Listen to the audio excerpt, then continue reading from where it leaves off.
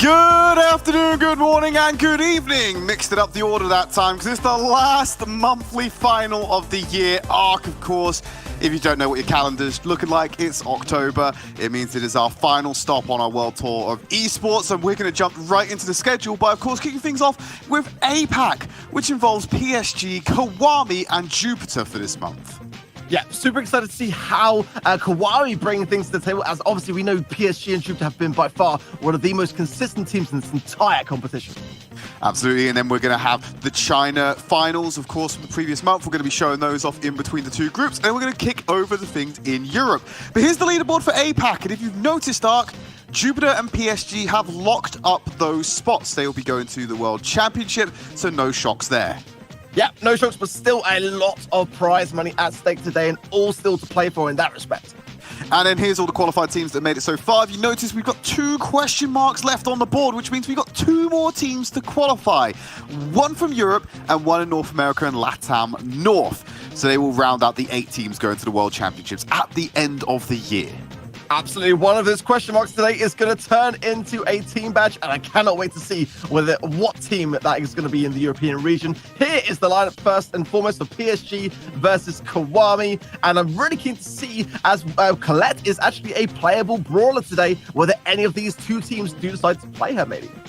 Bit of a muted start for Colette. Got some nicely needed balance changes, and so hopefully we'll see an appearance, as we often get to see the newer brawlers being played, provided they are not banned out, which is quite par for the course with all the new releases we've seen this year. You know, the last 2 ones that come to mind, which have been incredibly dominant, have been Gale and Surge. So if Colette is anything else like that on the competitive scene, expect a lot of Colette bans today. Yeah, we do like to see a lot of Slambulance happening across APAC. PSG not a party to it at all. They do play it, and you know, Colette can burn through tanks. So that's something that I think these teams have got to be aware of. Yeah, that percentage HP damage that's often played against current, total, and missing HP. You know, there's different variations of how effective Colette can be at any one time in an engagement. It's a lot, though. The biggest factor is definitely just the HP pool. So Slambulance is really being put on watch by the release of that brawler. Whether we see that still remains to be seen, because we don't know what these teams are going to run out with. But Ark, there's been a lot of balance changes just in general since the last monthly final, and not exactly direct, but indirect buffs to a lot of brawlers, one of which is Jean, who's been banned out there by KIWAMI, Sprout also being banned out by PSG. Yeah, I like the Jean ban. For me, that's a really, really solid ban right now. Jean can get super on just 3 hits, so being able to cycle now is a really daring prospect to consider. Backyard Bowlers, the first map up first for Brawl Ball, and yeah, keen to see what the comp's going to be. A lot of brawlers have received buffs from supercharge rate tunings as well. Over half the brawlers in the game, so definitely the most diverse meta that I think we've seen all year. Well, you saw a couple of Superstar employees tweeting about it, that they think the game is in, like, statistically, by the data that they look at, it's in one of its most balanced states right now. Does that translate over to the pro level of play? Because it is its own little microcosm sometimes, based on where the overall player base of the game will be. Absolutely. The feedback for the process has been really overwhelmingly positive on social media. All the discussions that I've had myself as well, all players are really, really pleased with where things are currently at. So I'm really excited to see some new faces maybe making an appearance that we've not seen for a while today. Well, we'll find out that's the case as we're looking to jump into our first game. This is, of course, live. We're in, me and Ark anyway, we're in the good old sunny old England. It's not really that sunny. It's been rainy for the past couple of days. Yeah. God knows what the weather like is in Asia Pacific. All we know is they're a couple of hours ahead of us as well. So it's probably a beautiful afternoon for a lot of these players. Yeah, I'm sure it's sunshine, and these players will be, I imagine, sort of relaxing around the house and just kind of balancing a bowl of cereal on themselves to play these games. And yeah, that's a big factor here, actually, as well, to consider, is that, you know, in the format that we currently run, these players are able to be in a bit more of a familiar surrounding, let's say. Yeah, speaking to players across other Supercell titles, I remember you know, first introduction to the Supercell ecosystem we was back when working on Clash Royale, and a lot of the players there were just like, you know, nothing quite beat like playing from the comfort of your own home. I think that was the first time I really spoke to mobile players about that, the luxury of portability. But we're jumping into the first game. It's PSG versus KIWAMI, and Not seeing any Colette just yet. Just a lot of brawlers that are in a really good spot. You see the Max coming in here from Ashikua. Carl recently got a buff for Coup the Ace. So yeah, a lot of play around the middle. No one's taking the initiative just yet to get the ball. I think they're just vying for position. Yeah, I think we're going to see a lot of Max today. Frank on Twitter specifically said that Max and his kit, and her kit rather, is actually in a probably a maybe too strong position right now. Pam, as we've seen, still in a very, very good place meta-wise, and Carl as well in a great place, so I'm not too surprised. The B pick is interesting for me, and it's a wide open map, so that could come in really handy because this does go to overtime. Just going to trade off the healing stations for now. Ball put into KIWAMI's court. Response has control of it. Can't pop the super at any one time. Going to slow things down on the left-hand side with Nidasan's gadget as they try and get control of Rely. Walking away with 1 HP. Someone please heal them. As Kudier is now on the back foot. Under pressure from the Max. Ball pushed away. They've got that opening pick. Healing station is there. They're using his speed boost. They're just going to run it past them. They're hoping to go for the goal line. And Ishii's the only one in the way. And the ball will go in. Rely drawing the first goal. A very nice start then for PSG. I really like the teamwork. I think that the max speed boost couldn't have come at a better time there. And yeah, great opportunity seized and just great overall control in this early matchup so far. They're going to carry on the pressure on to KIWAMI, who have pressed forward to use the healing station. They're going to trade that one out. A lot of protection there for PSGs as they push that forward. They don't need to be too cocky. They have the element of control right now. They have the lead. It's on KIWAMI to equalize. They can just play for kills right now. They're looking towards Anishi. Ball pass to the back, and they get this kill to Ashikua. That opens it up for a response! And there's the game, Ark. First round going the way of PSG. Very nice use of that Max gadget dash to seal the deal. But PSG looking pretty comfortable right now. It's going to be... I'm keen to see what is going to happen and whether this is just... KIWAMI just getting warmed up, or like whether this could be a bit of a sweep potentially going on here already. I mean, there wasn't any real opportunities there that I saw coming from the opposition. Yeah, well, they were holding their own for a bit, and they did get some early picks, but after the first goal came in, the follow-up for the second was incredibly fast and dominant, so I think they kind of got knocked a bit there. You have to remember, though, Ark, we put this in context, PSG are already qualified for the World Championship. They have been consistently at nearly every monthly final this year. This is a really strong team, and KIWAMI are just making their introduction to this level of competition. They're 5th on the leaderboard in APAC, I believe, at the moment. But this is the first monthly final we've seen them at, I believe. So definitely the upstarts in this particular matchup, going against some solid veteran talent. Yep, the first appearance in the monthly final and the first appearance of Colette as we are seeing her for the first time. The switch out there to see whether Rely is going to struggle now in mid. It's going to be interesting to watch. Also, Coup the Ace is going to struggle with this one as well. He's already under pressure, but Nido-san at 128 HP has to dodge away from these bullets. Ashikua not in a great spot as well. They can clean up house here, and PSG just get that pinch at the end there. Didn't allow KIWAMI time to recover the HP. Yeah, and Colette's a very difficult and challenging brawler on defense under pressure in Brawl Ball, and yeah, 2 teammates being low on HP in that situation is not what you want to see. Nido-san committing that super on Colette, diving in, not getting the connection they needed onto Kudier, so won't confirm the kill. It does relieve some pressure on KIWAMI as they now enter PSG's half of the map, I believe for the first time this series. Response will now press forward with the speed boost. Rely gives the pass over to him. Response on the path. Going to use the super to get dash away. And oh no! Doesn't get it. It's Ashikua. Stops it on the line and carefully passes to make sure it's not an own goal. My goodness me. What a play from Response, and just seizing those opportunities, those max gadget dashes to find the space. Fair play to him, and now again PSG on the return, continuing the aggression here. It's just one member of KIWAMI left to take down, and the takedown is there. Response will seal the deal for PSG. The Colette pick is not working out here, Ark. It is not working out at all, just being ran over. And you saw at the end there as well, PSG weren't taking any chances. They let Rely go in front of Response, who was the ball carrier, to tank up all of the potential damage that would come out, just to make sure they got that one over the line. A 2-0 scoreline in both game and in matches. They are going to go ahead and take this first set. A great start for PSG, and we see the stats as well.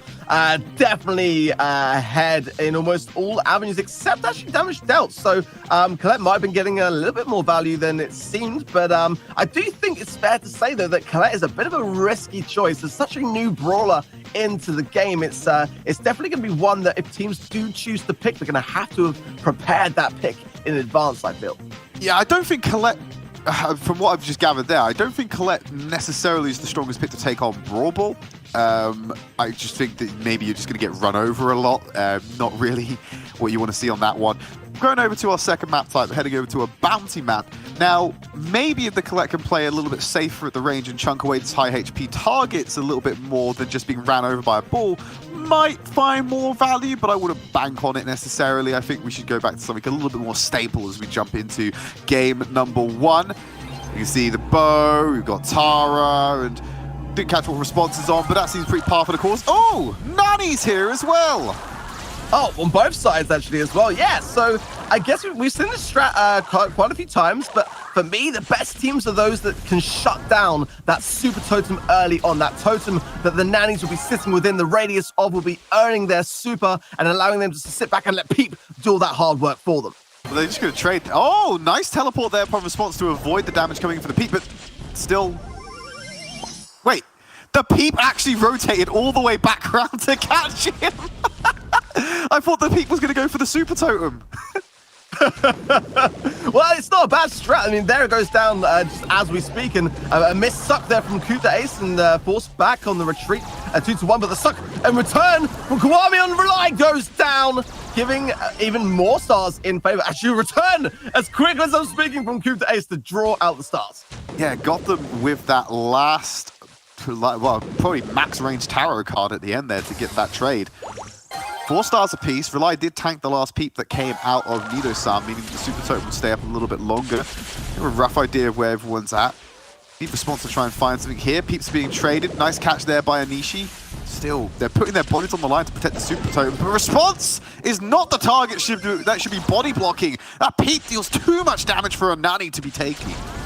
Yeah, absolutely. The longer the Peep is in the air, providing that star power is in play, the more damage it will deal. So definitely got to be much more aware of that for me from PSG. It's 6 stars to 6 now. Kuta Ace under pressure, gets the Spirit taken down, but the return now in favor of KIWAMI to 8 stars to 6. And I don't see PSG getting back into this in 10 seconds. Rely's going to give it a go, though.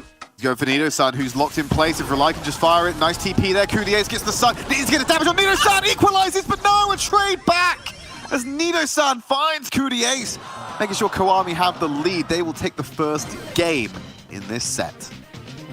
There was actually a fair bit of time to do it, and a valiant attempt nonetheless, but yeah, PSG maybe a bit too aggressive that game. I think they'd be reconsidering that and looking to get maybe an earlier lead to, allow their opposition to provide that aggression and to be able to seek the kills that way this time round. All right, no breaks on this train arc. We're jumping into game number 2. No compositional changes. It seems to be the tried and true strat. Anishi under fire. One more shot should do the trick. Rely can't finding the range to get that first kill, but they will take the first star with the pressure they brought themselves. That range was dangerously close to connecting. Out goes another Peep from both sides here. Nice block there by Anishi to protect the totem and Nido-san, but there's no protection there for Response. This is exactly what happened last game. Response always under the fire from these Peeps. You just can't see them coming in the grass fields. It's so hard. You know there's a Peep in the area. It's going to blow up some terrain. Response is actually moving to be closer to the team this time. I think they realize putting him in the back is too risky. Yeah, and this thing getting some great value, and as you rightly say, definitely getting the better hand out of these exchanges. I feel like Rely has got to put its minds on the totem, or PSG have got to make some attempt to get that super totem taken down faster and more efficiently if they're going to be able to get the control here. They're back to tie score in terms of the stars. Kuta Ace going in with a suck, gets the takedown, 6 stars to 4 in favor of PSG. But we've seen how fast KIWAMI can swing this back arc. They've been able to do it in the previous game as well when they're under fire. We're constantly looking towards the trades of Peeps. Response always at the back end of this one. Going to take out the super totem as he's smart enough to back away. Rely, I think this is his last totem in the bank. So if they lose this one, they're not going to be able to play off this strat much longer. Yeah, time is ticking as well. 25 seconds left. So far, though, I've got to say, I feel like that move from PSG was the right one to play. Nidasan's definitely looking to find response lying within that totem. And again, going in with the radius. The stuck move as well. The star exchange is on now in favor of KIWAMI on the retreat. 8 stars to 6. Kudes can't even reach with that final ditched attempt to get the suck in with that last exchange. It has swung the balance. PSG losing control and losing the set of bounty to KIWAMI. You saw a great attempt there from Response earlier in that game to be more adaptive to Nidasan's Nani, using the gadget to teleport away, even putting themselves in a risky position where they were in range of a Nishi's gravity. Forcing so many mistakes from PSG just because... Right, I don't think that we've actually used this term on a Brawl Stars broadcast before, but that was nanny difference right there. That was a nanny diff in those two matchups there, because it was the deciding factor. It put so much pressure on Response on the back line, and there wasn't, ironically enough, any real response from PSG to maintain a consistent lead. KIWAMI, more credit to them, they take an equalizing set, so we're now at a drawn series, 1-1 scoreline heading into the third set. Yeah, the stats telling a very different story from Brawl as we go into Crystal Arcade. Gem grab up next, and what a great thing it is to see this map making a return to the game. A massive favorite amongst the pro player scene, and guess definitely takes me back to the early global days and some fond memories there. But yeah, going back to that strategy and bounty, I've got to say though, like, you know, if you get that super totem taken down early on, it really does make that strategy very much more redundant. It's a strong word to say, but I do feel that Nani, her strength does absolutely lie when it comes to getting people consistently. And I think like if PSG could have shut that down, it might have served them better. Couldn't agree more, Ark. We're moving into our next round, and it's Ashakusa bringing out the spike, which is something I expected to see today. There's a lot of range on the side of KIWAMI, and Rely is going to abuse that fast. Great double coming in there just to open things up, and they're going to get a team wipe to kick things off to make sure they have absolute control over the gem spawner. Yeah, and as you can see the difference in mid-brawlers, PSG going with the bow, KIWAMI going with the Piper, and Bo's in a great place right now. I absolutely understand why they've gone for that idea, and already the aggression from PSG pushing KIWAMI so far back off the bat as Response lays down a nice barley soup of the widespread to continue that deter. Oh no, they just fallen victim to the most classic of blunders. Rely popping the tripwire there just to make sure they're going to absolutely demolish Piper. 8 stars, 8 gems, sorry. No real contest from KIWAMI so far. The healing coming out from Response to give the extra sustain. 10 gems to 0. KIWAMI need to get the kills. They cannot rely on the gem spawner. And so far, they're making 0 impact on PSG. Yeah, when it comes to game modes in terms of control, PSG are all over this. And definitely, I feel like the more aggressive team, and that would explain why they lost those games in Bounty, because their aggression was put against them in that respect. But a very, very different story so far. Again, back to that same story that we saw in Brawl Ball, not really giving KIWAMI a chance, really. There you have it. That's going to be the first game going back in the way of PSG. If you're a long-time watcher of the Brawl Stars Championship, balance has been restored. A dominant PSG is what we usually expect on the stream, but there's still plenty more matches to come. I think as though that was a game that was pretty much lost at comp selection. I don't think they really had a shoe-in to get any kind of control of that center away from PSG once they nestled in there, because it's so hard to be able to remove the beefier units like Bo, also Carl as well, which they're constantly running out of, and they're still running out with the Tara as well. Great response coming in here. They're looking towards the Mortis to have a little bit more mobility to get in and out, but I don't think that quite solves the problems. I'm looking more towards the Max to look at doing that. Yeah, the Max is a solid pick, and that definitely was one that was in the back of my mind going into this this next game. The Mortis could deter actually PSG away from the mid and cause a problem if he can get back into the depths of that PSG spawn, and going in again with a nice dash response. Staying alive though on 1000 HP. Got to remember though, Mortis did receive some favorable balance changes in the supercharged rates. So definitely in a very strong place, and if they can get those gems and come back out using the Mortis, it could go in KIWAMI's favor here. But look how PSG paths around this Mortis, right? The Mortis goes into the fight. They realize that the Mortis is going to deal a lot of damage, but alone, they can handle that. They can kite away, they can deal with it. So whenever the Mortis goes in, look at where PSG members path. They immediately try and put cover between them and the Piper to make sure no reinforcement damage can come in and help the Mortis get the execute. Well, Gems exchanged hands from Rely to Coup to Ace, so be keen to see whether that makes a difference in the outcome here. Coup to Ace, obviously a bit squidgier, and definitely here, Mortis could be going in. The sub, though, is on form from Coup to Ace, will secure those gems still in his pocket. One more for the countdown, there it is, the pickup from Rely, and the healing there from the Healing Shade Star Power, keeping Coup to Ace alive. Look, we get it, you're a Mortis, right? You can't go face checking a Tara with Super. You're just going to get gravitied up and then immediately destroyed by point-blank tarot cards. It happens again and again. PSG made that look so simple and will take us to a 2-1 scoreline in the match. Yeah, really, really confident plays from PSG. And again, there was a little hiccup in Bounty, but going back to their roots, getting back to the control game modes, I think is definitely swinging things into their favor. And now in a great place. If they can secure this next game mode, they will take it. We'll get that next game mode up on the screen for you. This game's been moving quite fast. The players are quite eager to keep playing, so matches have been coming quite quickly, even for a show as fast as Brawl Stars, the Brawl Stars Championship, which we usually try and keep things pacey. Having a look at some of the stats there, 17 kills to 3. Yeah, not very good there for if you're a KIWAMI fan, unfortunately, Ark. Yeah, those stats are pretty strong. I mean, it doesn't take a pair of glasses to kind of see what side was the more dominant there. But let's see. I mean, Nuts and Bolts, I would say, is relatively similar to Gem Grab in the control aspect. So I got to say, it's probably the more favored out of the two game modes, for PSG here.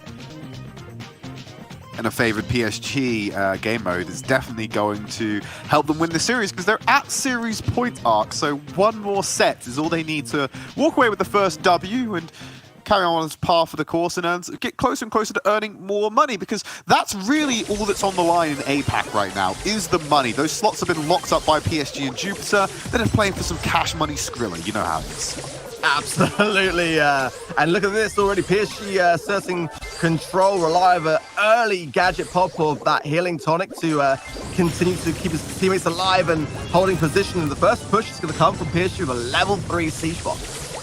Yeah, last call's being traded. A little bit prematurely to be able to maximize damage onto the siege bot itself. Ashakusa is there, just to be able to deal some damage. The bot is going to get a brief connection and a little bit of residual damage coming in from Rely as well. 8% on the first bot. Yeah. The first push pretty much more for assisting that control needed for the next round, and it's the next few rounds that are going to matter the most here. And if KIWAMI can't get back into the swing of things, they're 2 men down, 3 men down. PSG are all over this right now, and the bolts keep flying in. Yeah, it's so hard. It's been a consistent pattern this series that KIWAMI have just been unable to enter into occupied PSG airspace, essentially. They just get in there and you can't get them out. They're like ticks under the fur of like a dog, your household pet. Just not been jabbed, not been treated at all. But here's the siege bot coming in, level 8, walking towards that Ike. Anishi about to go down, will kite away from the damage, allow someone else to tank, but the connection is there. Damage flows in afterwards. The last call layered on top, as expected. They drop it below 50%, looking towards that last siege. And I can't see a single bolt that has been captured for KIWAMI this entire game. This might be the first perfect siege game I've ever seen. Yeah, absolutely. I was going to say the same. It's quite amazing to see that this has just been an absolutely dominant performance from PSG, and showing that what we were suspecting before this game started, happening before our eyes. Not a single bolt collected by KIWAMI. Unbelievable. My goodness me. Unbelievable. Don't even let them get the pity bolt at the end. It doesn't even matter. just take everything. Don't even let them come back into it. But the siege bot, it's absolutely huge, Ark. It's a level 13. There's nothing they can do. There was not a lick of damage on the Ike of PSG. That is the perfect siege game right there. Wow. I mean, if you're KIWAMI right now, that is not the way that you want to be going over to a match point scenario. I mean, that has gotta be a deep, deep burn to their hearts. And you don't want low morale going into your next series, because after you've dealt with PSG, you've now got to face up against Jupiter, who are equally as strong as PSG. So you don't want to be having matches like that towards the end of a series, which is beginning to become more clear as a loss for KIWAMI. Not to completely discount them, but it's quite expected based on where these two teams are. I've got to say, the Bounty performance absolutely surprised me. I did not expect that to happen, but I think the outcome overall is pretty par for the course. Well, let's see if we've got any broader change-ups. Nope. Same comp both sides. Is there going to be a bolt collected by KIWAMI off the bat? Otherwise, we might be seeing deja vu here. Can't do it to There's the one bolt. Yes, that is it. Okay. All right. Okay. They got a bolt on the board. It's progress. We love to see it.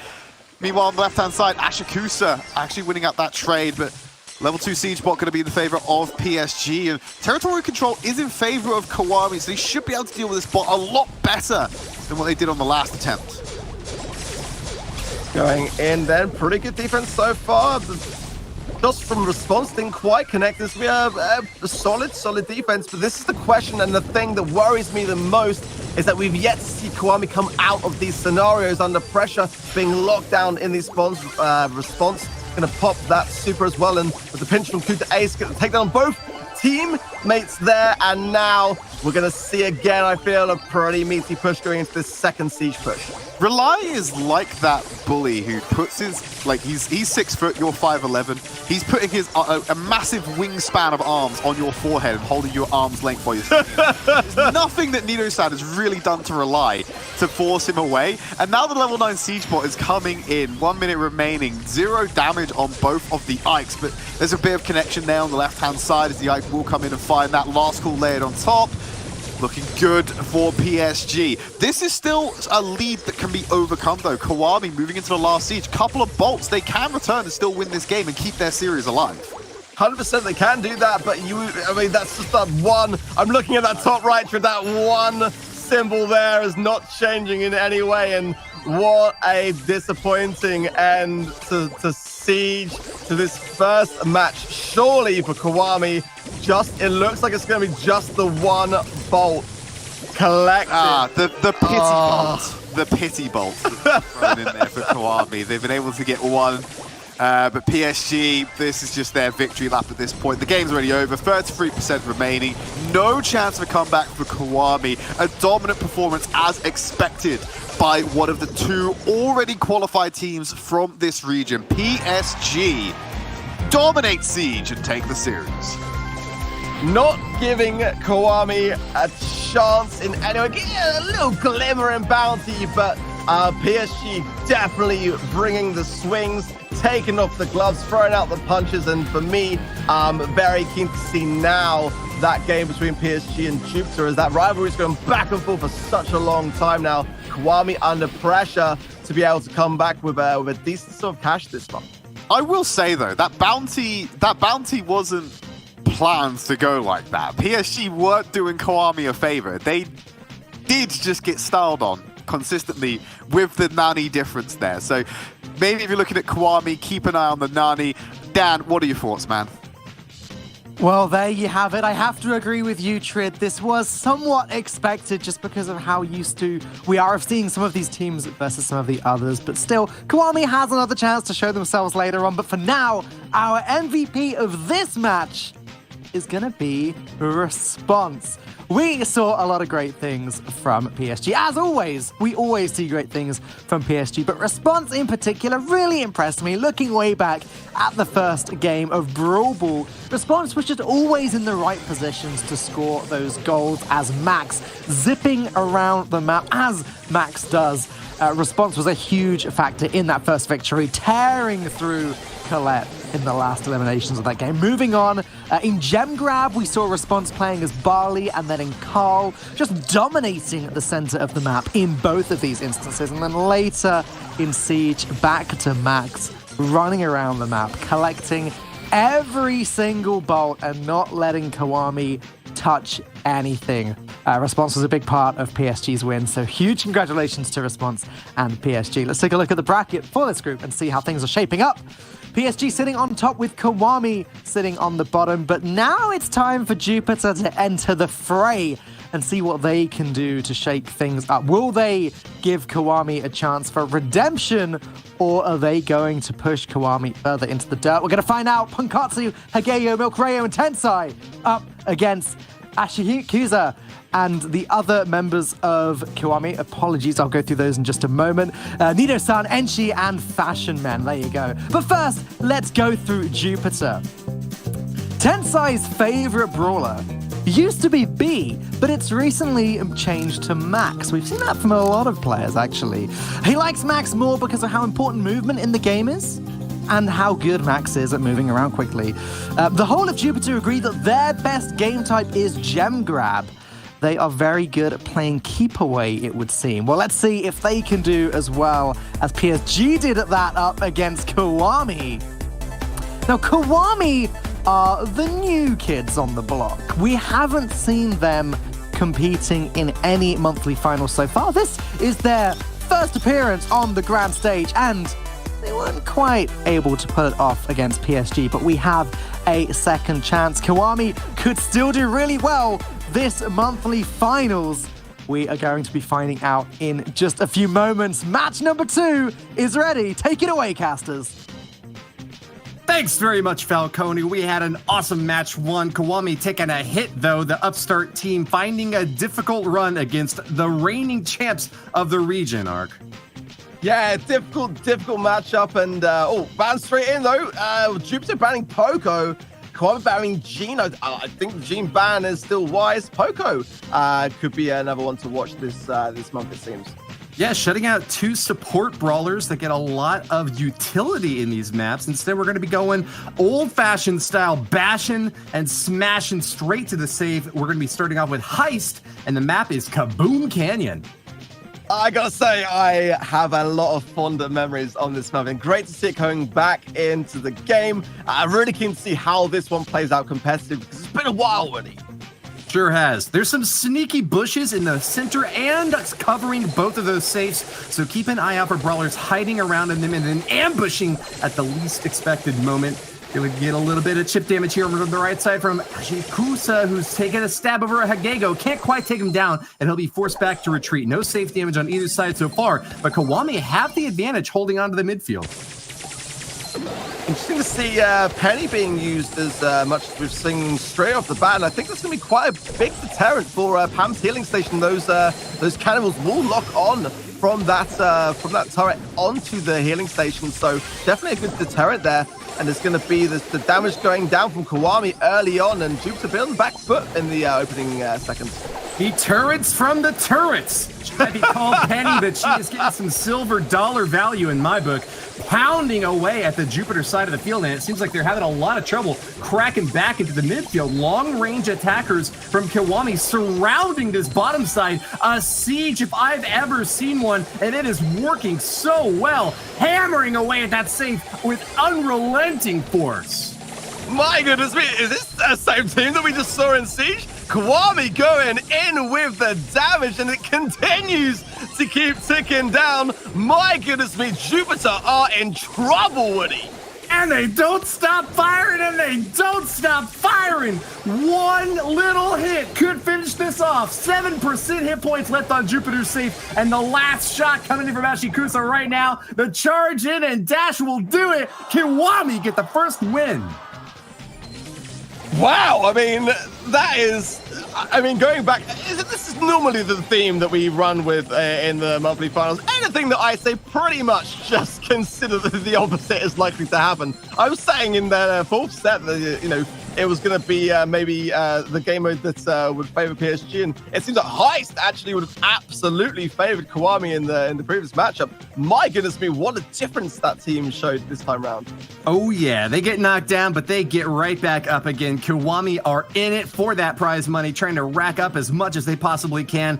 That Heist safe has got a lot more than gems in it, Ark. We have got thousands of dollars of prize money on the line, and this last month of competition is not going to slow down at all. KIWAMI looking to make a name for themselves and start off strong. This first set has got their name on it, but can they put the nail in the coffin and deliver the back-to-back win against Jupiter, the #1 team in the region?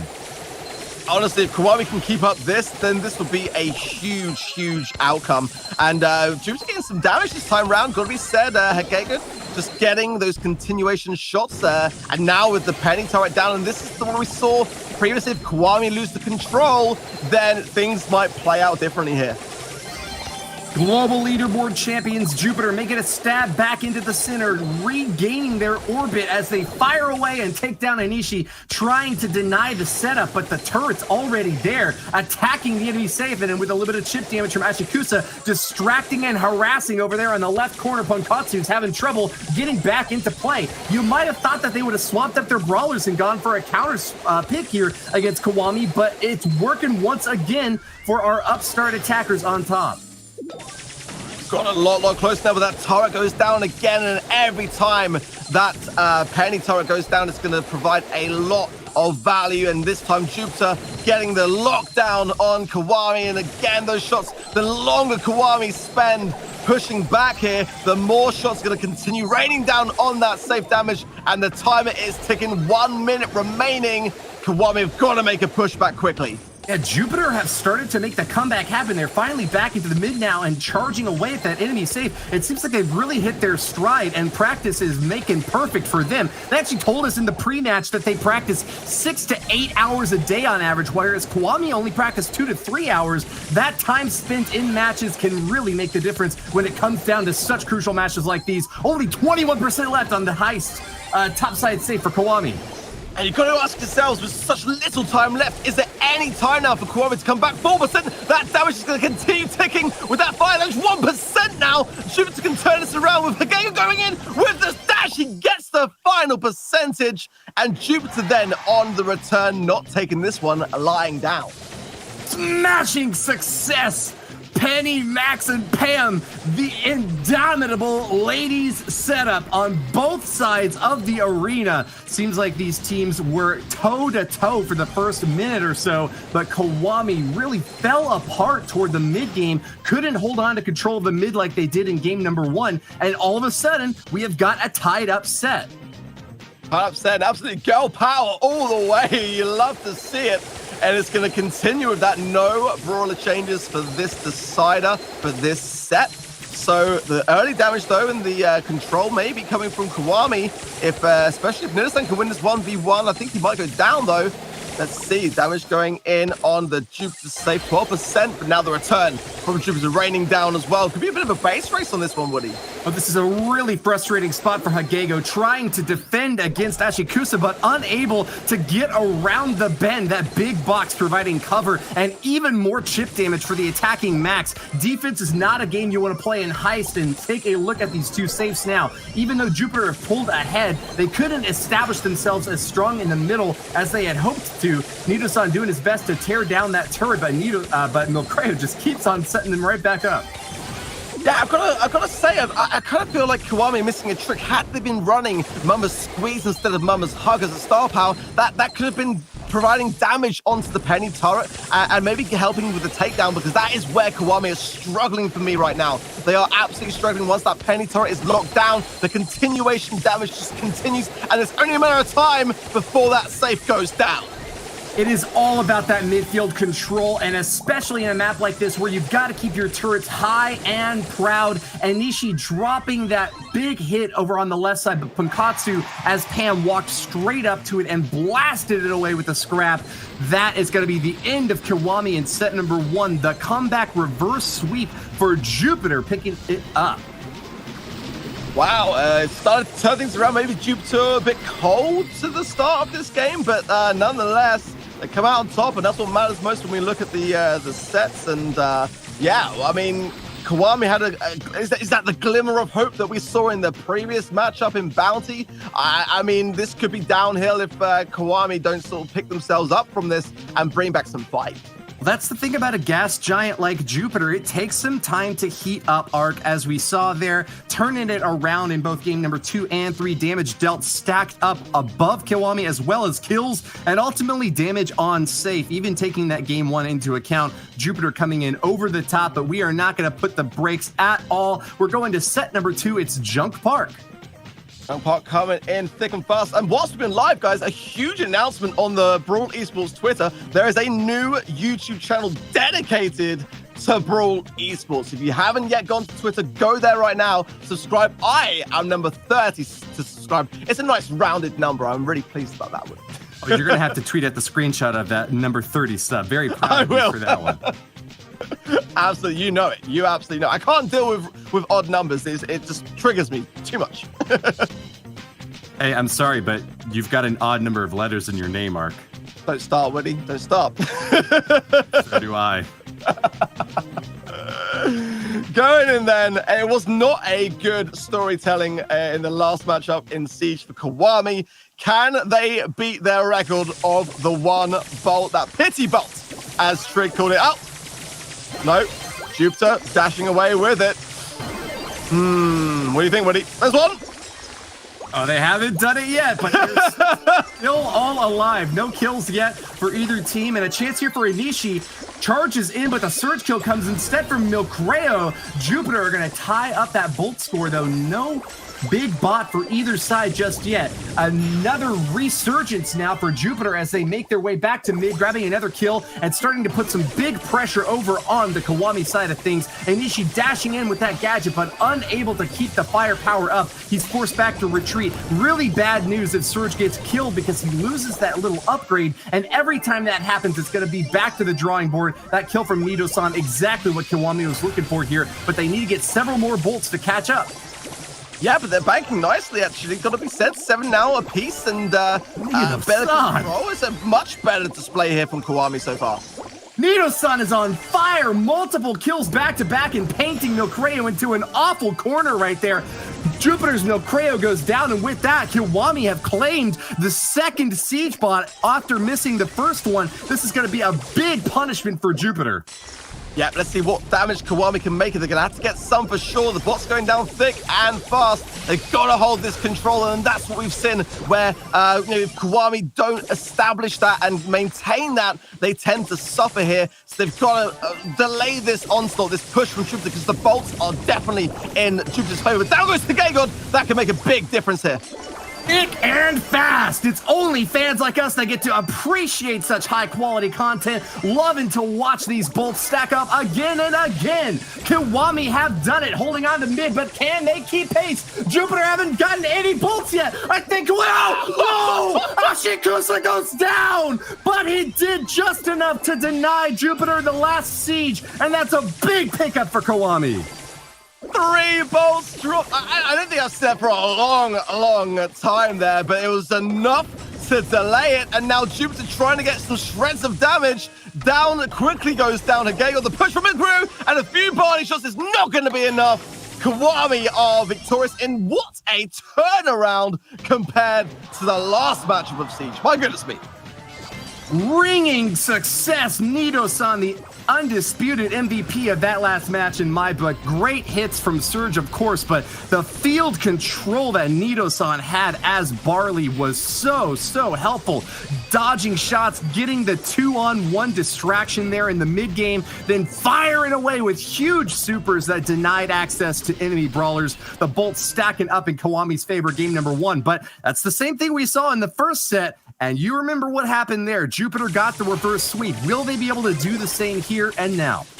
Yeah, very true. I've got to hand it to KIWAMI, though. I mean, compared to their previous performance, and, as we always say, the mentality going into these games can make a huge difference to the outcome, and that was a tough beat before. But to come back as valiantly as they have, I've got serious respect for them now in Siege. Bit of an unfortunate start for KIWAMI as they lose the first siege bot. Even though they were able to establish a dominant control of the midfield, they'll hold on to 3 bolts but have to deal with this attack first off, and that's going to reset the field in Jupiter's favor. They'll hold on to the center control, and with 18% damage claimed early on, not too much, but nothing to sneeze at. That's a good little start for Jupiter. Yeah, this is where we've seen KIWAMI struggle getting back into the mix and the swing of things. Jupiter now firmly in control. Nidosan took a lot of shots there actually on that left-hand side, choosing to go for the damage to gain some sort of positioning. I don't think it really worked out too well for him though. The healing tonic going out as well from Jupiter's going to keep their teammates in position. 6 volts now, only 3 in the hands of KIWAMI, and with this push coming in now, no more chances to gain any more. So you've got to ask yourself, if Jupiter don't seal this deal, are KIWAMI even going to be able to get back into the swing of things to get a final push? Forcing their way back, but not even finding a snowball's chance. Poor KIWAMI have been rebuffed again, and their safe has been smacked around, down to half hit points, and they need to get back into the mid soon. Already, Jupiter have reclaimed the Bolt lead and are stacking up a massive, big old stockpile. This is going to be really tough for KIWAMI to make the comeback in here and now. Honkatsu gets the kill on Nido-san, and I think that's going to be it. I don't expect KIWAMI to have any shot at a bot this game. I had a glimmer of hope with the surge being on max stacks there, but the shots were just not connecting, and the slight juke miss on the Bolt for collection, and a bit of a miss there from KIWAMI on that time round. Jupiter surely now are going to tie this set up. And again, Woody, are we seeing that same thing happening? Is deja vu upon us as Jupiter bring things back here? The tic-tac-toe, first, second, and third siege bot, all 3 go into Jupiter, and that's an undisputed, overwhelming victory to tie up set number 2, looking to pull off another reverse sweep against these upstart challengers. KIWAMI once again getting knocked back and gonna have to go back to the drawing board and figure out what went so right in game 1, but then couldn't go right in game 2. I think it was really just the momentum in the early game. Having lost that first siege bot, they were forced to play defense so many times and unable to regain control of the mid. It's just what you need in a siege game mode. Those bolts only spawn in the mid, so if you can't make your way there, you are going to be going back and down fast. This is the thing that we're seeing with KIWAMI for me, is it's like that when they have control, more often than not, they're okay at maintaining it. It goes back and forth, but it's when they're pushed back into spawn and under pressure and in a compromised position where they seem to really struggle. And it is a very challenging spot for all teams to get out of, but the best teams are those that can do that. Again with the smile there as well. Brilliant little cheeky move there, just rubbing it in Jupiter's face once, or rubbing it in KIWAMI's face again, rather. The first siege bot coming out once again for our Roman gods of blood and thunder. And man, are they a force of nature, smacking around KIWAMI once again, pushing Nido-san out to the edges of the arena. And damn, down to 69%. KIWAMI have really taken a big hit off of only a level 2 siege bot. Jupiter holding on to the Bolt advantage even with that. But then now it's to end the first push on, and Jupiter with the control. 5-6 volts now, and if Hagega can bounce this and use the gadget nicely there to bank that one. 7, and this is dominant from Jupiter. It's going to be a big push for this siege. 1 siege still left to go, but the bolts keep getting banked. KIWAMI have got to get the final siege. They just have to. It's almost as if Jupiter just had a little strategy session before game 2 and decided, all right, Pankatsu, you have just got to apply covering fire for the rest of the raid, deny access to Nido-san, just fire exclusively at him, and with that, we should have a lot better area control. I think that strategy has worked really well, because Nido-san has just been out on the edges so far in game number 2 and 3, unable to get back in there. Big hits for Ashikusa, but unable to get Milcreo down, and with that recovery, I think Jupiter have done it. Game number 2 and game number 3 going to the Roman gods. That is another reverse sweep in this set, and that is why you play best of 3s, Ark. Yeah, absolutely. You get a bit of a feel for the team and how they play, what their brawlers are, whether they change midway through the set or not. And Jupiter doing everything right for me right now. The first games aren't going their way, but it's the 2 that follow that matter the most. And they're going to go 2 sets up now. Big pickup for Jupiter and a crushing defeat for KIWAMI, a team that's proven that they can get wins on the board, but can't get them back to back. Jupiter really have got the edge in adaptation, and it looks like they are going to be cleared for landing. Just one more set, and that will be enough for them to secure victory over KIWAMI. Nicely done, nicely done. Jupiter in with the stats, 55 bolts to 29. I mean, that first round, I've got to say, from KIWAMI was where the majority of those were, so that's why it sort of swung in Jupiter's favor towards the end in the damage dealt. Kills actually across the board pretty level, quite surprisingly so. It did seem to me like they might have been more swung towards Jupiter, but actually not much difference as we go into Canal Grande. Frank, the game lead's favorite map, and Bounty is the mode.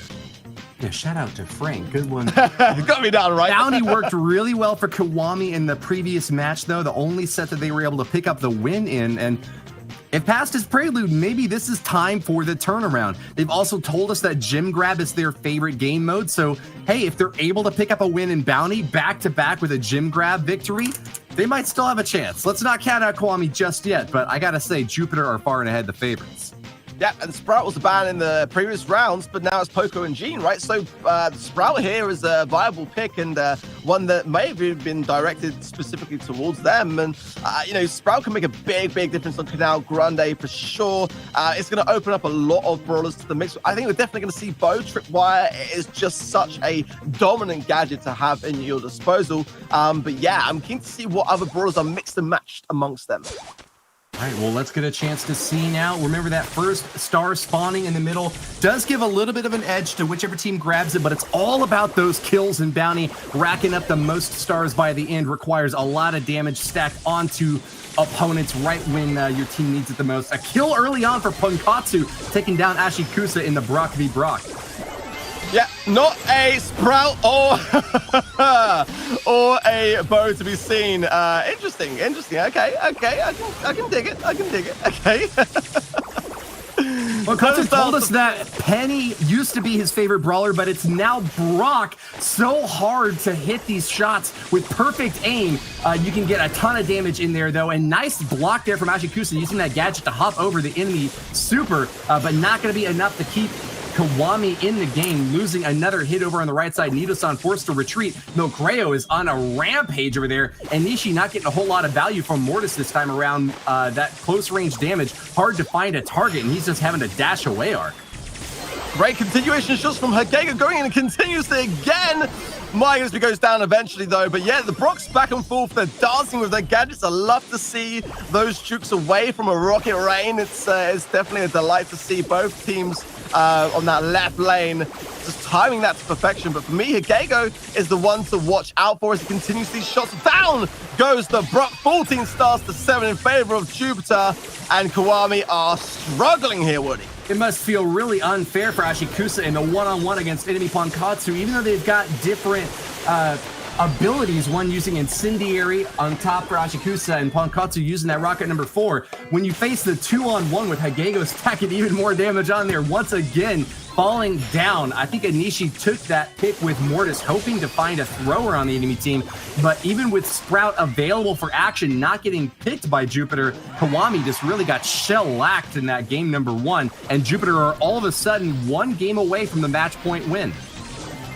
Yeah, match point. I mean, it didn't feel like it was going to end this way, and it's obviously far from over, but Jupiter seemed to be gaining their momentum far better. That is the first set, which they have not lost the first round for. So, I mean, you know, now with match over being such a likely option for them, surely they're going to now seal the deal.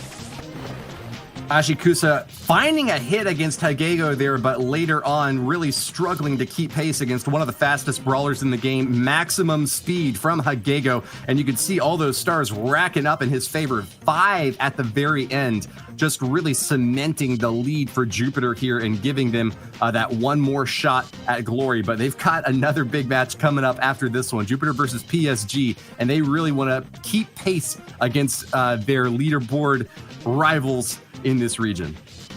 Yeah, and you've got to say, you know, if you're KIWAMI going into this next round, I think you've got to take out the Mortis. For me, the Mortis was not providing any value. More than often than not, it was pushed back into the spawn and just kind of beating stars effectively. So KIWAMI are not out of this, and they are going to make that change. I think that is wise. Mr. P is a really, really solid choice to swap out instead.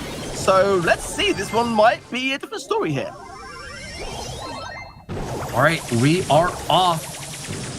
KIWAMI up top grabs a kill, but Jupiter have 2 in their book, and Hagego is playing safe. Oh no! A little bit too close for comfort, though. Anishi gets the hit off, and all of a sudden, KIWAMI have found their first chance to pull ahead in Bounty. Yeah, I'm surprised, but I'm also not at the same time. As a nice dash, but down goes the takedown regardless. Hagego didn't threat to miss those shots. I gotta say his accuracy today is absolutely on form as well. But I think this one's gonna play out quite differently. I think this is gonna be a much closer matchup. I think the brawlers are quite evenly matched here. And Milkrow, oh my goodness me, with the jump over the rockets. What a great deflection there from Milkrow on that right side lane. Nido-san just out of position. Even with the brawler swaps here, it's not going to be enough for Anishi to pull back ahead. Got 1 kill earlier on, but he is really struggling against an enemy squad that is so spread out and juking and dodging every single rocket shot coming on in against him. He's taking rocket number 4 as well, just trying to get another little chance to fire away. Hagego's looking really low, takes another hit, and that's it. Tied up game, 8-8. 30 seconds remaining now, and this is where it's going to get intense. KIWAMI looks to me to be a bit on the back foot going towards their spawn, and it's a favorable option right now, but it might not be in 15 seconds time. We'll have to wait and see as this rocket rain goes down, doesn't connect. It's still 8 stars each, but KIWAMI definitely the lower in HP. Nido-san finally gets those robo-porters up, but is that going to be enough to stymie a push from Jupiter? The last chance strike, trying to get 1 more kill, and they're coming in hot, but no! Denied in the final seconds. It's an 8-8 draw, and we will go to a game number 3. Gotta say, like, going back into a spawn that prematurely, KIWAMI didn't really have much choice in the matter. Doesn't often end that way with the players still standing, so gotta give some props there to KIWAMI for hanging on and at least to take this to another game, because that was a very, very tight squeeze. I think the max dash there just at the very end, narrowly avoiding that rocket, that would have been a different story had that connected. Yeah, Anishi definitely the MVP of his squad that last game, saving his team's chances and giving them 1 more opening against a Jupiter team that has come back so hard and heavy in every single game. Even when they don't pick up the wins, as in game number 1 and 2, from the first couple sets, they still are playing very aggressively and not giving any breathing room at all to KIWAMI. And once again, you're seeing that in action here. KIWAMI pushed back toward their own spawn, taking a lot of damage early on, but nice kill there. KIWAMI actually picks it up, and Jupiter's Milcreo's going down. That's going to force them back and give KIWAMI that little bit of edge that they've been so desperately seeking. Yep, and Milkrow is the prime candidate to go down, because as we know, those surge stacks can be deadly. So you got to keep that continuation going down, as we see again going down. 4 stars now in favor of KIWAMI. A great start for them. Wow. Big hits for Nido-san and Ishii, and they are gonna do their best to hold on to this lead, but ouch! Taking a shot on the arm, Ashikusa goes down, but with the trade, KIWAMI will keep that 3-star advantage. They're gonna have to be very careful, though, as Anishi's starting to gather lots of stars in his favor, and Pankotsu, with a couple of clever shots, could take him down and even this game up really quickly.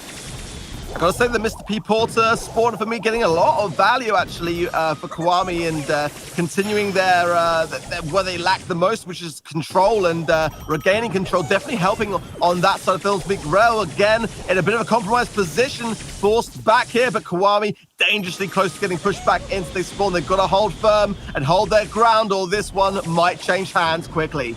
Rocket Rain annihilates the obstacles there, and it's going to put him in a really tough position. Nido-san retreats to the top side here, but without any robo-porters to back him up, he is water under the bridge, torn apart by Pankotsu, and it's a tied-up game once again. 6-6 stars, and KIWAMI need to grab their edge here and now. They're being pushed back hard. Looks like they finally done it, though. Hagego forced to retreat, and Milcreo's not going to be able to push back into the 2v1. I think we've got another draw.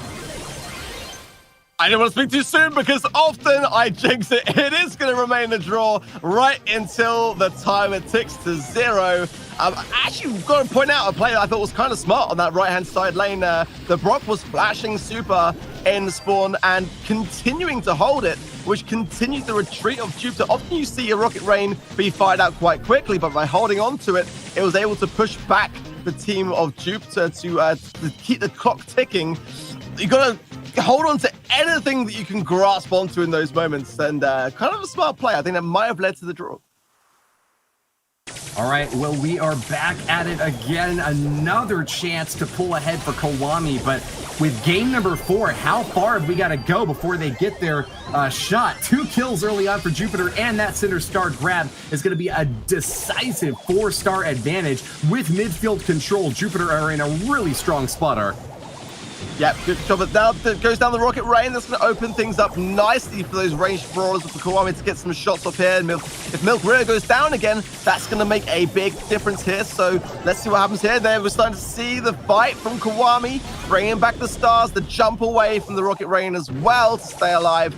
And only 1 star now separating them. Yeah, all of a sudden, KIWAMI are back in it, and Jupiter have got to be a bit more careful, not giving away easy stars like that, and making sure that they make the most of this opportunity. They're 1 star ahead, just have to continue applying pressure, but not doing so as aggressively as before. Firing away at Anishi and doing his best to take him down. There they go. Pankatu has done it. The last connection gives them a 3-star advantage now, and a 5-star advantage thanks to Hagega's excellent aim. Yeah, really pinpoint precision there. And the pinch between Hagego and Ponkotsu was on form. And this is going to be now 40 seconds remaining. Plenty of time to get the return here. KIWAMI starting to gain some momentum. Maybe the Mr. P spawner is in play, but not a chance to get a gadget pop to have that last long. And boom, there's more kills from Jupiter on KIWAMI. And initiates to jump over the lake to stay alive. This one's looking bleak. It's got to be said, Woody. Jupiter now 20 seconds away from taking this matchup. KIWAMI are sweating bullets and they've got no time to spare. Must charge back in there now. They take another loss and issues down. Ashikusa down. And that is it. Jupiter have claimed a massive victory with this game number 4. They've taken the set, game, and match. Wow, after, what was it, 2 draws, we eventually see Jupiter take the lead and take the match. GG's well played. KIWAMI with a valiant attempt today, nonetheless, against Jupiter, the monsters of the APAC region. So credit to them. It was always going to be an uphill struggle with your first monthly finals. But now the question is, PSG and Jupiter, this rivalry, which has been going back and forth consistently all year long. We're going to see those teams play off next. But first, the stats. Oh yeah, very clear stat line. Taking a look back now, more than twice as many kills earned by Jupiter, stacking up the damage and racking up the kills, almost twice as many stars gained. And that's really difficult to pull off, especially considering KIWAMI only respawns with just 2 stars each time. Only 30 on their side of the field.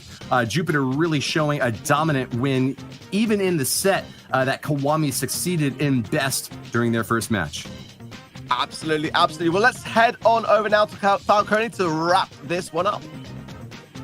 Well, those games of bounty sure can go on a while when it's tie after tie after tie, but that tie was broken by Jupiter, who are going to be your winners for this match, and our MVP is going to be awarded to Hagego, who only played Max throughout the entire series, but he certainly played Max very well.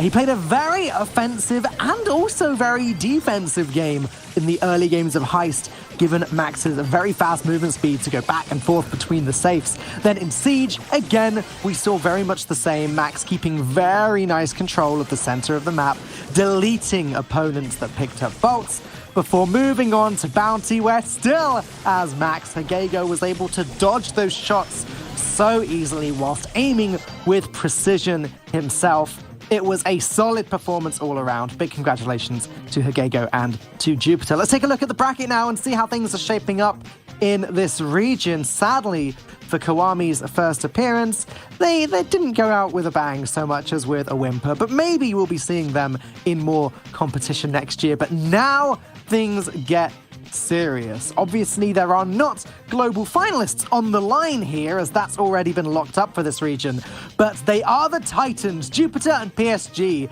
are the best teams in this region. As I believe Ark pointed out a moment ago, they've had this back and forth going on all year.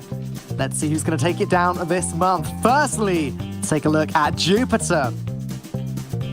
It is the battle of the Titans. We have Punkatsu, Hagego, Milkrayo, and Tensai representing Jupiter.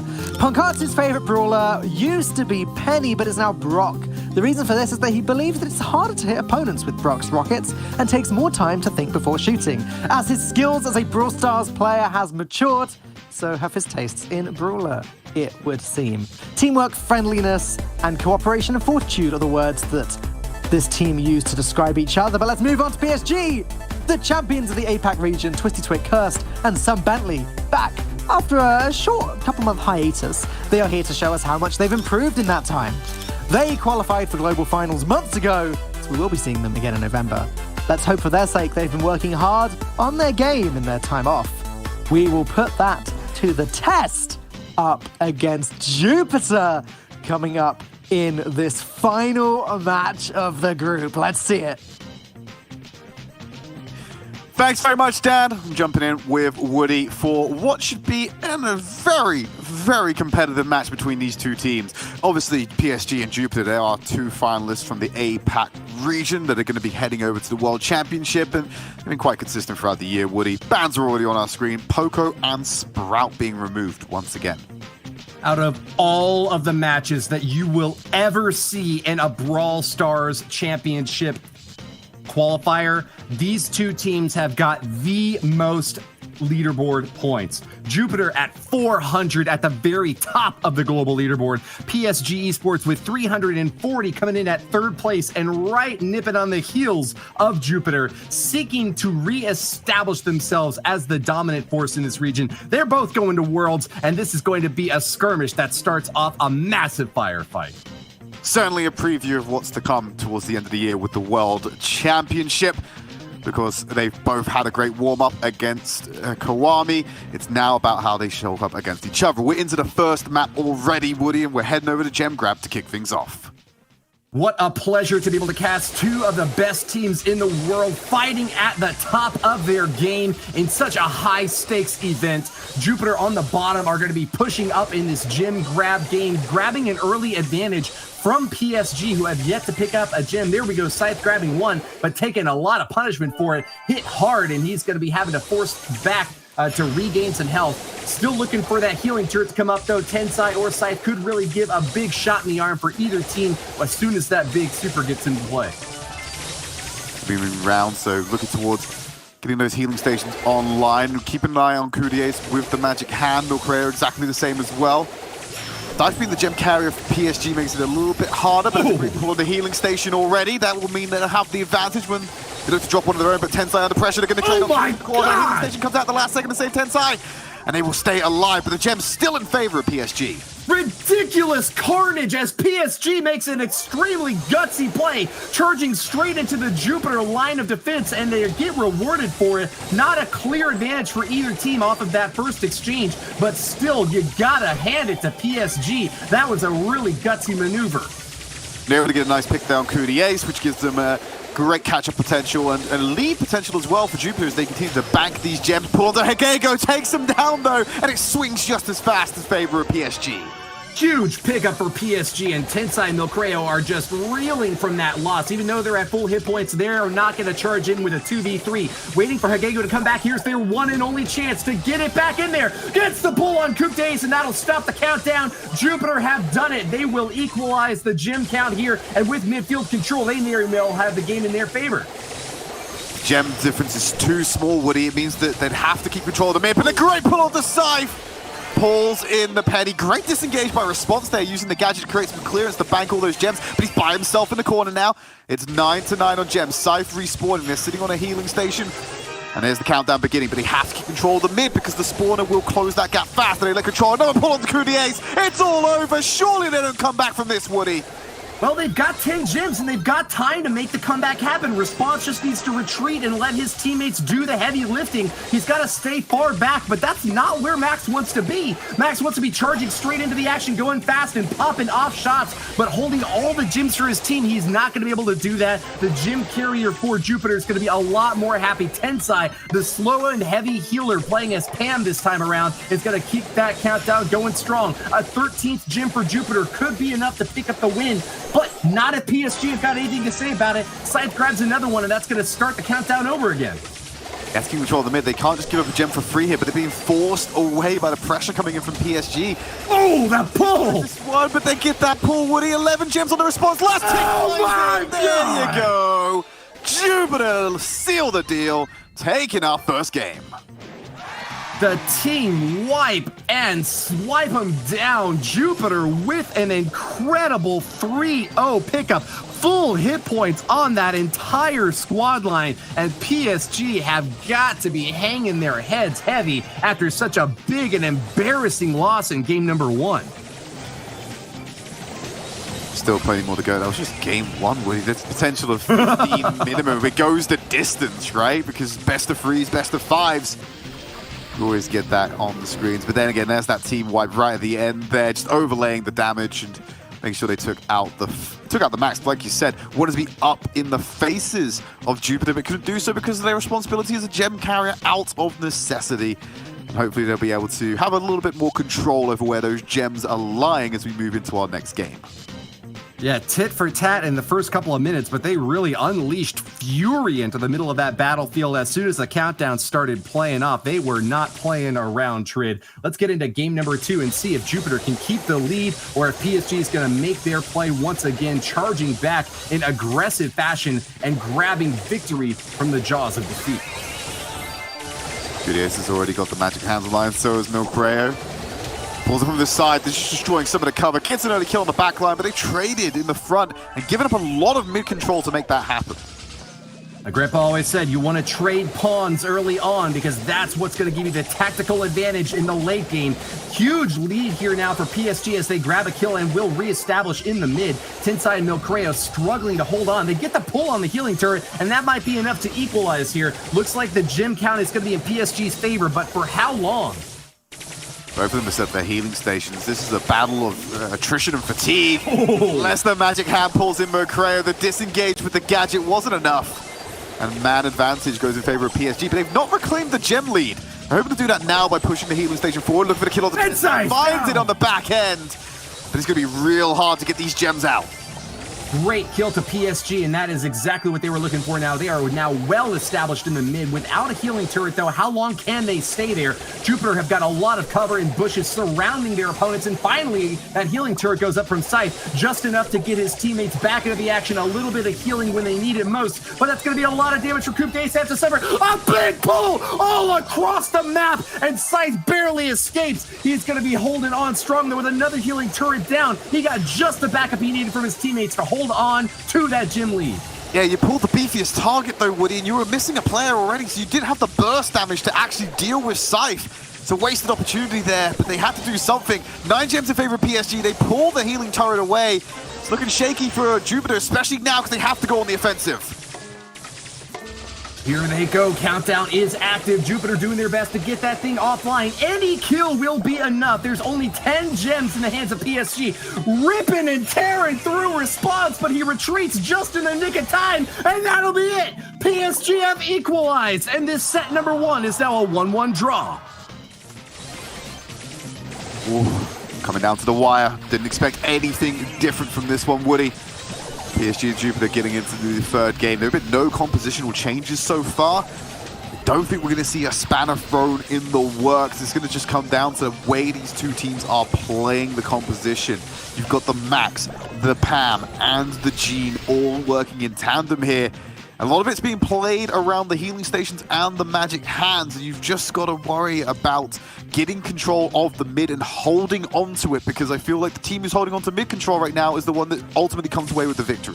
Just a perfect dash from response. That gadget use is exactly what PSG have shown so many times really heads-up play that got them the win in that game number 2. And it's all coming down to this. Victory in the first set will really set the tone for the remainder of the match. I think game 3 is starting out in Jupiter's favor as Tensai has been able to establish himself in the mid, grabbing all those gems and denying access to Scythe, who finally gets his first one. But Jupiter's spreading out very well, and I gotta say, they have the lead early on. Backing away though, they have to get into cover. Looking for a magic hand usage. They're just going to pull a healing station at point blank range. Tensai gets called out. Oh! Brought into the center, and now Max is under pressure, boxed away from reinforcements behind enemy lines. And PSG take a convincing gem lead.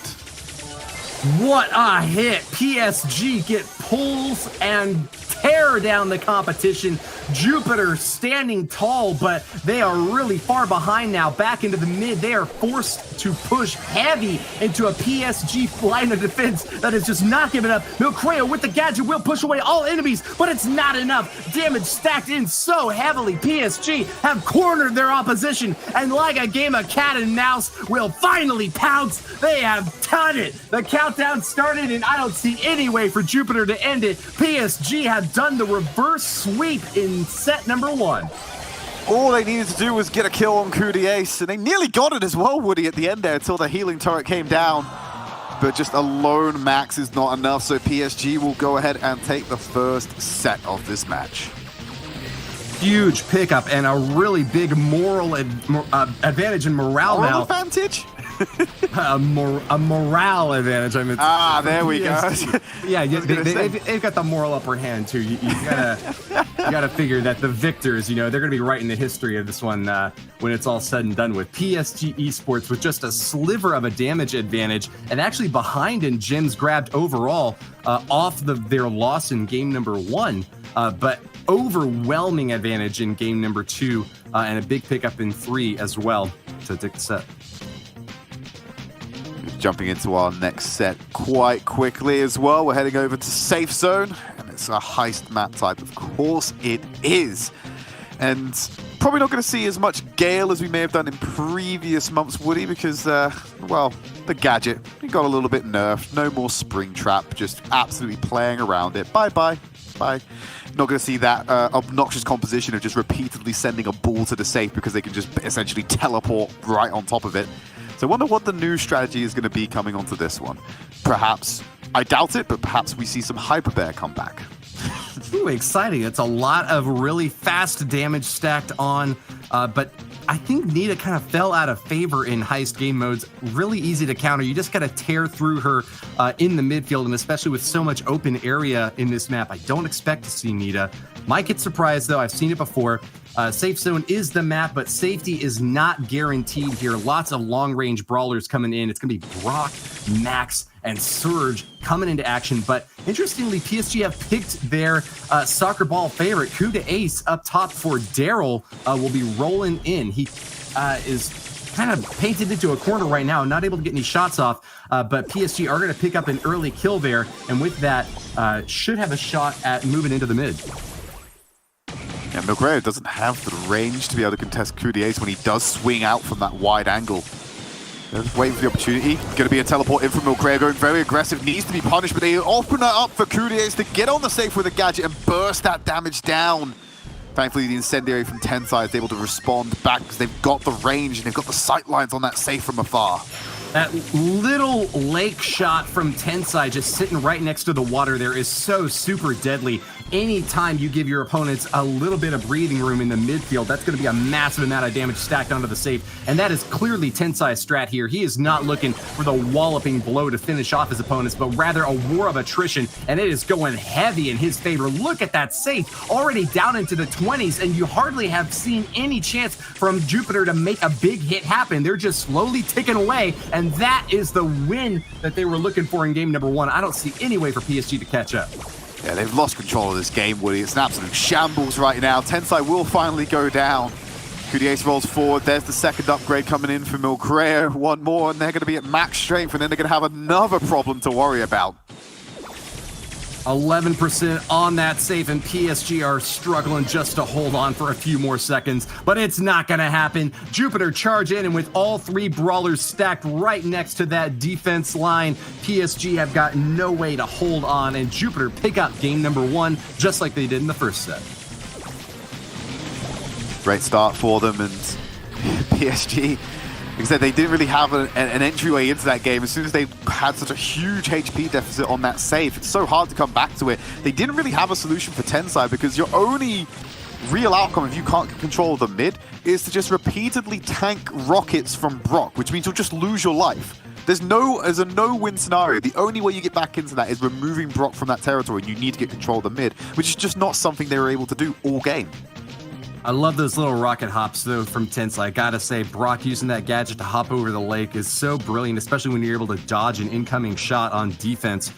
Jupiter just really establishing dominance early on and not letting up pressure at all. I don't think PSG even got their opponents safe below the 70% mark, so not even really stellar defense from Jupiter, just midfield control, taking shots when they knew they had a little bit of extra ammo and playing defense when they saw a charge in there from the enemy Daryl. Wouldn't be surprised if Daryl gets out of action for PSG, and in fact, that's the case. No more Daryl for them. They're going to be going for that long-range damage as well.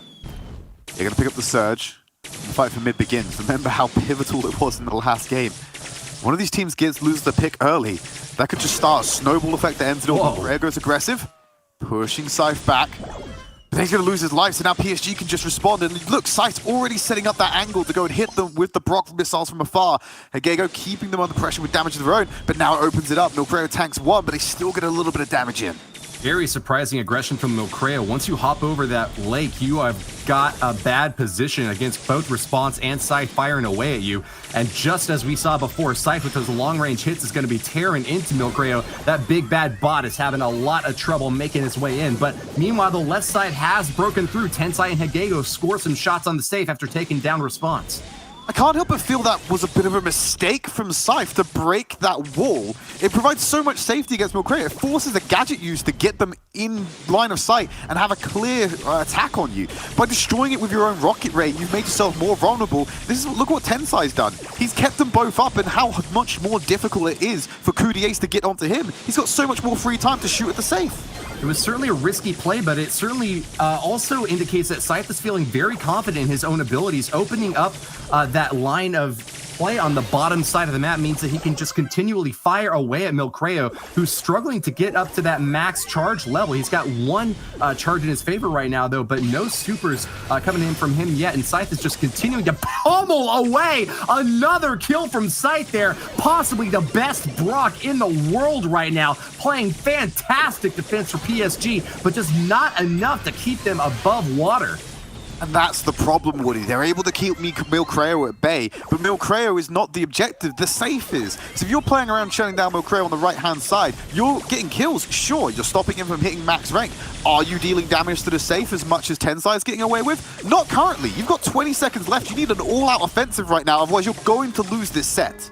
Well, even losing their surge on the right side, Jupiter will not cry over spilled Milcreo. They are tearing once again into the PSG safe and finding another victory. Even with some damage stacked in by PSG in the last few seconds here, it is not enough to close the gap, and Tensai has done it. Enemy safe down to 23%, and that is a crushing victory in set number 2. We have tied it up. There you have it.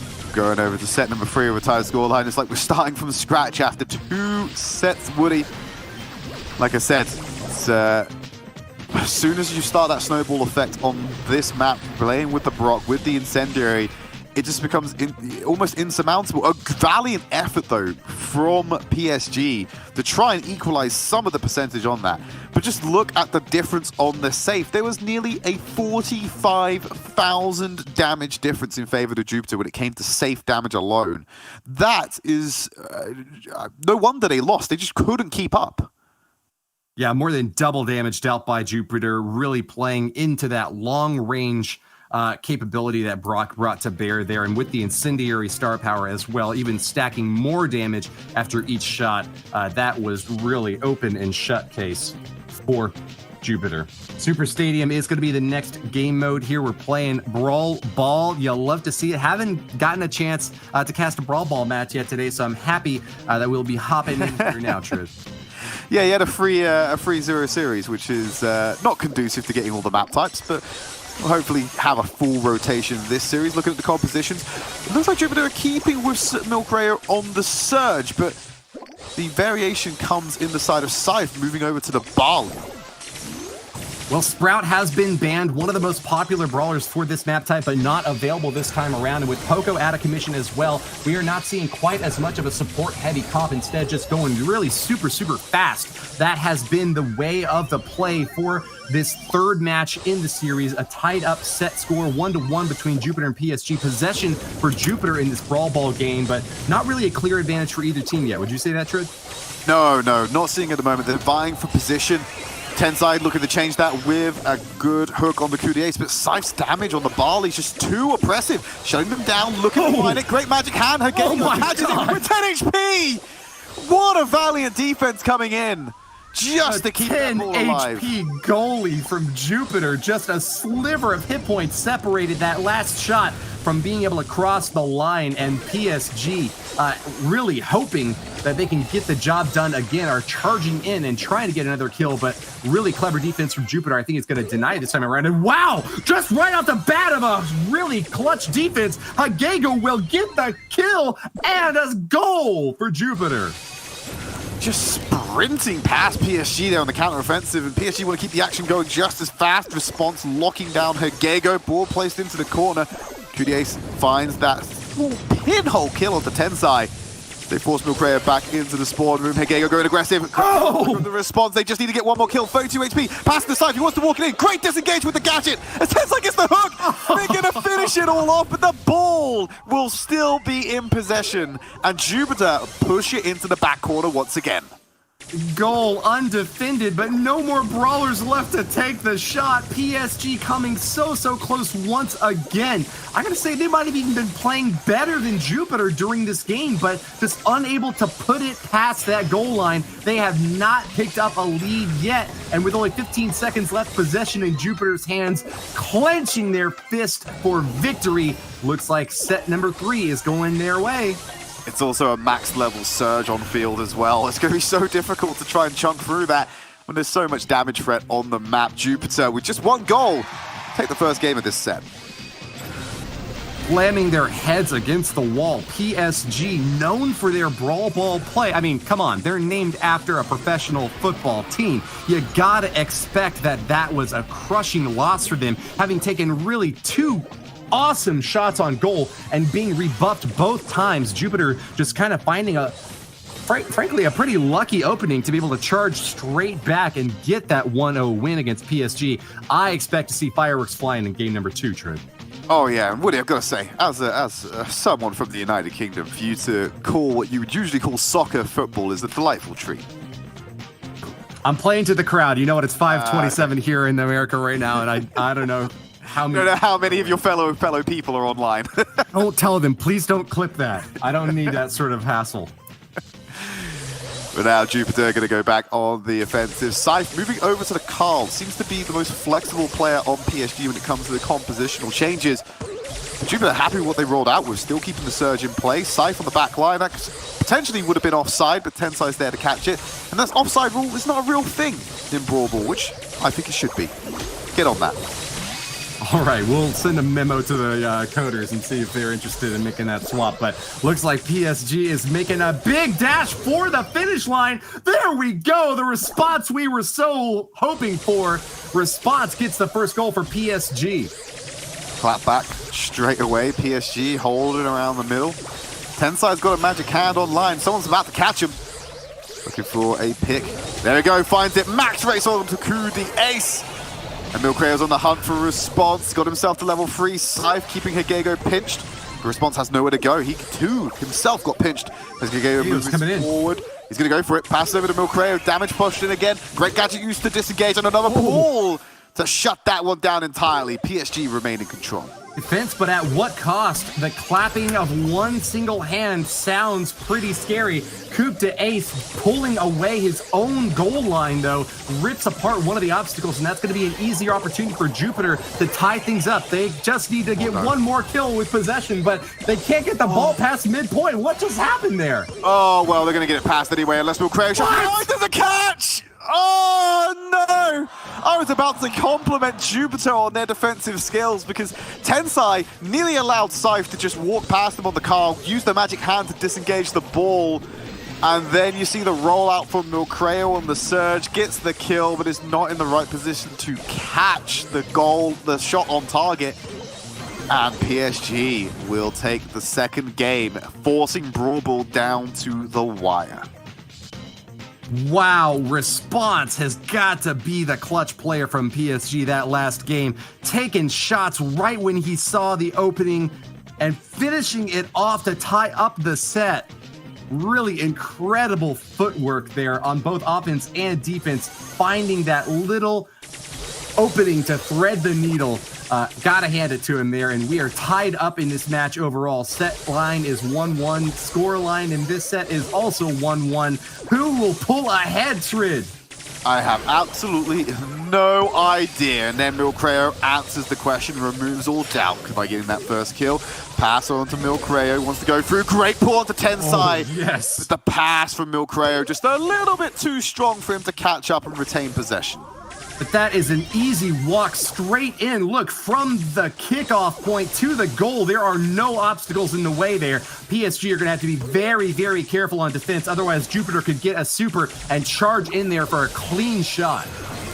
That's a level 3 Surge online. Will retain the HP as well, as Tensai will use the star power to heal him up. Ball passed on.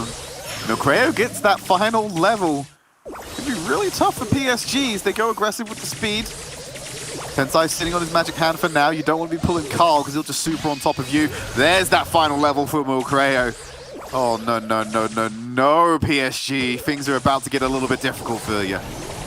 They're playing pretty carefully, though. They're just kind of waiting for their opportunity, and this might be it. Scythe goes in. He goes down, but can't get the kill on Tensai. There it is! Response for the shot. It's in! Oh, you have your big gun, and you're trying to go super aggressive to look at shutting them down, but you had your backline absolutely destroyed. They're going forward again, Woody. They're just going for it. Oh my God! What just happened, Tridd?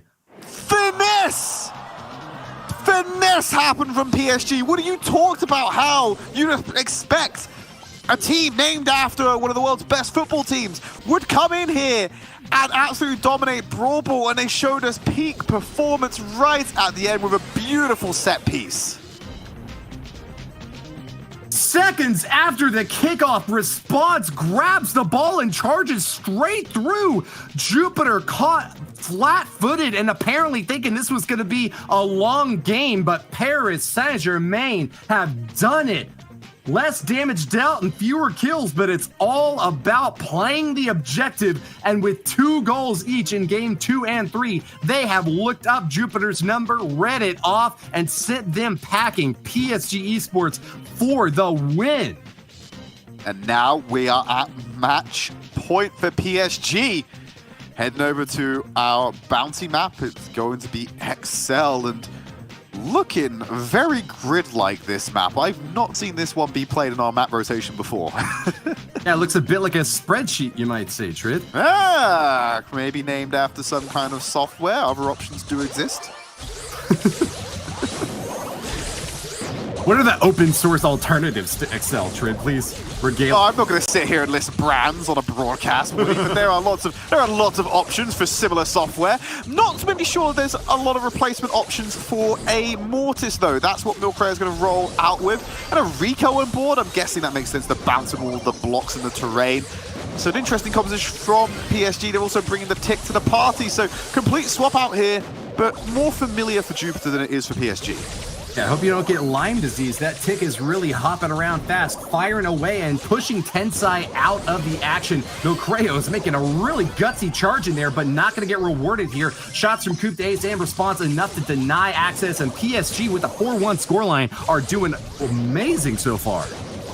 Milcreo should be having a really fun time with this, running into the tick constantly over and over again. But you can see how Scythe is playing so close. He knows if Milcreo goes in, he's going to pop that super and get him to go away. Milcreo doesn't know where to look. There's so much disengage from the side of PSG. They're kiting around him perfectly. And it keeps him with a lead. You can't avoid that one, though. Tensai gets the magic hands to try and put a dent in this deficit.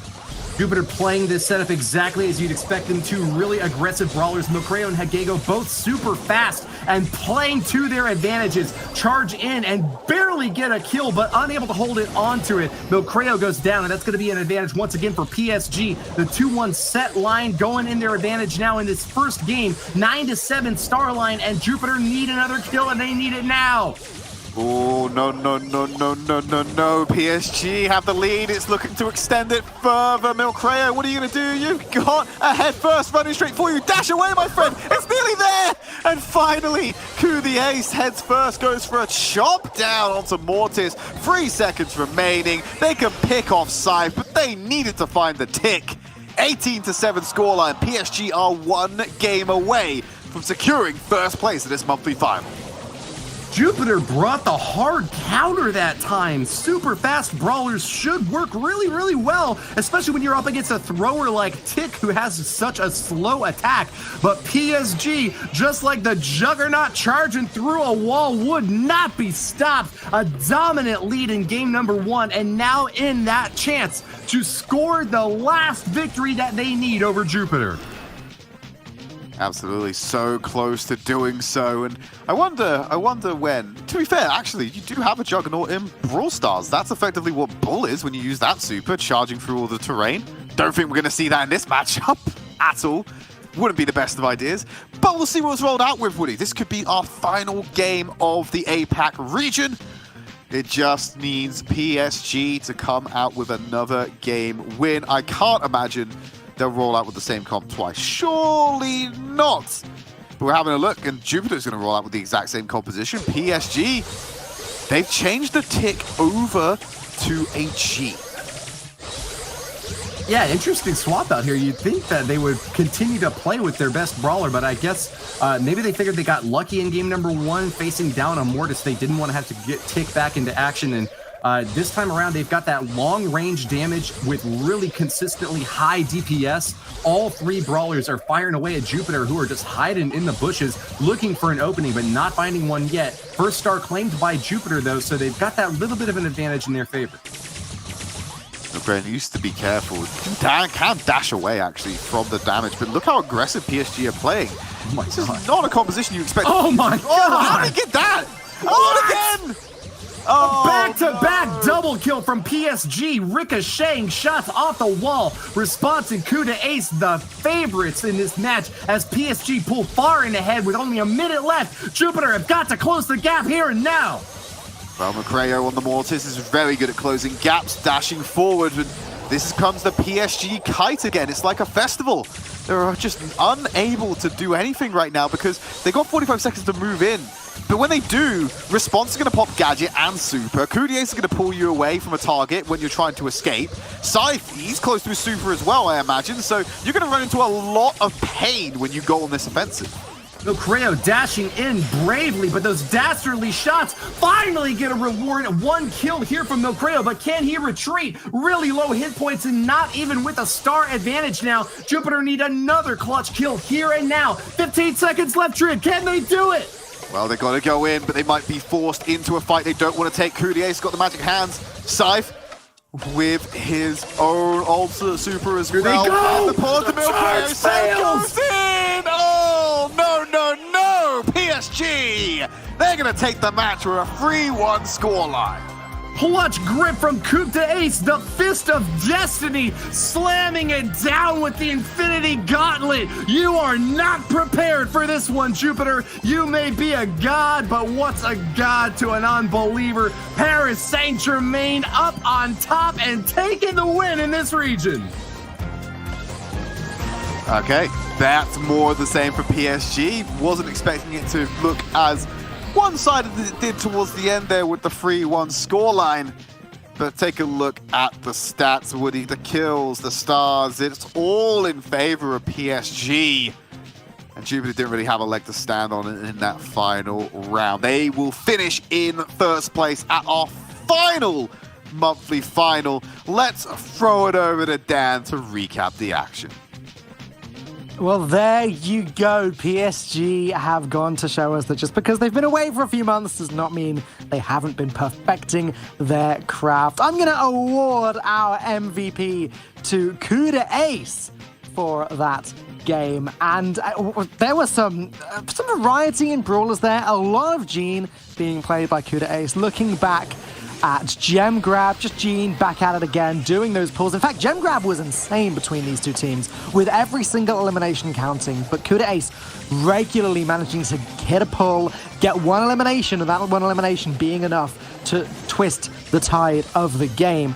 Moving on, we saw Surge in a heist, and then back to Gene again for Brawl Ball, then Tick in Bounty, and then back to Gene yet again for the final game of Bounty. So Gene's sort of the mainstay for CODEMAGIC, but honestly, an amazing performance all around. Shout out to the Tick head first up against Mortis, the little race that we saw in the penultimate game. That was very entertaining, but that is going to wrap up this group. PSG are the winners of the APAC group for today, and it shouldn't be a real surprise. PSG have consistently been the top dog for this region. It's great to see them continue to perform, but let's talk about money, prize money. This is what the players are competing for, and there you go, $9,000 going home to PSG, with Jupiter taking $6,000 and KIWAMI taking $4,000. Not too bad at all for their first appearance in the monthly finals. But now let's talk global finals. Here's the leaderboard. Things are all wrapped up here with Jupiter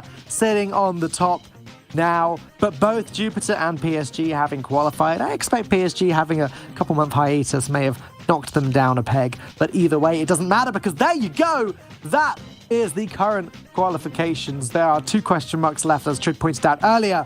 We've got EU and MEA, and then we've got North America and LATAM North to sort out tomorrow. EU and MEA coming up a little bit later. But before we get into that group, just like the last couple months, we are going to cover China.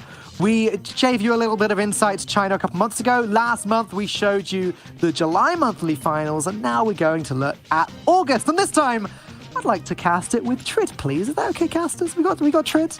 Yeah, you've got Tridd here. Hey, not by choice. I didn't want to get chosen by you, Falcone. You dragged me into China now to go and talk about Chinese Brawl Stars, which, to be fair, did look quite delightful last month. So, on hindsight, actually, I am enjoying the opportunity to come in here. All right, great. I'll take it. Yeah, China is an awesome region, brand new to Brawl Stars as of a couple months ago. And look, they get to be out on the stage with all of the cool images of themselves and the poses. They don't do things by halves over there. They don't. But what always interests me about esports in this particular region is that, like, in terms of their participation, look very enthusiastic, but their facial expressions never look like their heart's really in it when they do it. So it's always like more effort than what you see from Western esports athletes or esports players coming into it. But then, like, the face doesn't translate the actual effort, I'm sure, what they're actually feeling. So that always catches me off guard.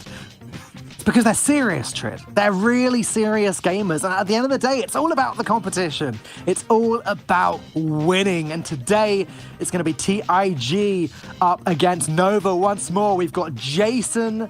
We've got, was that Gloria? We had the referee there. Yeah, so I've noticed this as well. I noticed it last month as well, Dan, is that they also tag the league ops or the referees, but are behind the players, giving them some recognition on the stage as well. So we've got Gloria, who's representing with TIG, or TIG, and then Cassie's going to be looking after Nova today. Ah, there we go.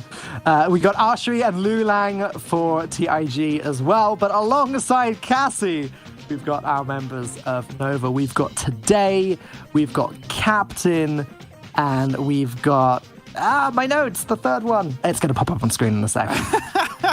It's absolutely fine. That's what we're going to see. And there goes Mike. So a nice range of westernized names for us. We've got Today, Captain, and Mike. I'm curious. I wonder if Captain is also the namesake of the team.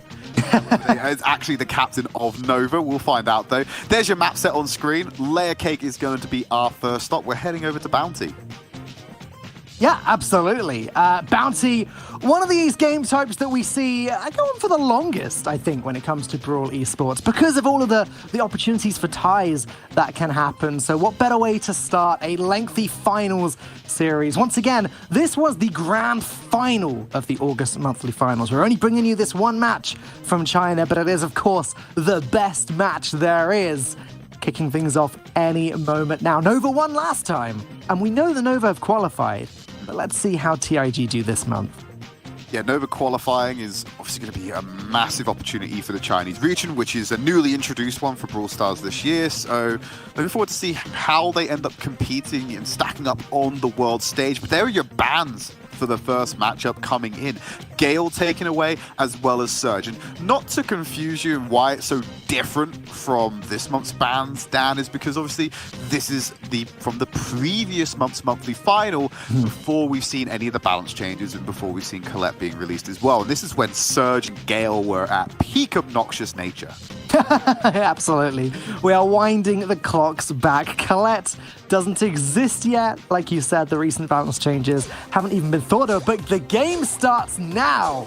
You have Mortis, Poco, and Jackie for TIG up against Sprout, Brock, and Mr. P as the battle for the center of the map begins. Lu Lang staying in cover, but Brock getting some damage in. Doesn't look like Lu Lang's going to get a very good push here. They were focused on Lu Lang. They should have been focused on Jason, already cleaned the line. And what I was going to say was they got the confidence from the Slamville. It's a good thing that Colette isn't here, because Colette would do really well against this composition with the high HP pool that comes in from your Jackie, and also the Mortis as well. Because they've got the aggressive nature early, they're going to go back in again, and that's what Nova needs to do every time Jason tries to walk forward like that. Punish them greatly. But unfortunately, Lu Lang exists, and so does Arshui, so they just get the kills anyway. Yeah, the Mortis push was a bit of a fail, but Jackie certainly punished Nova right there, and now TIG are significantly ahead. Jason going in again, though. Brock escaping with the rocket jump gadget. And yeah, I mean, it's on to Nova. You have to start scoring now, or TIG are just going to take this one. It's quite difficult to do so because TIG can just play around the cover in the mid. Yeah, you've got today's Rocket Rain that can break some of that cover, but that's about it. And you're relying on that super to try and open up the sightlines, but you become vulnerable yourself by doing that, because right now you can just control the chokes. If you get rid of that territory, then it's just an open field for TIG to walk forward on. On one hand, I was a little surprised for a moment there that, and even now, Jason is still trying to push as Mortis, but on the other hand, he does only have 2 stars on his head. If he does get eliminated, it's not the end of the world. Jackie goes down, though. TIG still ahead, but Nova really taking advantage of this push. If they can get Poco, this could swing the game dramatically in their favor. 15 seconds on the clock. Yeah, Jason's actually just going to be dancing around right now. Lu Lang goes for the super usage to pull them back in. There's only 5 seconds remaining. 1 star left in it right now. And it's going to be Jason dashing forward. Can't find any more kills on the side of Nova. So that means with a 10-7 scoreline, TIG will take the first game. I did get a little bit close for a second there, but you know, TIG were able to hold on to the stars. Poco in particular, able to hold on to those 4 stars that he was able to collect at the start of the game. And things worked out quite nicely for them. They are going to take that first win of the set. Now, unlike last month, we're changing the format in China a little bit. Last month, if you remember, we actually switched map every other game, whereas this month, it's going to be the same map throughout the set. They're playing a little bit closer to the rules that we tend to see in our own broadcasts. Yeah, standardizing across the format, and they're going to need to, because like I say, when they come to the World Championship, they're not going to be able to use their own formula just for their own format, just for their games. They have to play a unified, standardized format, and I think that's what this move is as we get closer to the World Championship. Because of course, I believe China will have one more monthly final to play out, which is going to be happening around about the time of the rest of our broadcasts are happening. I'm not sure what the plans are to show that matchup. Hopefully, we'll probably get some information on some.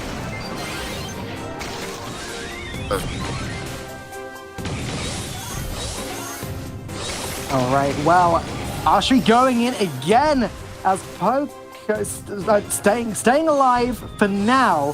1 star in favor of TIG at the moment, but let's see. Nova's making a really big push here. Rosa coming in the bottom right, does get eliminated by the Rocket Rain. And they were able to deal with this so well, Dan. Look at Lu Lang in the corner, just able to get away with 28 HP. It's been a great play so far from TIG to keep Nova at bay. Yeah, absolutely. Nice pull there from Gene. Now 8 stars for TIG. Nova have got a lot of work to do if they want to catch up with this. Daryl going in again. Very weak, having to retreat again though. Not good. Nova have the Rosa super to walk in with. They have to use the aggressive nature to go in, picking up the kills, hoovering them up, slurping them up down as they're pulled back into the fight. TIG with the magic hand will go ahead and pull Nova before they can escape. 13 stars to 9, and they only have 30 seconds left. Gene's got that pull already. So, yeah, there it is, successfully on the Rosa, letting Shelly completely annihilate. And now 6 stars to go. Still 15 seconds left. Daryl going in again, but I don't know how much he can do on his own. Gets pulled in and eliminated. 8 stars in it now, 9 seconds to go. I don't think Nova can take this back. They just need 2 kills. They might be able to get it, but a great disengage by Jason using the gadget. They can find Arshui. He's a sacrificial lamb. What they really needed was Lu Lang. They weren't going to find that kill. TIG taking the first set with a 2-0 scoreline. Gotta say, we haven't seen all that much of Shelly in our own broadcasts over the last few months, so really interesting to see her represented by TIG. It certainly worked out for them. With an amazing skin as well. I really like that Shelly skin. Yeah, I genuinely didn't recognize her at first. I thought it was Poco at the beginning because of how the projectiles were spraying, but no, Shelly. Wow, very cool. Oh yeah, I can see what you mean actually, because it is more powdery, or it looks like more gag. Yeah. It does kind of look like Poco's auto. I can see how you would end up getting that confusion. Next map time, heading over to Siege, Factory Rush. I'll be interested to see how they vary up the compositions moving on to this one, because like you said, Dan's already pointed out, we've seen some things we wouldn't usually expect to see. So let's go ahead and jump into that one. But this looks pretty standard and more aligned with what we see around the rest of the world, Dan. Yeah, absolutely. I mean, especially looking at TIG, even from what you've seen today, you know, Gene, Pam, Max, yeah, this is pretty much the power team. For the other side of things, yeah, Carl also quite standard now. But it's going to be Nova's Pam taking control of the center first, grabbing the first couple bolts there, getting that healing turret up, and it's over to TIG to try and take them down, as that first siege bot is coming in from Nova. Nova will then just walk this one in. I don't know how much damage they're going to achieve on the safe, or on the Ike this time around, as the bot will walk in. Great stall there, focusing on the healing station to buy themselves some more time. No connection made, and the map geometry on this one, Dan, makes it so hard for follow-up to come in from Nova unless that bot actually connects. So we need to see high-level bots to find a sizable impact on those Ikes. There's also just so much that Pam and Gene can do to slow down the bot further. Pam with the healing turret, Gene with the gadget, Gene with the super to pull the siege bot away from the Ike if it even gets that far. But it's going to be a much bigger push now coming in from Nova, as Carl just wandering around the center, collecting bolt after bolt. That's 8. That's going to be 9. That's going to be 10. Oh dear. Yeah, it is not looking very good for TIG right now, as Nova will walk this one in with a level 10 siege bot. And the damage that's going to be coming out from this one. The HP pull the burden through. They're doing a good job of cutting it back. Will get a connection, but only slight bits of damage coming in there. 3%. So that is really achievable for TIG to come back into this one, provided they can get control of the mid and start banking these bolts. Yeah, and they themselves are going to have to get a better push with the siege bot. We've seen how difficult it is. And once again, Nova do have the bolt lead. That's 6 up against 2. But TIG have eliminated the entire team. They've got control of the center. Nova need to be pushing right now. They need to get control back. Got 6 bolts. They're going to be still climbing that one. So they will achieve a 7-bolt siege bot in the final siege. But we've already spoken about how difficult it is to actually get value out of these bots because of map geometry. Jason has to go in with the Ike here, but today he's got his number. Arshui has to be backing him up. If he can find that kill, that's going to be a great start. The bot looking to connect, needs to find it. They've done enough! Oh no, they've done enough. TIG in the last siege clinched the victory away from Nova and take us to a 1-0 scoreline in this set. Really quite a surprising win from TIG there, I think. It seemed that Nova had that one completely locked down, getting both of the 2 early sieges, but not able to get more than 3% damage on the Ike was their undoing. I wonder where it was that they went wrong. How were TIG able to defend that Ike so well, whereas Nova weren't? I wish I had an answer for you, Dan. And truth be told, I don't. It's a tough one. It's tough. A little bit of luck, a little bit of happenstance. Maybe the Carl came into play, able to deal damage through other brawlers. Yeah, there was a lot going on there, but either way, it's going to be a big W for TIG. Yeah, TIG coming out with the win, keeping their streak of consecutive game wins alive against Nova. Jumping into the second game of this matchup, and there we have it. We're going to roll out again with similar compositions, and I think TIG are actually going to be able to bank that first bolt. Yeah, again, good start for TIG, but the battle for the center is real, and oh, Jason goes down. Pam really weak, just about staying alive. Arshui also goes down. Nova are going to have control of the center. Could this be the same story again? Maybe they can get some better pushes here. We'll see. Well, they force them away. There's 2 minutes left on the clock. Plenty of time to go, but focusing on that first siege bot for now. Not a very strong one, but see if they can actually get some damage on the first rotation. They're forcing it away. They burnt through the healing turret. They're actually going to keep it there to try and sustain everyone on this offensive. Goodness. Look at the damage coming in. Is this a one and done on the first siege bot? 1% left? That is disgusting, Nova!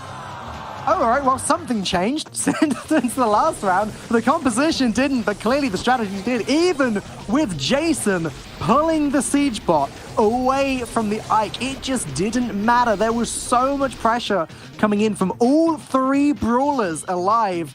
Nova were able to take that one down quite nicely, and now we have a game on our hands.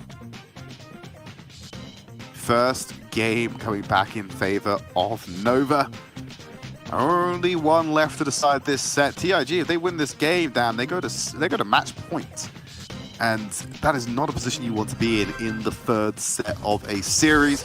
We're rolling back out. Compositions, I do not believe, have changed at all. So both teams confident what they're rolling out with. Jason, unable to contest the Carl at that kind of range. Captain has a lot of HP, does bank the bot before going down, thankfully for Nova, but on the left-hand side, sorry, on the right, TIG, or TIG, Arshway, going to walk away with that bolt as they try to pincer today and remove him from the field. That speed makes it incredibly difficult to land. Oh, they weren't able to bank that bolt in time, Dan, so it just means that the first bolt goes the way of Nova. Can they repeat what they did in game number 2? Well, we're about to see. If they don't repeat that, it's not the end of the world for TIG, as they will have a big lead going into the next one as long as they can get control of that center. The siege bot already goes down, but Nova are in the better position here today, already picking up that bolt on the left. Mike in a good position to pick up the one on the right. Captain gets it, and Mike in the center. That 3-bolt lead that TIG had, it's gone. They just don't have it anymore, Dan, whatsoever, and they're losing control of the mid again for the side of TIG. It's looking good if you are a Nova fan. With 5 seconds remaining towards that second siege, and the lead is conclusively in favor of Nova. Only 3 bolts in favor of TIG. If you're looking towards that last siege, that's not a great starting point. They didn't manage to pick up a single bolt in this round. They had the 3 going into it, and the siege bot's looking a little bit better. It doesn't look like it's going to be a one and done. Oh, hang on a second. Wait a sec. There's Pam. There's Max in the middle, going for the Ike. Captain goes down. Okay, the Ike doesn't quite get destroyed here, so TIG have a chance. It's a slim one, but it is a chance. Oh, it's a very slim one, Dan. They've only got a 1-bolt lead. They need to somehow match all the aggression in the last siege. And this is without Nova contesting them for bolts in the mid. They've already managed to rack one up. Great pull there by Jason, stops Nova Captain from being able to get a bolt. So they will continue to increase their lead. They need to kill Mike, though. They can't losing that bolt out. Great shot there by Jason. Wow. Have to recover some HP. They are climbing a good enough lead. I think they only managed to bank 7 there, Dan. And they're going to get pulled onto today. That's a good reset. Nova Captain moving forward. Yet again, another kill. This is looking good. This is their moment. Pam getting in the way with the healing turret, though. All of that pressure going on to the siege bot, but there it is. It's almost at the Ike. Health going down, 70%, 60%, 50, 40. They've not done enough. They haven't got enough, Dan. Oh, no, no, no! Nova gonna walk out with that game win and take the set, equalizing out the match. And I love the attempt that happened at the end from Jason. The angle he got on the magic hand broke down the wall that it's been causing a lot of problems for brawlers to damage the Ike, just to make it easier for that damage to come in. But they were too far behind. There was too much of a blow dealt by Nova in the previous sieges that they just couldn't come back from it. That's one of the things that makes Gene so good. He's so versatile. He can destroy walls.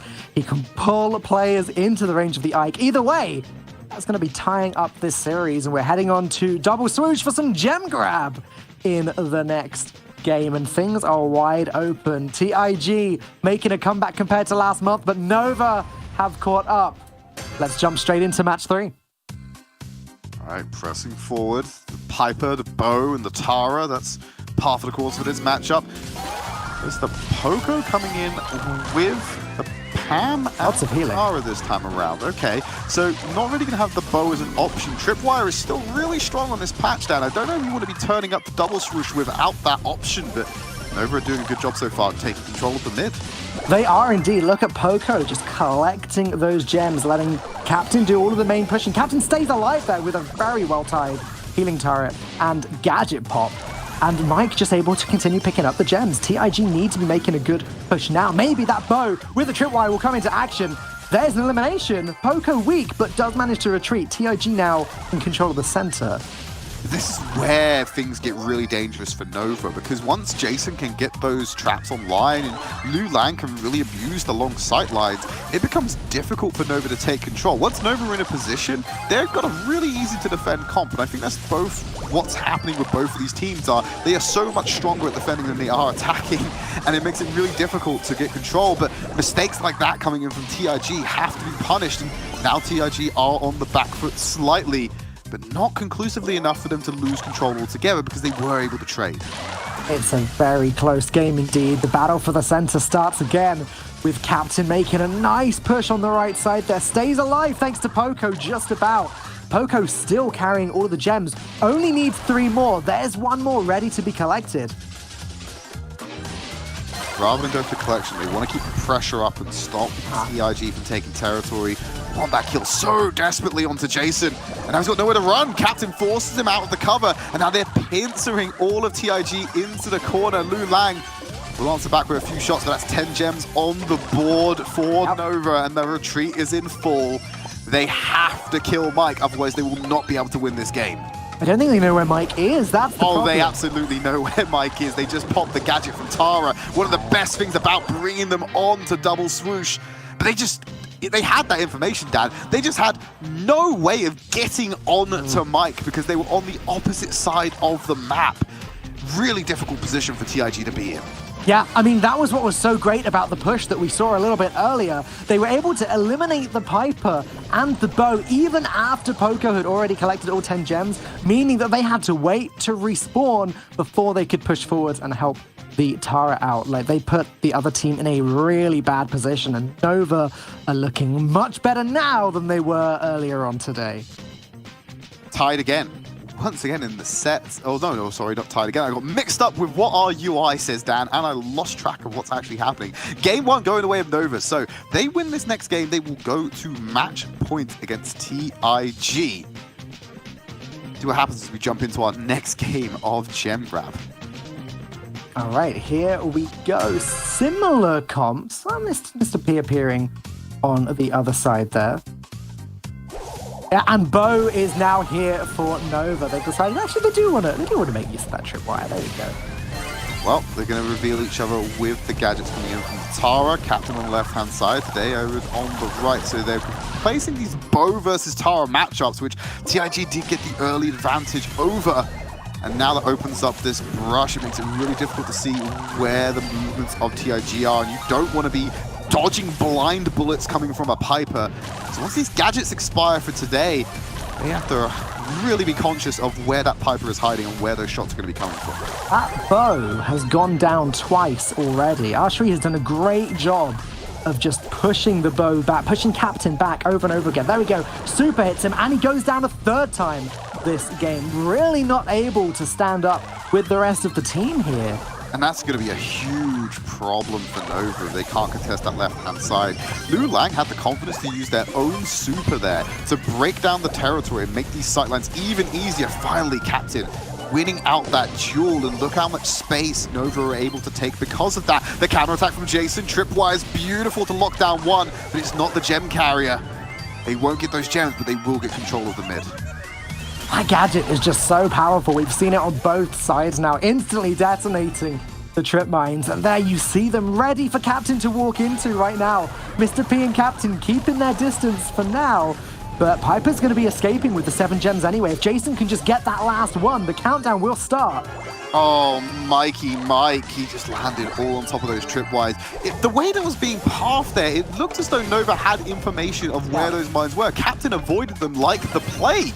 And now you just watched one of their players. You watched Mr. P just walk into the middle of all 3, and Jason just blew him up after it.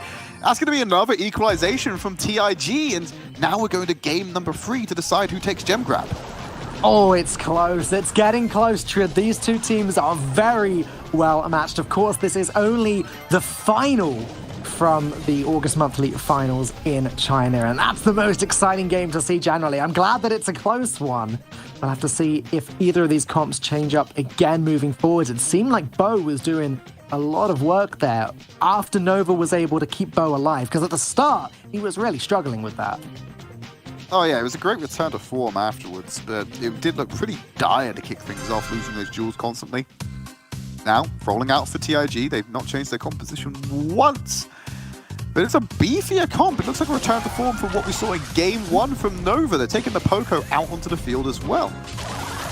Yeah, I mean, to be fair, it was this comp that Nova did win with earlier, so just returning now to what worked, I guess. Pam goes down, though, and TIG have complete control of the center. Poco on his way, but it's too little too late, as that is 4 gems secured for TIG. And once again, they've lost that center cover, so Lu Lang has this free sightline in the mid right now. Mike and the rest of Nova have to press forward and cut that down. Lu Lang can play at range, but the cover is what's going to save Nova, and Tripwire is going to blow up even more of it now. And the more territory you lose in this matchup, Dan, the easier it's going to be for TIG to exert control over the map, and they just keep spending that super to destroy the territory to enable them.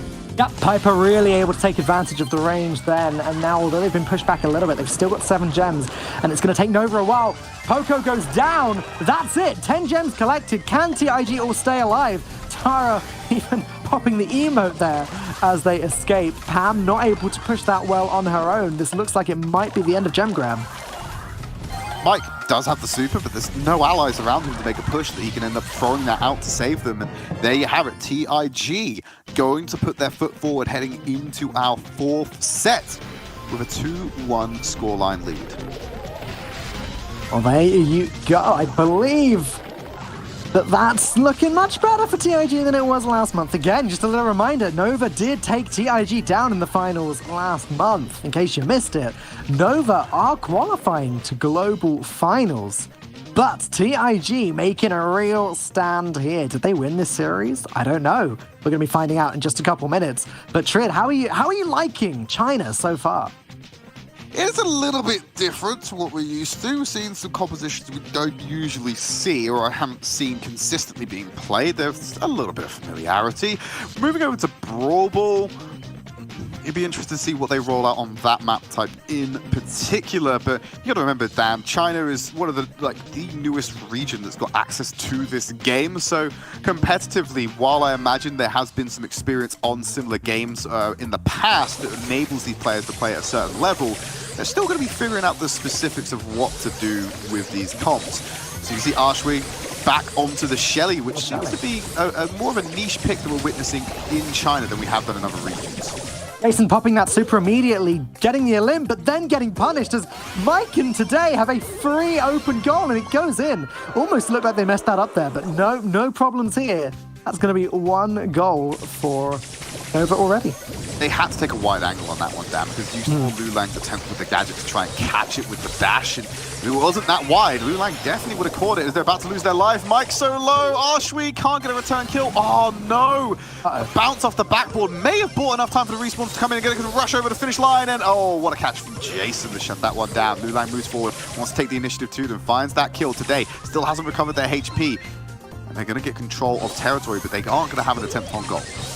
You really don't have long after eliminating the other team's brawlers to get that ball in the goal before they respawn, and it wasn't going to work out for Nova that time. Now, the ball is in a good position for TIG to be making their big push on the comeback. Nice pull from Jason on Captain. That's 2 eliminated. If they can take Max down, no! Max holds the ball.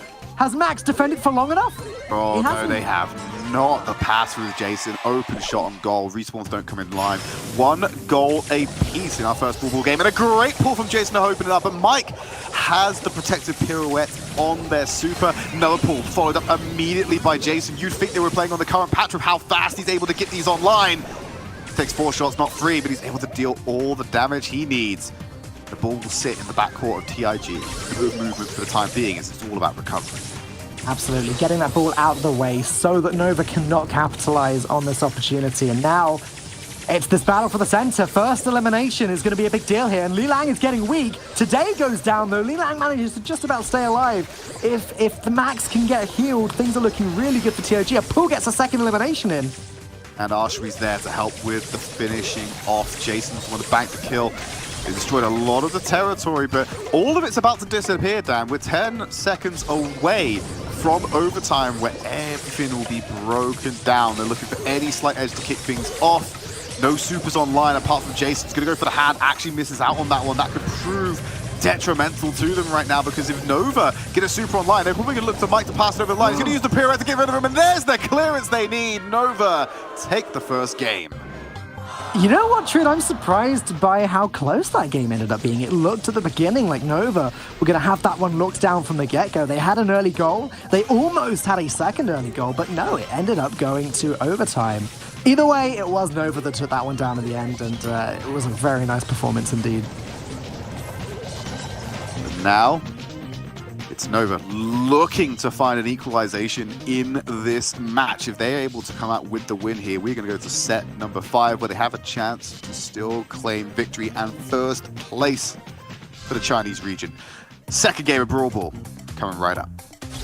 Yeah, and let's get straight into it. Again, similar comps. Now we're seeing a Barley on both sides. Shelly is gone. TIG basically copying the other team now. Well, it worked for them. Let's see if it works for us. They'll press forward. Captain under threat in the left-hand side. It's a great angle that Lulang can have used on the Carl here to get that maximum range and keep them at bay. Mike's going to feel the hurt a bit. They press forward, not grabbing the ball. There's the pirouette forward, straight on top of Captain. No answer for that one from the Barley. Today will get taken down. Jason has the great movement to the pass. Pass. Lulang going to take the clearance out. They just need to get rid of Captain. Tends to walk it in, but there's too much damage on the field from the last call. Lulang will lose his life. And Jason's the last remaining member. No shot on goal available. Almost got there, but no, now Jason's job is just to keep control of that center and wait for his teammates to arrive. Here they are. And now again, this could go either way. Lulang just going to kick that ball away. They don't care about the ball right now. They want to be dealing damage to enemy brawlers. Right, coming in with a pirouette. Both pirouettes going off. Oh, but they're going to be traded as well. Jason's alive. Here comes Today. The damage is there. Captain has the shot, but he doesn't even need it because Today can walk right in. First goal in favor of Nova, and they move one step closer to set number 5. We could be going all the way there today. It's looking more and more likely. Let's see what TIG can do now moving forwards. They're getting that ball towards their opponents, but Captain still looking strong today, dealing those chunks of damage. Lulang is going to lock Today in this corner. It's so difficult. They don't have a dash. They can't get through. Lulang punished aggression by Mike, saving the day to get Today out of a bind. Jason looking for some additional damage, wants to kite them away, waiting for the respawns to come in. Nova with the return damage from the spawn. Archery about to go down, has the dash to safety. Speed boost is there, but gets caught out on the last bottle of the last call. Lulang moving forward. They have the kills, but the ball is in the back corner. It's going to burn so much time to get it out of there. Jason dealt so much damage there, just consistently hitting the other team with his ticks of the bottles, pushing opponents into that top left corner where Mike is now. 15 seconds left. TIG need to score, and it's looking really good for them. You've got an attempt. Archery moves forward. He's slowed down. No, he's not. They all died to the last call.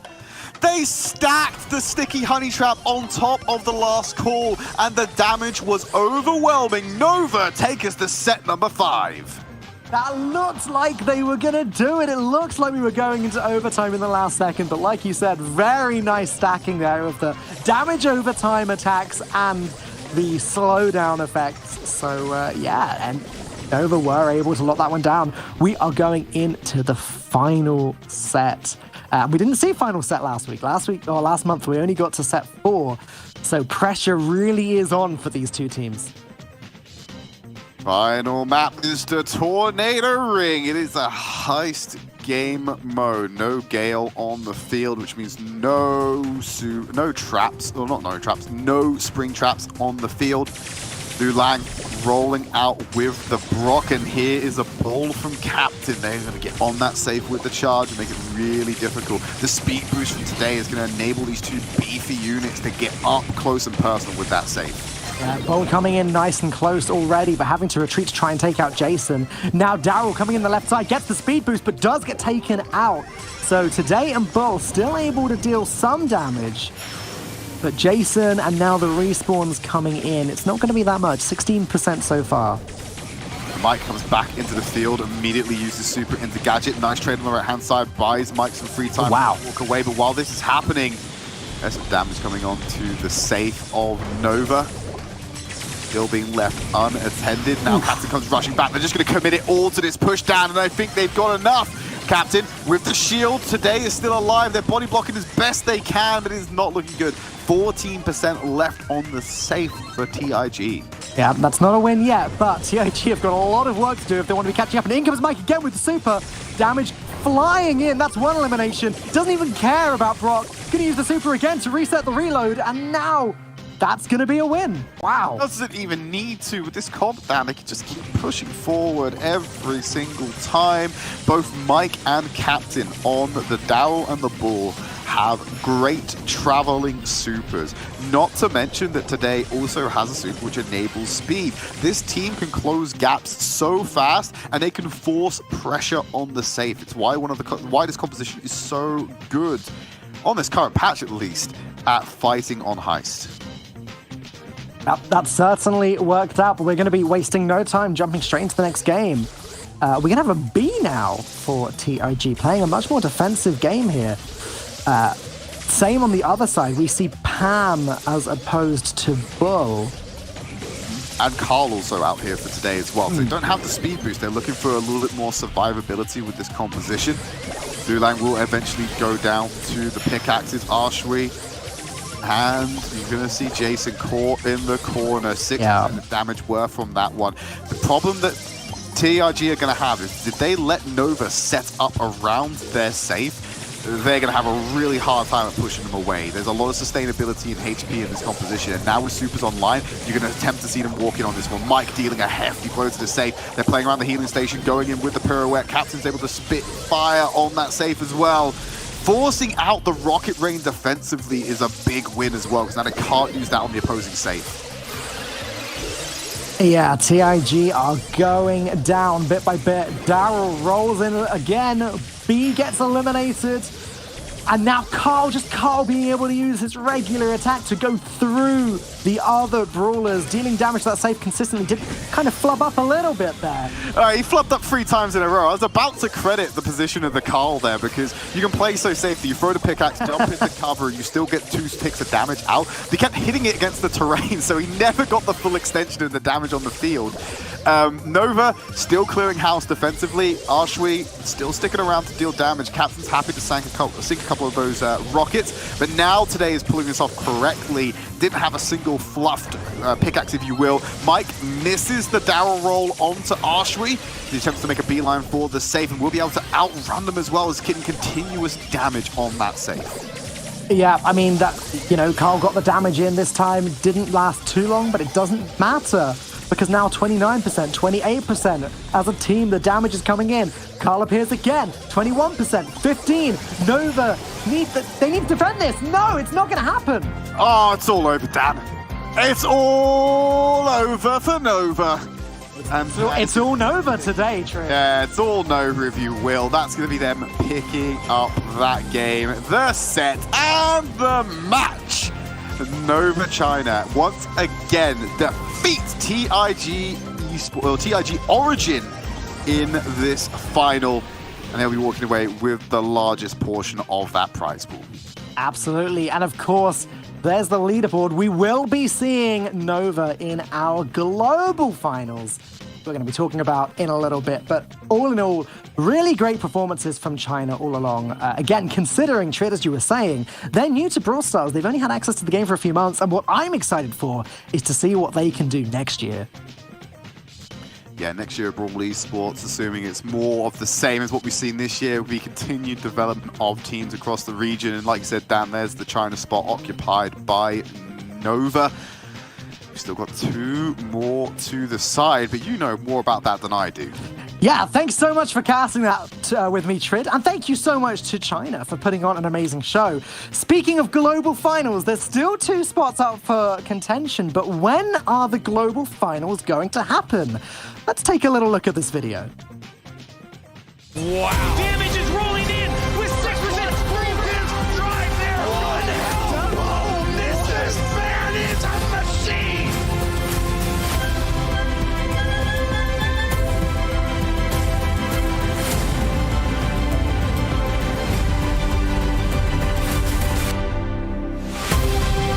That's beautiful. Goodness. NLC falls the needle. The second goal.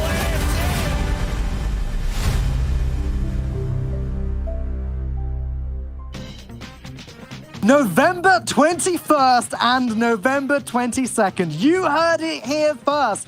And this is exactly where you want to be, at the brand new Brawl Stars Esports YouTube page. That is youtube.com/Brawl Stars Esports. Make sure you're here. Make sure you're subscribed, because this is now the home of all future Brawl Stars Esports content. That is youtube.com/Brawl Stars Esports. So make sure you've subscribed. But now we are going to move on, because we're only halfway through today.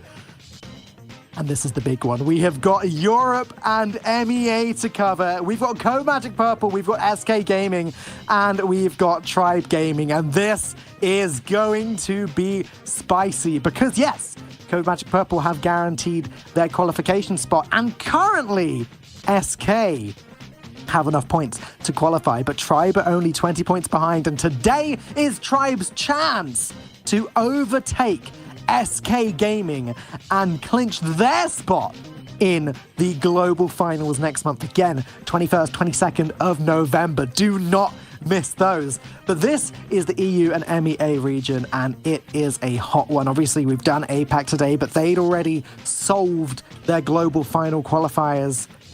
This group have not. It's going to be SK up against CODEMAGIC Purple first, and every single match today counts. Not for CODEMAGIC, but for SK. If SK win, they will be qualifying for the global finals. If SK comes second and Tribe win, then we're going to have a tiebreaker. But in any other scenario, if Tribe wins and SK come third, then Tribe are going to qualify. Either way, let's get into the first match. It's SK. The battle for global finals begins now. Will SK be able to hold on to their spot? We're going to find out soon. YDE posted a really interesting video of his teammate Skyrix pulling off some questionable gene pulls on Twitter. Take a look at YDE's Twitter if you want to know what I'm talking about. But let's see if Skyrix can up his game a little bit and hold his own against CODEMAGIC Purple, the reigning champion of the EU and MEA region. They claim that their strongest game type is Brawl, especially on Backyard Bowl. According to Twisty Twig, they're also a very good team when it comes to playing Heist. Kirst says his teammates' biggest strengths are game sense, individual skill, the ability to make each other better. That is a lot of skills, and I think it is just about time to see them in action. This is Group of the Day. We're going to see it. Let's take a look at match number 1. What a show we've got coming up, Ark. And sorry for stepping on your toes. I know we are both excited to see this. I can't wait. Take it away. No, I'll see you. I insist. Well, we have got an amazing match to begin with here. As we just heard from Falcone, SK Gaming have not yet clinched their qualification. If they beat Tribe Gaming and come out ahead, that means that they will be going to the finals. But if they fall behind, second place would force a potential rematch against Tribe, whereas third place would eliminate them. That means that this first match is very, very important for them. They want to get a good start to this region, whereas CODEMAGIC Purple, they're free rolling at this point. They're going to be getting prize money from this month, but they want to stack even more on the board and surely want to get an even bigger prize, especially with the global leaderboard finally shaping up, seeing the end of the APAC region and Jupiter falling. This is an opportunity now for maybe a new global leaderboard champion. Yeah, it is going to be an explosive end to today. There is no doubt about it. We're going straight into Triple Dribble. It's going to be Brawl. The SK band there was Max. The CODEMAGIC Purple band, I believe, was Poco. So that's going to make a big difference. Max, as we know, is a very dominant force, and I'm not surprised to see that band straight off the bat. Oh yeah, I've seen so many Max plays coming in so clutch in these first few matches of the day. You definitely got to expect these players are watching with a close eye and a keen shot on goal. So quick, YDE not wasting a single moment, and CODEMAGIC Purple are in a lot of trouble this early on. SK are storming out the gates. The pass from Skyrex as well to Whitey. What was that game? Blink and you missed it. SK bringing the fire in the first round, Whitey.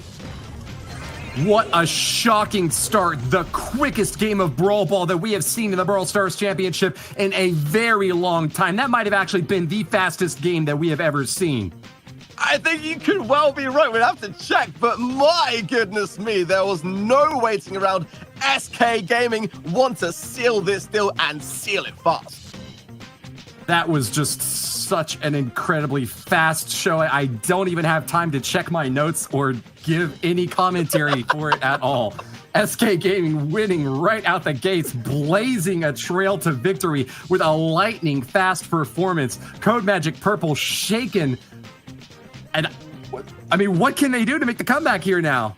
I know, it's like that is a really strong start. And this is the thing about Brawl, is that the mentality that these pro players bring to the table. And if that gets dented early on and can tarnish then everything that follows, that could be really, really dangerous for CODEMAGIC Purple. They're going to have to really kind of breathe and think through what is happening, because again, they make a huge difference potentially to this outcome of who is going to qualify between SK Gaming and Tribe. That's a good point. Tribe Gaming are also feeling the hurt from that last game. SK coming out of the gates and just storming through CODEMAGIC Purple, barreling over them, steamrolling them, in fact. Going to be a little bit more cautious in game number 2, but wow, they have really earned a lot of wiggle room here, and they're going to be making the most of it now, already taking down the enemy spike. Yeah, the game was over so quickly. You blink and you missed it. And actually, we missed the fact that KC is playing for CODEMAGIC Purple this week. The last time we saw KC, he was playing with CODEMAGIC Black. We saw him play in Katowice, Poland for CODEMAGIC Purple. Back on the team for today, it seems, but already back in the spawn at the same time as SK continue their onslaught here, showing no signs of slowing. And Twisty with the gadget save off the line. But it's not going to be enough. I think a shell with the final blow. SK are going from strength to strength, it seems, right now. Akile strikes at the heel of the enemy, and with a huge hit, knocks down both the obstacles and grabs the first goal. CODEMAGIC Purple have really fallen out of their element. Who knows what's going through their minds right now, if they have been shellacked, forced back into their spawn, and unable to gain any footing against an SK Gaming squad that is just on a commando run to the top. Again, SK on the push. It's been CODEMAGIC Purple pushed back this entire game. No real chances, it seems, for them so far. Casey is stuck right in that back corner as well, trying his best to heal up. Twisty is trying to gain those stacks because he's going to need them. And this is the first push, and a great pull from Sun Bentley. Finally, an opportunity for CODEMAGIC to come back. They get the kill, and with the 3v2, this power play opportunity could go all the way. Keel's going to come back firing, though. The super goes off, and that's a lot of area denial for SK Gaming. CODEMAGIC Purple rebuffed and unable to make their way back toward the goal line. Now, they've lost their surge, and are going to have a lot of trouble getting into the corner and bringing that ball out. A bit of an awkward setup there from KC. He will be able to regenerate, though. That super playing along with his star power tops him off, but at what cost? He's lost the offensive edge if he's playing it on defense like that. Yeah, that side lane as well, with that channeling there that Scarus can just absolutely take advantage of. With 20 seconds on the clock, SK have just got to hold fort. They've got the goal. They've got nothing left they need to do except not concede. So that is going to be the deciding factor here. Can CODEMAGIC Purple in 5 seconds do anything? I can't see it happening, Woody. And that is it. SK Gaming with the goal will take set number 1. Really impressive plays from them, and gotta hand it to this upstart team making their charge toward the top and looking to secure their footing in the European region. CODEMAGIC Purple at the top of the leaderboard right now have got to be shaken by what has just taken place here in this first set. Absolutely, and let's remind ourselves of what is upon us here, because like if CODEMAGIC Purple have to come second and SK Gaming have to come last for Tribe to qualify. If Tribe can come first and SK Gaming can come second, CODEMAGIC come last, that will equate to a draw, and we will have to see a best-of-5, best-of-3 playoff between Tribe and SK Gaming to decide this. So this makes a huge difference to what is to come. It's like CODEMAGIC were still in the lobby, you know, eyes on their device, doing their best to set things up. And while they were still picking brawlers, already SK Gaming had stormed out of the gate, ball in their possession, ready to sneak up on their opponents. He goes, you know what? Oh, I like your cut, G, and then just smacks them down. It's going to be a set 2 now for Minecart Madness. Gem Grab is the name of the game, and maybe CODEMAGIC Purple can make the comeback here, but with their brawler comp swaps, I'm not sure if they've got the synergy that took them to the top before here, Ark. This is the thing, and being one set down is no easy feat to shake. And I mean, Gems are purple, CODEMAGIC Purple. I want to say there's some kind of link there in terms of good fortune, but at the moment we are seeing the Gems being tied twisty force forwards because of that minecart, and that's the thing that these teams have got to be so aware of. That minecart will be racing around the map, a bit of RNG involved, and that's absolutely going to sway the pace of this game and when the aggression can be placed and when it can't. It had been uncharacteristic misplay there for SK, getting smacked down by the train, and they have been rebuffed and sent back to their own spawn zone now. CODEMAGIC Purple in a commanding lead, holding center control and waiting for these gems to spawn. Not really too worried about SK Gaming at all. No healing turrets up from the PAM on the bottom side, whereas SK have got one of their own in the middle, just really high and dry right now. CODEMAGIC Purple are so far ahead. What is going wrong for SK in this gem grab map, Mark? I feel this comp is a very difficult one for SK to face off against. I think that Sprout on this particular map is a dominant force, and KC shutting down that mid lane is a really smart play, forcing SK to choose either left or right and channeling appropriately. Keep going in again, and getting that takedown on a shill is something which SK Gaming have struggled with in this game, and Sun Bentley playing that brawler particularly really well for me. It looks like CODEMAGIC Purple pulled out a little bit too soon, though. They got stuck at 9 gems and are finally finding their 10th now. KC not going directly for it, though. Going to take out Akile first, and there it is. The 10th has been claimed, and the countdown has started. I don't see any way for SK Gaming to make the comeback happen this late. We have Max and Poco bans this time around, and with Max out, that's a really speedy brawler who works pretty well against Sprout, but is now out of contention. KC is happy to defend, and even with YDE charging in, he won't be able to catch up against such a huge gem lead. Victory for CODEMAGIC Purple in Game 1. Absolutely right. I think you're very spot on there. Having Max out of the equation here, I think is going to make a big difference to the potential outcomes that we could see. Having that speed boost and that unpredictability can play in so much into what these teams can achieve on the playing field. So I think bans here are going to be very interesting moving forwards between this matchup. With Poco banned, we've seen so much PAM play this month. We need a healer, and when you need one, if Poco's not available, PAM's really the only other option, particularly effective with these maps that have center play around that one little spawning spot in the middle. You want to keep your healing turret up as long as possible. But SK Gaming are going to be mixing up the playbook this time, instead not trying to stay stationary, going around to the backside now. YDE's running Mortis and it's going to hope to counter that Sprout up top. Gets a stab in there early on, but can't get the finishing blow. SK Gaming with a little bit of a lead, but not something that they're too comfortable holding on to, Ark. Yeah, and we know what Whitey is capable of playing when he's doing the Mortis run around the map. Be very, very careful, CODEMAGIC Purple, because if Whitey can get into a spot where he can capitalize here, and he'll be absolutely looking to dash around and find those channels, as he's doing so very successfully. And even if he goes down here with these 2 gems, just to distract that long enough away from the mid can be a really advantageous thing here for SK Gaming if they can continue to gain that mid control. AC is using those gadgets really aggressively, just holding on to those gems, but it might pay off in the end. He's doing a really great job keeping himself topped off and trying to stay safe far and away from the SK Gaming line of fire. But there's no real one gem carrier for this CODEMAGIC Purple line of attack. Instead, they're kind of spreading them all out, and that could be a little bit of an awkward play later on if SK Gaming is able to get any kills at all. But it's not looking likely, Ark. At this point, CODEMAGIC Purple are about to walk away with the countdown started, and that is a huge pickup for them. Huge pickup indeed. Skarx got super though in that tripwire mine. Look at Whitey go in with a takedown. That'll reset the countdown if nothing else. But Skarx having super here could be something which might turn the tides, but he's got to come back into the mix here. 10 seconds left is not much time now. And look at this, the trap, the spawn trap going in. Whitey going in, cycling, super getting more takedowns. Casey Olsen goes down to Whitey. My goodness me. SK not able to pick up the gems, but resetting the countdown for a second time here, Woody. That was I think a really big missed opportunity for SK Gaming right there, getting an entire team wiped with 2 of their brawlers still standing, but neither of them went in for the charge, unable to grab those gems. Even with CODEMAGIC Purple taking a huge hit, they just respawn, pick them back up, and keep going on. CODEMAGIC Purple take set number 2, even with a really impressive comeback attempt from SK Gaming.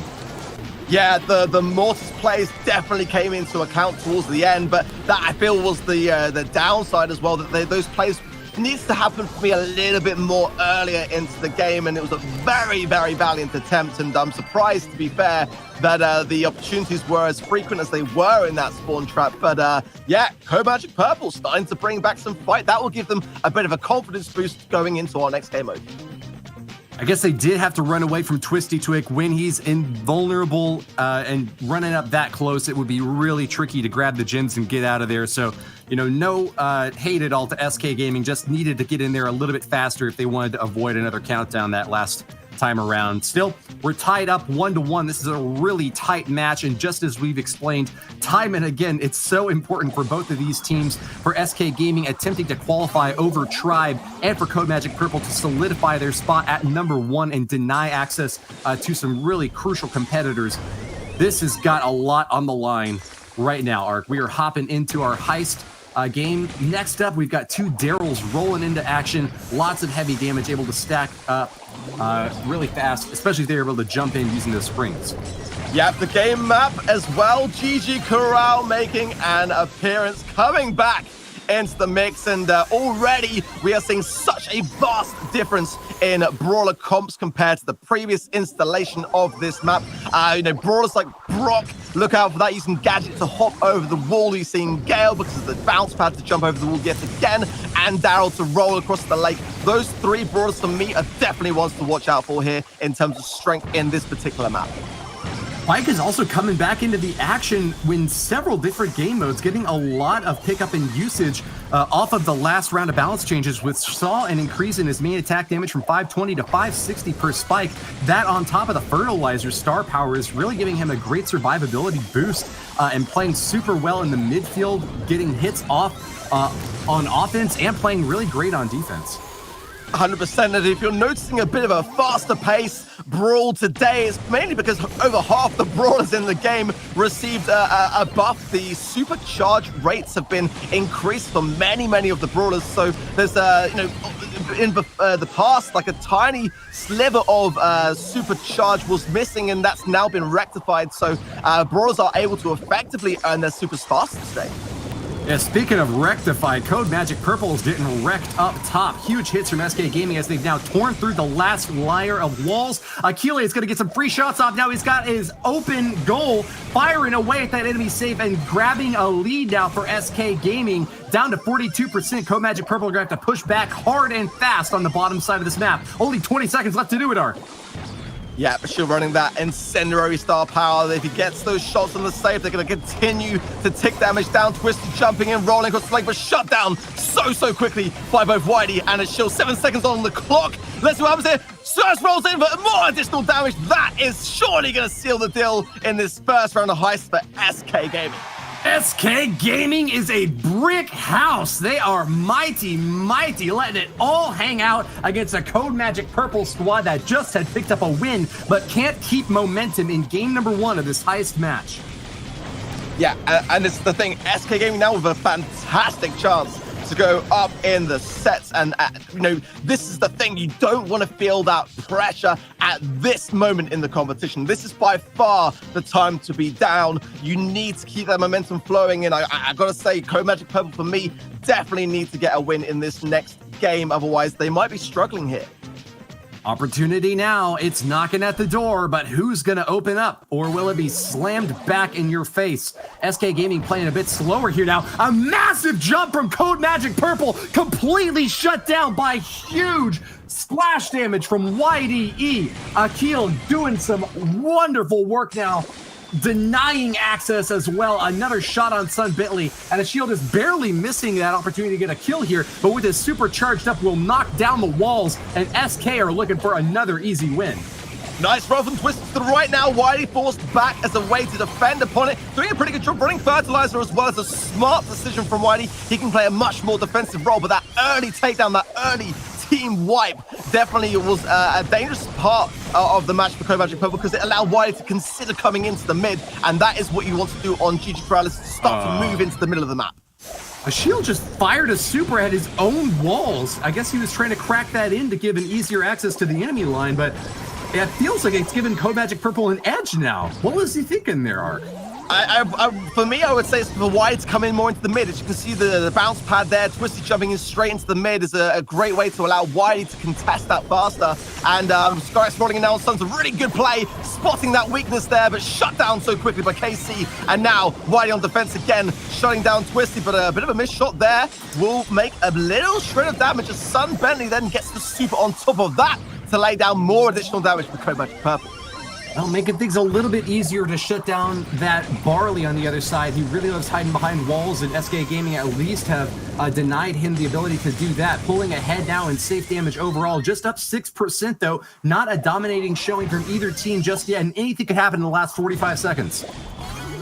40 seconds, it can be over in less than 5, so absolutely it can all change very quickly. Twisty jumping in on the left-hand side, looking to get a roll off and juke these shots. Very nicely done. Max HP is not what you want to see coming towards your safe if you're YD. Getting those shots down on the safe from CODEMAGIC Purple. Twisty rolls in with the shots. More damage raining down from Sun Bentley. This is fantastic from CODEMAGIC Purple. A final stand for SK Gaming. One more chance to get the damage in. CODEMAGIC Purple have pulled far and ahead, but can they keep the lead? 5 seconds left. A charge from Skyrex. He fires away with everything he's got, and they've done it. A shield gets the damage dump, and SK Gaming take the second game, and set number 3 is firmly in their hands.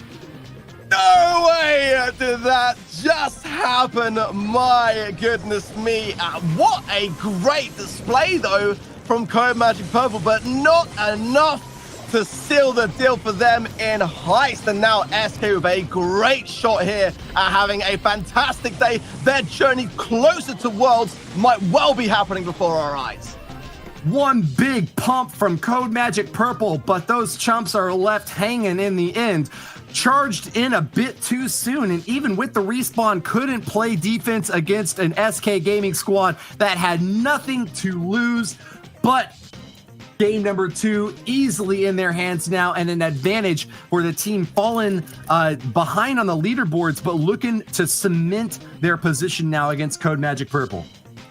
Yeah, and we're going to be going into Siege Junk Park up next, and gotta be said, CODEMAGIC Purple did have a good run of things in Gem Grab. Siege is not too far apart from that, and this game mode all about control. This might be the game mode for CODEMAGIC Purple to bring this one back. And if that happens, my goodness me, this final set is going to be insanely intense. Oh, great pull from Skyrix. Takes down Twisty Twick, and that's going to be a power play opportunity here and now. Another kill on Sun Bentley, and SK Gaming have got a clear and convincing lead in this first round. The level 3 Siege bot coming in from them. No bolts at all on the CODEMAGIC Purple side of things. Shield really doing a wonderful job shutting down KC and denying access for that enemy Barley. Barley is so crucial on maps with lots of coverage, standing behind those obstacles and getting maximum value, denying access to the enemy brawlers. This is going to be a big punch for CODEMAGIC Purple, and it looks like they're going to hold on to the midfield now going into round number 2.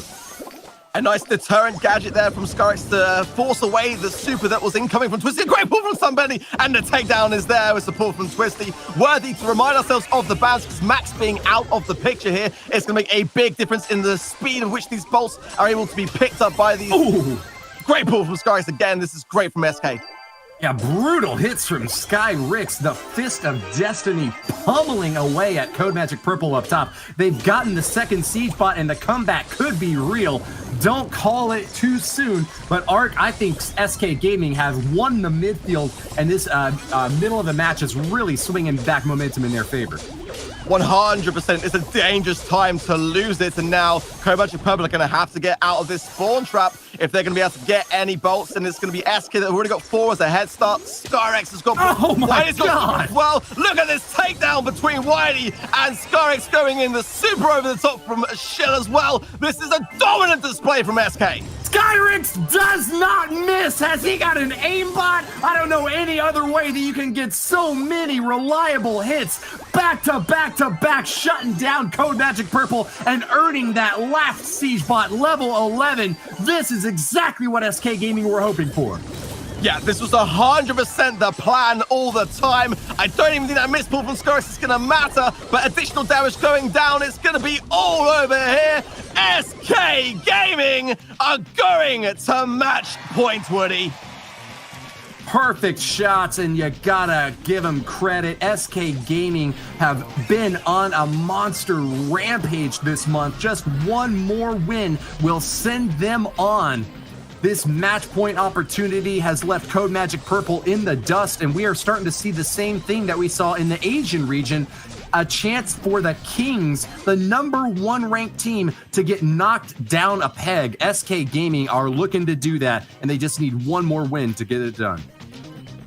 I cannot wait to see what happens now. Imagine the reverse sweep right now. That would be, oh, what a time to do it. The pressure, though, you cannot deny, is undoubtedly upon these team of CODEMAGIC Purple here. There's so much to do, and Skyrix with a great pull off the back. Twisty surely going to go down here as well. Some shots will force back at the very least. There's the takedown, and that bolt did not get banked. Yeah, Twisty wins the mirror match over on the left side there. Jackie picking up the win, but unable to get the support from his teammates that he needs. SK Gaming have once again done it. The first Siege bot on their side, and all the bolts stacked up on the blue arena. CODEMAGIC Purple about to take a big hit, and they need to deal with this bot now and fast if they want to make it back into the mid and have any chance at all. Only a level 3 bot, and it's dealt 41% of the damage, Ark. And that's a lot of damage, Woody, for one push, and a great pull again from Skyrix for the a double pull from Skyrix, cycling it around, showing how well he can hit them. That slowdown as well, though, going to affect Sun and KC there. I gotta say, Woody, this is looking very, very strong from SK. The question now, though, is can they get back the control, because they have lost it. Well, they've got the second Siege bot. That's really, really good news for them. This is the first time that they're going to get a big strike back at SK Gaming and a chance to turn the tide. Hold on to your seats, folks, because CODEMAGIC Purple aren't counted out just yet. SK Gaming have been knocked back, and this might be the big hit that CODEMAGIC Purple needed to get back in the game. They're going to hold on to the midfield rather than pushing with this bot, and I got to say that's a good call. It's going to be all about the last Siege, Ark. 100%. A great move from Casey, shutting down the left lane, forcing those shots all to the right. It's going to give great value to Sun Bentley, but pulled in by Scarix and taken down just as quickly. And the second pull on Twisty will surely seal the deal for SK. The bolts now are only down to Casey to defend, and he goes down as well. SK Gaming have got control, and the banks are banking thick and fast. Level 8 coming in. Wow! A bold gambit for KC, but it's not going to pay off this time. The charge in there hot and fast, but this bartender could not keep up with the orders.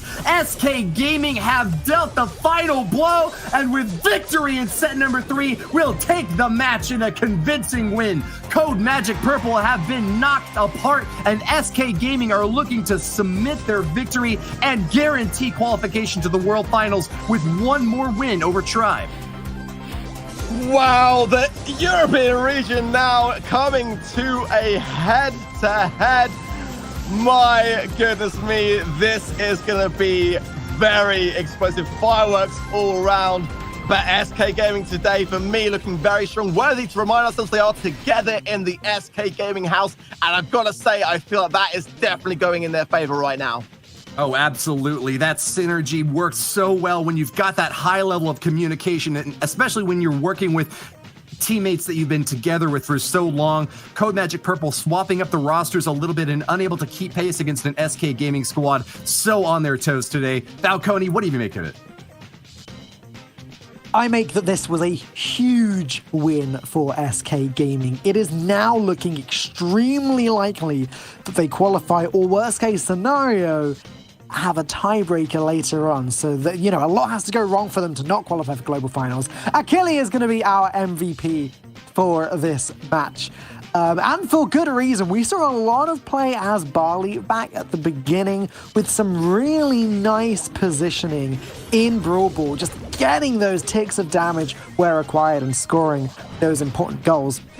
Later on, as Brock in a heist, we saw a lot of necessary damage coming in from Brock's rockets with the incendiary star power, really racking up the percentages, or racking down the percentages, I should say, causing that big win with that final push alongside Skyrix. And then later on in Siege, we saw Barley running around behind the opposition, eliminating the players before they could even think about banking their bolts, and of course at the end dealing that vital damage against the Ike. Really nice performance from Achille there, but things are getting interesting. Let's take a look at the bracket. SK Gaming sitting on a 1-0 match score. CODEMAGIC Purple not looking good at 0-1, but it doesn't really matter for them. But Tribe are now going to be looking really hard at that, and they know if they want to be qualifying, they need to be winning every single match coming up, including this one against CODEMAGIC Purple. If Tribe lose this, their dreams of going to global finals might well drop out too. Let's take a look at these two teams. We've got Tribe Gaming, Spen, Tom, and Symantec. It is time for Tribe to take the plate. This team of former world champions had a rough start this year, but have been winning consistently for the last few months. Have they done enough to make it to globals? We are going to find out today. Symantec practices Brawl Stars for 4 or 5 hours each day, whereas Tom and Spen claim that they sometimes practice for up to 12 hours. In a given day. This team really deserves some success, but up against the champions of the EU and MEA region, it is CODEMAGIC Purple. They don't need to prove themselves. They've made it to global finals. We will be seeing them again next month, again November 21st, 22nd. That has now been announced. Exciting news. But they believe that they have gotten much better as a team over the last few months. They've gotten to know each other better, and that has improved their gameplay well. It is time for CODEMAGIC Purple to prove themselves. Will they take down Tribe Gaming and prevent them from qualifying? Let's find out. Thanks very much, Dan. The road to victory begins for Tribe Gaming. Because of SK Gaming's victory in that first match, the only way that Tribe secure this spot is by winning both of their matches and then beating SK in a tiebreaker after the fact, Woody. Please do correct me if I said any misinformation there. There is a very slim possibility that if CODEMAGIC Purple wins and then Tribe Gaming beats SK Gaming, they could get into a three-way tie, which would result in some really crazy shenanigans. But I think for all intents and purposes, we can assume that you are right about that one, Tridd. CODEMAGIC Purple showing some weakness in that first match, though, might give Tribe the opportunity marching into war now to find their qualification. They need it back-to-back if they want to guarantee their spot at Worlds. Absolutely. If they lose this next series, Worlds qualification is out of their grasp, so the final match of the day will just be for the prize pool. First match coming in, and we're heading back to Excel once again. Very tanky composition from Tribe, and quite similar actually with CODEMAGIC, except they're running a tick, so I feel like they may be a little bit more vulnerable. Yeah, definitely got to be a little bit worried about this comp that Tribe have brought here. They're going super heavy right up in front of Barbarian King Bull, raging into action here and about to pummel them with that iron fist. Son Bentley looking really scared back there, and even with a super popped off, he can't get the hits on Tom. That's a big charge in from Tribe Gaming, rewarded with an early kill. Absolutely, and one of the things that we noticed that CODEMAGIC are doing is they're going in and out with the mortars trying to get kills, and they're not separating as well. If you notice, KC is playing right on top of Son Bentley. That's in case if any aggression comes in from Tribe, KC's damage and just super presence will be enough to deter that, to deter their offense, just to try and keep Son Bentley alive a little bit longer so we can try and deal the damage to get these kills. Twisty Twig has a very poor matchup against both Tom and Symantec. He can really only hope to get a kill on them if Son Bentley's able to stack up the damage early on. He's hoping to go for Spen LC, but he's hiding in the middle, sandwiched between Tom and Symantec. The charge in here and now might be the opportunity that he's looking for. Spen LC's gonna get some counterattack shots off, but Tom is unable to finish it off. And with that, CODEMAGIC Purple get the kill they were looking for and take the lead in this set. Now they can back off and play defensively. This is how CODEMAGIC wanted to play in the first place. Let them try and come on top of them. Son Bentley pepper them with damage, and then KC can just be the finisher with the super and the damage from Jackie. It's a really good spot for CODEMAGIC. Aggressive plays coming in from Twisted. Wow! Symantec, Son Bentley gets the finish off as well. 15 seconds and the lead has extended for CODEMAGIC. So rare to see a Mortis pick up a win like that against a Jackie, able to deal AoE damage. She never misses as long as she's close enough to her enemy. Tom charging in with all his might, but even a bull in a china shop can be shut down with the right security system set up. CODEMAGIC Purple take the first win in this set and really push Tribe Gaming up against a wall. And you could see the attempt from Tom there to try and get onto Son Bentley, the easiest of the 3 units to get a kill. But KC wasn't going to let it happen. Pops the super, drags them back, stops them from getting onto Son Bentley in the final moments. You can see it right here. Tom cancelled out of the super. Well, only the last tick of it, I think. And just unable to get that kill completion to level it back out in favor of Tribe. So it's CODEMAGIC taking the first game. Yeah, really clever moves there from CODEMAGIC Purple, even with a pretty unfavorable brawler matchup, if I may say so. I think that they made the most of it, and especially Twisty Twig playing his Mortis really aggressively when his team needed it most, and then dipping out and not giving away any easy stars to Tribe Gaming. Even though Tribe was able to pick up a kill on Mortis a time or two there, I don't think that they got the pickup that they were hoping for. CODEMAGIC Purple once again going to grab that first star in the center and put the pressure onto Tribe, but wow, Symantec's going in hard and fast. They're going to move in with the gadget. Just getting that easy damage on the Son Bentley through the terrain. Can't find the second connection. Needs to be careful because KC's wrapping back around to deal the damage, and Son Bentley peppering down on top. Twig goes in, cracks the music, pulls them together. They are able to trade that one out, and luckily it equalizes the star line. Yeah, the trade goes in Tribe's advantage as Tom got the kill after CODEMAGIC Purple picked it up, so that's going to give Tribe a little bit of a pickup. However, they are now holding on to an additional star relative to CODEMAGIC Purple's lineup, so CODEMAGIC Purple might have a bit of an edge just as long as they can stack damage on that big heavy tank out in front. Not working out for them so much. Tom and Spen will retreat. They're on the hunt for Symantec. Twisted Twig has the super, so a little bit more survivability in the next engagement. Because we're looking towards KC and towards Symantec. Those Jackie supers are going to be the most integral in these fights. Who can lock up a bunch of free damage. Oh, man. There's the super following up there. Catch by Symantec. But now KC's free to use theirs uncontested. Tom and Spen have nowhere to run. They're trying to kill him. Oh, they get the kill before he can deploy it! They broke themselves out of a tough bind, but CODEMAGIC Purple still have a 2-star lead. Spen LC goes down, and it seemed like CODEMAGIC Purple were overplaying their hand, bluffing in those charges, but at the river, it turned out that they had the better squad. got the kills and taken out. Spin LC was worth 4 stars. Huge pickup for their squad. Oh, and Semantic staying alive there is big, big, big for Tribe Gaming. 1-star lead now goes over in their favor because Tom also picked up a kill on the back. Oh, no! Great pull by Spen!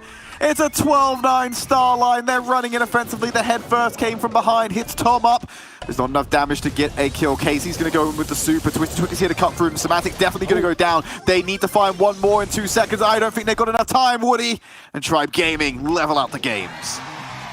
Even with a brilliant charge in there at the end, CODEMAGIC Purple grabbing the kill on Semantic was not enough to finish it off. KC forced to retreat with really low hit points, and Tom and Spen both looking still very healthy. The 12-11 scoreline, though, shows just how close that game number 2 was. Tribe not in a dominant position at all, but 1 star is close enough. This is not horseshoes or hand grenades. We are calling it in Tribe's favor, and this will go to a tiebreaker game number 3.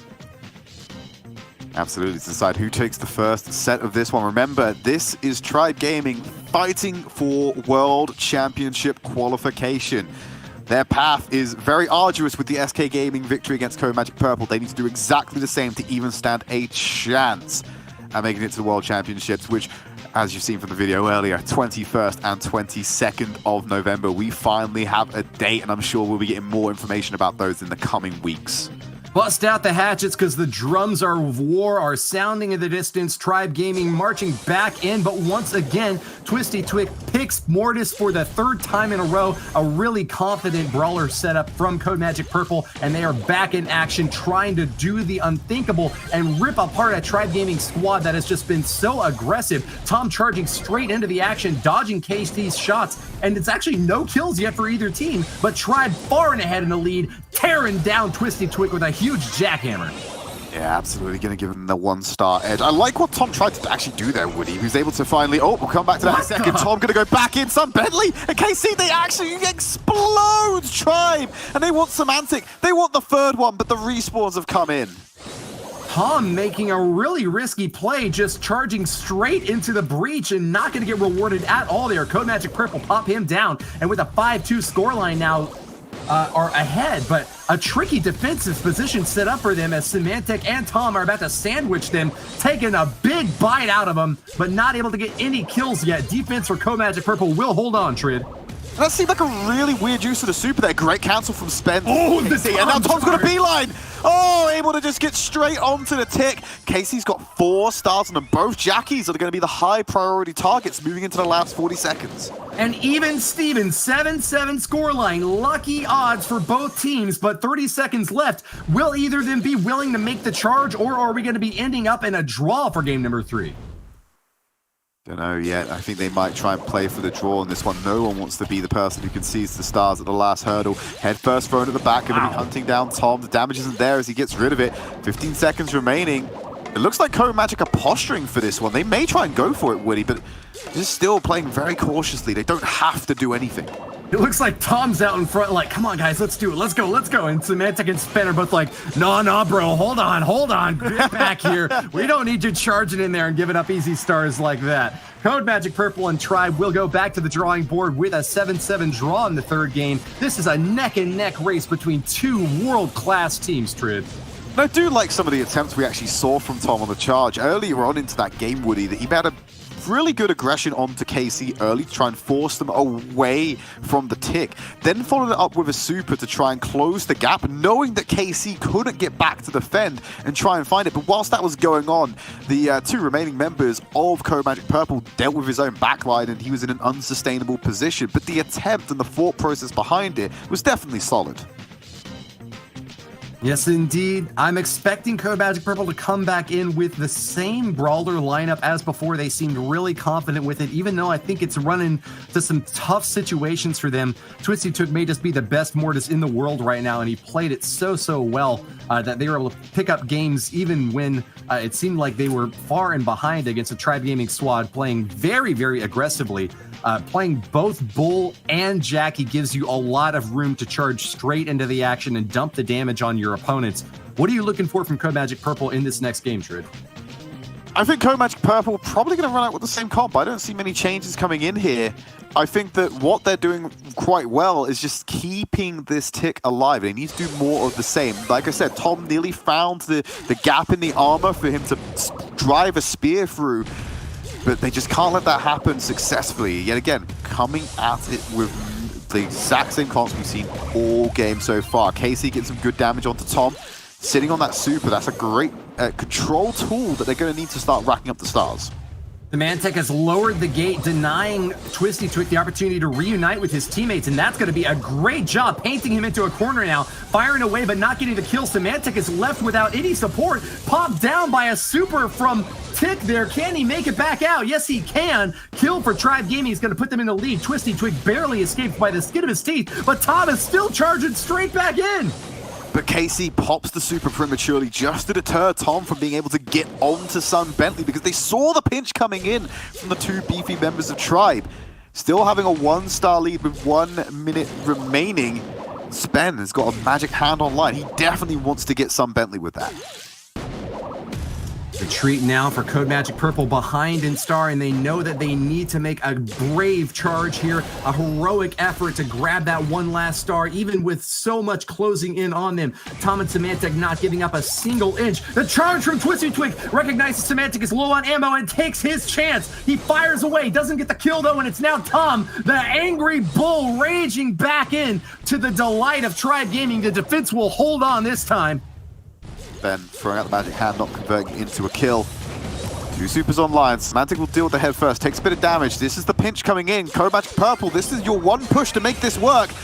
Mines are there. They're on to Spen. He's the low HP target. Man is down! Oh, they got him!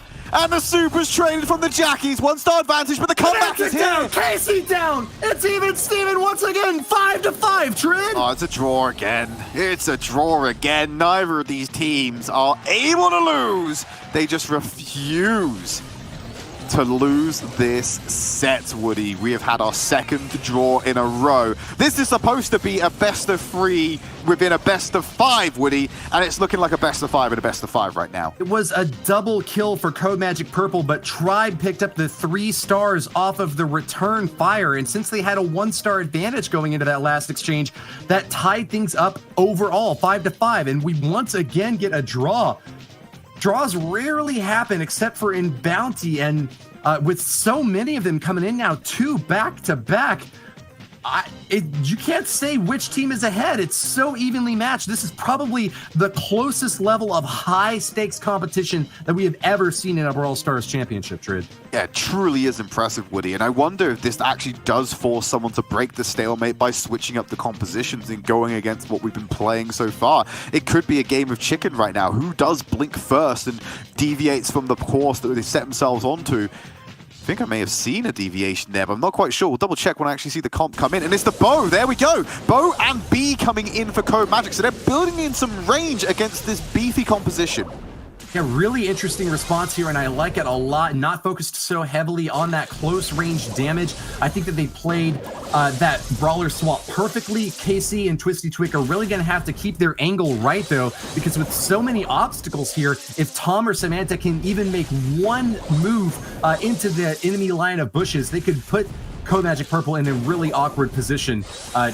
CODEMAGIC Purple playing this really well so far. Tribe kind of uncharacteristically defensive, playing very passive and not taking any charges yet. Maybe they're just laying a trap, waiting for CODEMAGIC Purple to overstep their bounds a little bit too far. How they have to play it. They're going to burn down the clock, I think, and just try and stay alive, and then hopefully build some semblance of supers to then go on an offensive when the clock gets low, because if the fight goes on and the respawns come in, they're going to get caught on the exit anyway, so they can't risk that happening. They have to go in and get the kills and time it when the time bank burns out. So right now it's about building supers, staying alive, and not giving up stars. Well, as we know, there's an advantage for CODEMAGIC Purple. They made their way into the center of the arena once again for the very first time, grabbed that first star in the center, and now Tribe Gaming are in the awkward spot where I don't know if they've gotten their supercharged up yet. Tom doing his best to get some shots off, but it looks like Spen's the only one ready to launch that super. CODEMAGIC Purple, on the other hand, are all ready to go. They are ready to rumble, just baiting Tribe Gaming and waiting, biding their time. Only 20 seconds left. Can they pull it off? And here's the switch, right?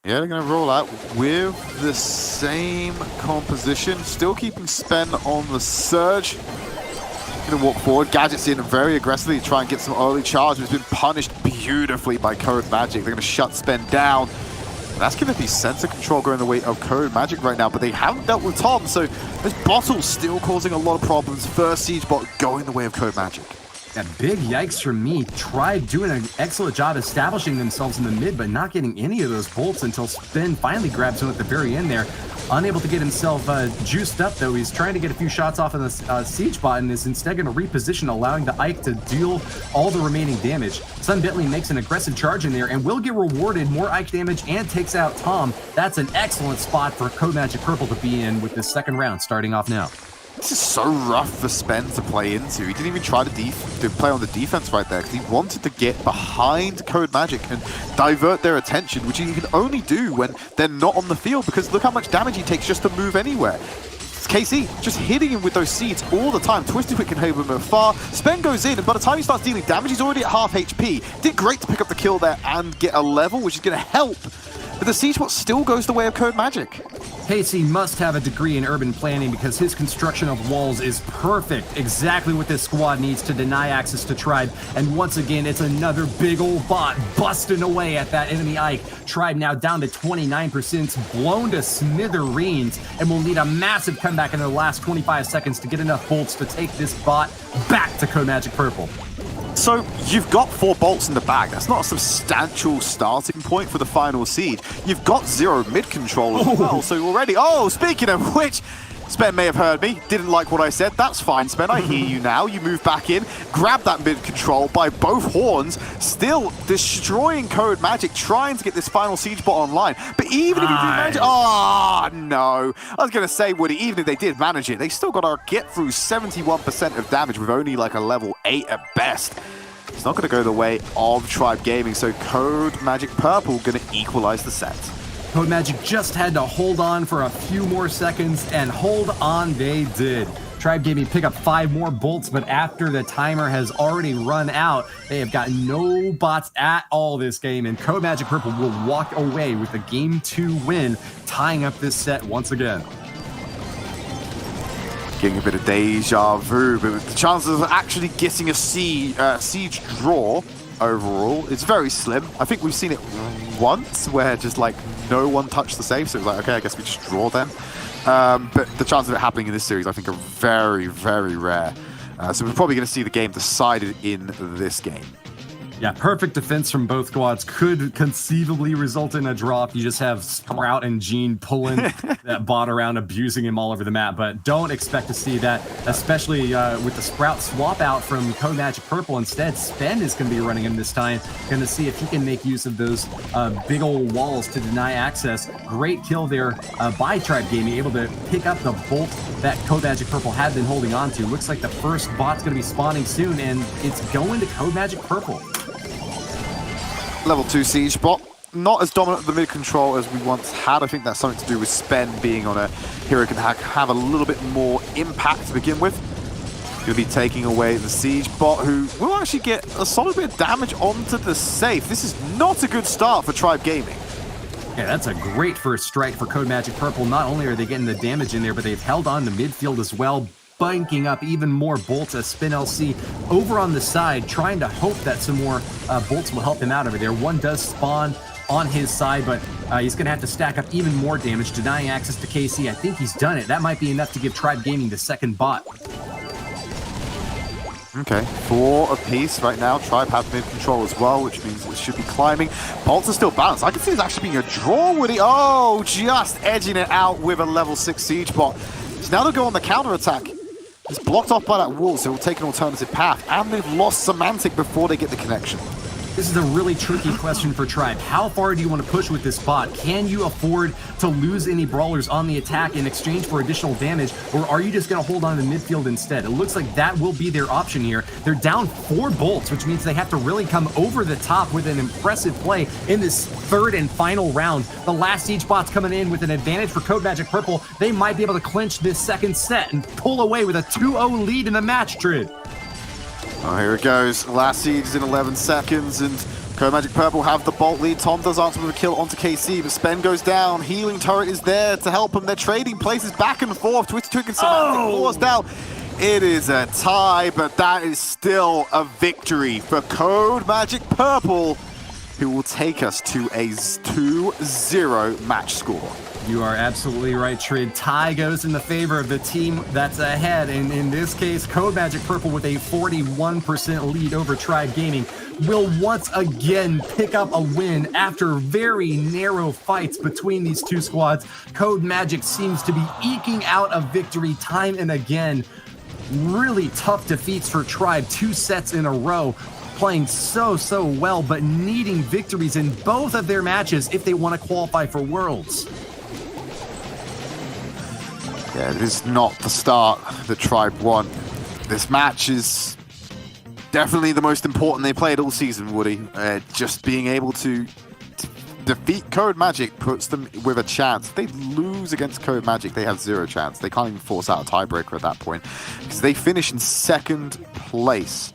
Just because of the points difference that's already been established, it just means that SK walk in to the World Championship. So the reverse sweep needs to happen for Tribe, and then they need to run the gauntlet of beating SK Gaming twice in a row to make it to the World Championship. That path starts on this next map.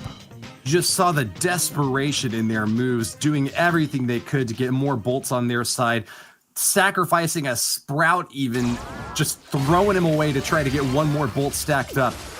Just irregardless of all the attacks coming in from CODEMAGIC Purple. And I say that meaning without a lack of regard. They were doing their best to show a good face against some really fearsome foes. But CODEMAGIC Purple pick up the set 2 win and are starting off really strong in set number 3 as well. Suddenly picking up all the gems in the center there. Spen in a lot of trouble, gets double teamed and goes down. This is not looking good for Tribe once more. How are they even going to touch Sun Bentley when they've got to get through the 2 meat shields of Twisty Twick and KC? Now Twisty Twick's online with that final form, and that's a real tough spot for Tribe to be in. KC's just able to oppress Spen and Semantic on the back line. Tom goes forward. Great dodge of damage there by using the super to just become invulnerable, abusing iframes. What? Sun Bentley, what are you doing there, and how are you still alive?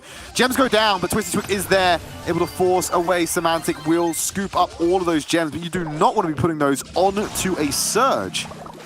Shocking strike by Tribe Gaming, almost rewarded with a complete reversal of CODEMAGIC Purple's fortunes. The gems now stacking up on the bottom side of the map as Blue has made a comeback. Tribe Gaming with 4 gems of their own now going to try to shut down this enemy KC with the double team. That'll make it happen. Healing turret is set up by Semantic over on the right side, and Spin LC will be able to benefit from it as well. It looks like we are back in action, and it's either team's game here, Tridd.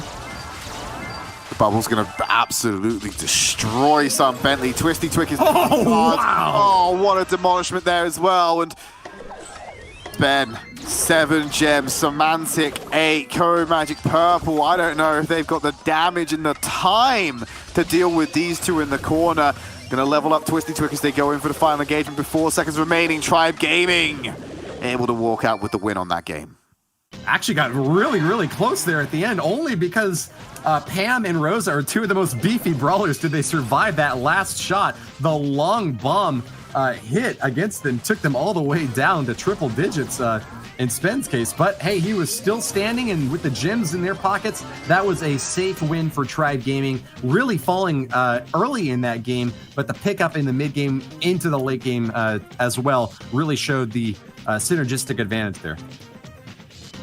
Well, jumping into our next game, Tribe Gaming. They lose 2 more rounds on Gem Grab. It's all over for their World Championship hopes, but like I said, they've got a long path to go. Next game will put them to a 2-1 scoreline in this match, provided they can win out on the set. Changes that coming in, Woody, I don't know if you've got any expectations moving into this next one. I'm expecting a similar lineup from Tribe. I think that the heals and the big punch from the Rosa worked really well for them. Even taking the loss earlier on, they were able to make the comeback happen with just a few clever deploys. So if any changes, I would expect it from CODEMAGIC Purple. The thing that's forefront on my mind, though, is that a lot of times when you're watching these pro-level games, you expected the players to always be able to play at their best at 100%. but sometimes we forget that they are human. They make errors, they get demoralized, they find opportunities where their adrenaline is surging to make the most impressive plays that we've ever seen, and sometimes they can really surprise us. I think that Tribe Gaming have been shocked by going so far down this early on that it started to affect their performance at the beginning of that last game. The comeback, though, might be just what they need to resurge back into action now. They did, in fact, make quite a few brawler swap changes here, so what are we expecting as this match progresses, Tridd? Well, Semantics moved over to jump! The Semantics moved over to the car, which is going to be the only difference here with Casey's Rosa. Other than that, they both got the Surge online, so it's a race between TwistyTwig and Tom, so you can get online first. That's free damage being dealt over to KC, but it's potentially going to lose their life. Mid-control go in the favor of CODEMAGIC. They have erupted onto this map, and Spen has nowhere to go. The pinch is good. KC's even going to get out with the gems. That is a huge blow to Tribe Gaming. Just like Mario jumping over Donkey Kong's barrels, TwistyTwig pops a super as soon as that Nani super was coming in right close to him. Evades the shot, and with that, CODEMAGIC Purple have not only won, they have trounced Tribe Gaming, and in style. 10 gems to 1. That was not even close, Tridd. One game away from losing their chance at World Championship. If CODEMAGIC Purple have a similar performance moving into Game 3 of Gem Grab, it is all over for Tribe. And they are being pushed down to the wire for the largest reverse sweep that could possibly exist in our current format. I'm really happy the replay operator caught that hop over there from TwistyTwig. I mean, it wasn't so much of a clutch play as it was just great timing, perfect awareness of the attacks coming in at you, and another showcase that is really easy for the viewer to see why these teams are at the top level. They aren't only dishing out perfect offense, but are keeping awareness of their positioning on defense and evading big hits like that to keep their hit points totaled up as high as possible and hold control of the mid. CODEMAGIC Purple really slipped up in game number 1, but came back swinging and tied up the set now. Match point opportunity and a chance to kick Tribe Gaming out of World's contention. Well, here we go, jumping onto the map. Same composition. In fact, Semantic running out with the Rico on this final attempt, and no changes from CODEMAGIC Purple. So Tribe definitely going to have a damage advantage in this next matchup, but damage alone is not going to win you this match. CODEMAGIC Purple with a clear advantage in the early stage of the game, getting amazing shots onto Spin LC. Sun Bentley with those Nani ranged hits is perfect. Exactly what CODEMAGIC Purple need to stay up on top. They're already halfway to victory, Woody. 5 gems in the bag, and they play a little bit safer now where they wait for Casey to come online. They'll path through the brush. They've used their own gadget to create safe routes for them to progress forward. Semantic can't find the shots. The Rico, they're going to go in. Pete's going to follow up. Tom has used his super already, and Sun Bentley didn't go in to kill the gem carrier. Instead, went for the opposing Nani on the back line. Eager to tie it up. The rewards coming in for Tribe Gaming are not going to be enough to equalize against CODEMAGIC Purple. A great kill there, and Tom's going to charge in hot and fast. Uses that gadget, will steal several gems from CODEMAGIC Purple. This is a big opportunity for Tribe to make the comeback happen once again, just like they did in game number 1. This is how Tribe wins. They just send Tom or Semantic forward. They allow Spen to generate. Coming in. Spen goes down! Oh no, and it's the same thing that works with CODEMAGIC here. They got to play around the peeps and just be in position to sweep up after they go.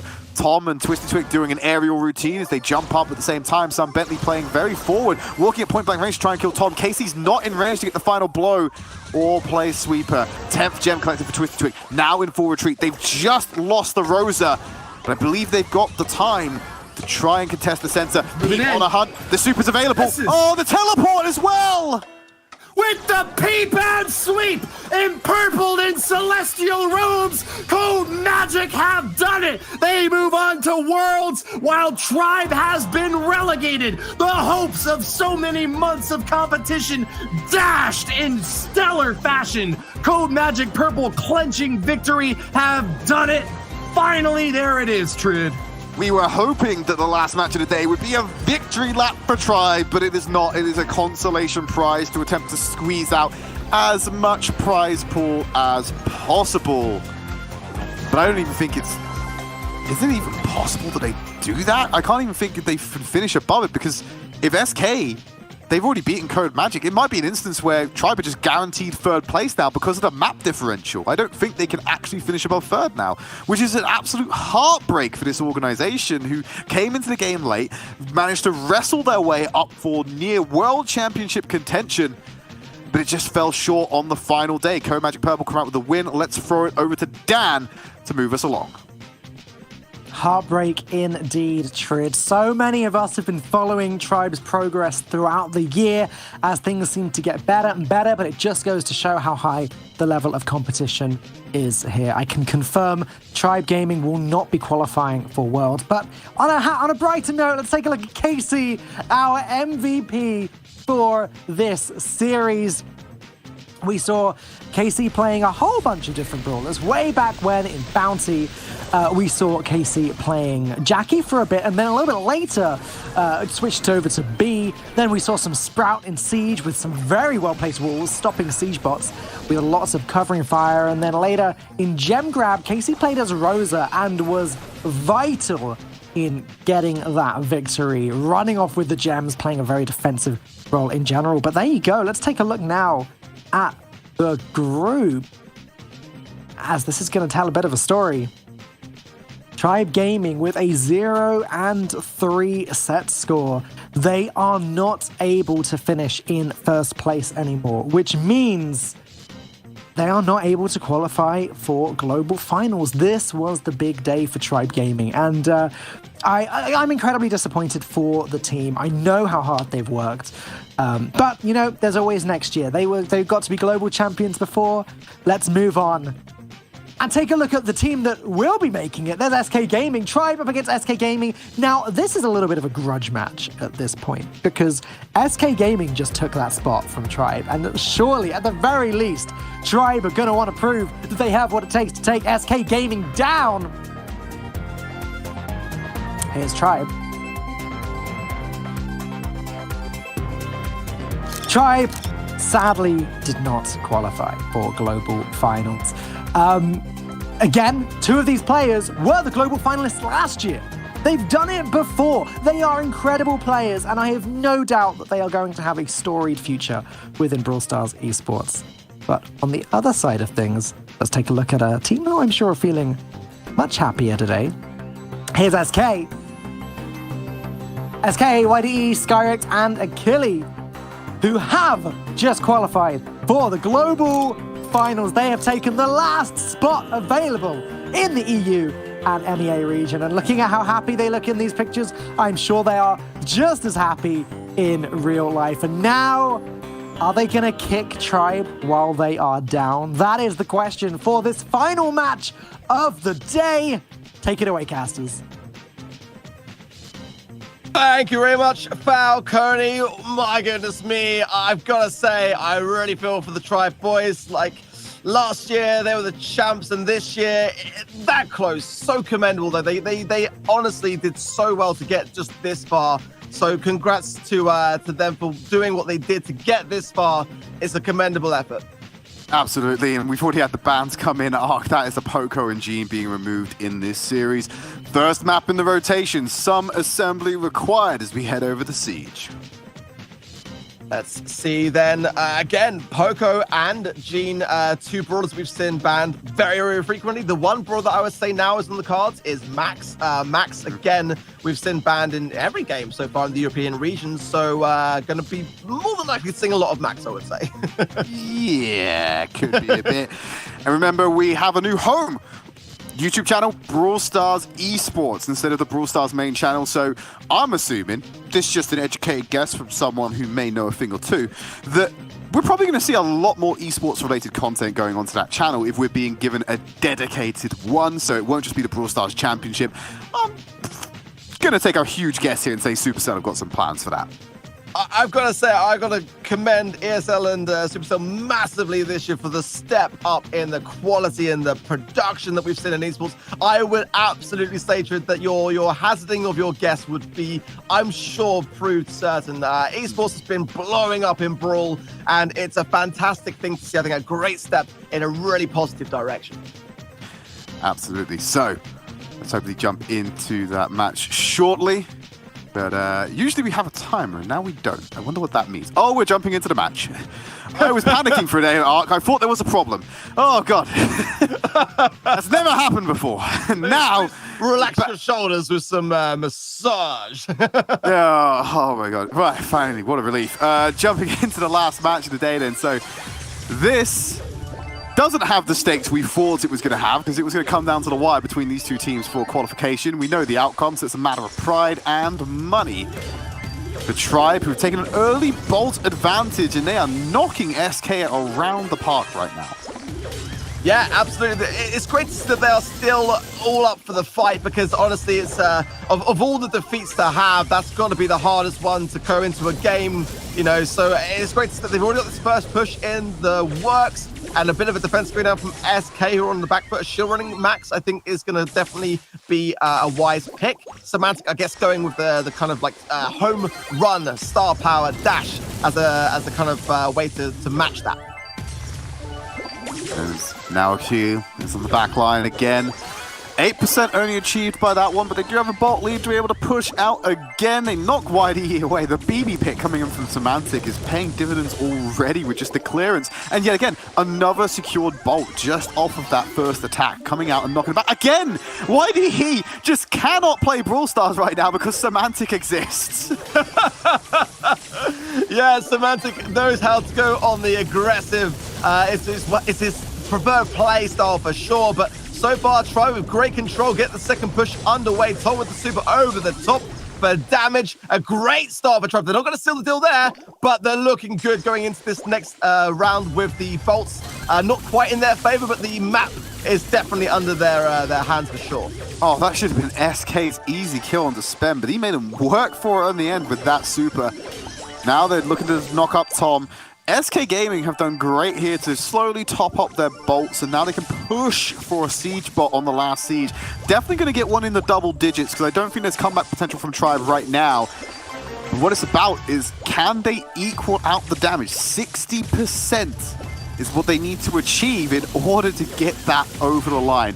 Knockback already there. You can see some delay coming in from Spen. We'll take out YDE to stop that from attacking. The bubble is on the safe. Skyrox moves into position. They nearly got rid of it. 10% more stab, but they're not going to pull it off. And Tribe Gaming take the first game. It was a great attempt from Spen on the left-hand side to get YDE taken down. I think that made a big difference to the outcome. He wasn't able to spawn back in time to really support his teammates. So a really smart play from Tribe there, and a well-deserved win. Now we look up towards game number 2, and SK Gaming, they nearly had a winning formula there at the end, but a lot of denial coming in from the BB. I think that Semantic played that really well. But when it came down on the left-hand side, you just saw it in the replay there. Spen taking out YDE spelled doom. Without that third prong of the attack to deal the damage, there was no way they were going to match the percentage with the siege bot being burned so easily. 100%. That for me was the play that changed the outcome there, because that was a pretty gnarly push for the final push. You got to admit, double digits is no easy feat, especially when you've kind of got this all or nothing approach. You can just kind of go in super aggressive. So yeah, getting down that third player to leave it to a 2 versus 3, I think was the play to make. So we'll jump into that second game shortly. Tribe draw first blood in this series, and now let's see if they can actually twist the knife a little bit and try and get some semblance of victory out of this month. Changing it up again, Semantic losing the BB, going over to the spikes. They're still able to bring an element of control to this matchup, just not as forward as he was able to play on the BB. But Skyrox is dropping the Frank. This could prove problematic if you're Semantic, getting point-blank range. But the gadget from the spike is nothing to be trifled with. At that close range, he actually took Skyrox down to quite a low level, and now Spen with the pickup is a great way for Tom and Spen to assert some authority, but not enough to avoid the bolts in differential. Let's see now as the level 3 comes storming down the line. And I actually really like how Skyrox handled that arc, because he went so far away from the center. If they wanted to convert the kill, they had to leave the center of the field and leave the bolt collection to do so. So Tribe had to commit for the kill. They left the field wide open, and that's why the first siege bot ended up going the way of SK.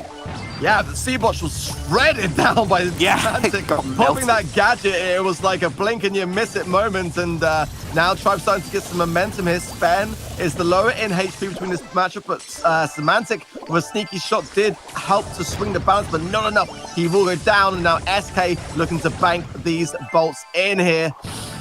Looking close. They're not going to be able to cap it in time, so they're going to have to deal with the siege bot. Level 8. They've got 5 in the bank for the last siege, though, so as long as the defense is solid, SK can still end up winning this game. Great erosion there on the bot, already below 50% HP. Another drag back with the super, and then great to mitigate the time. Dropping below 30%. Semantic stunned up, otherwise it could have been a lot worse. 52%. They can make that if they bank these bolts and don't get delayed by Tribe.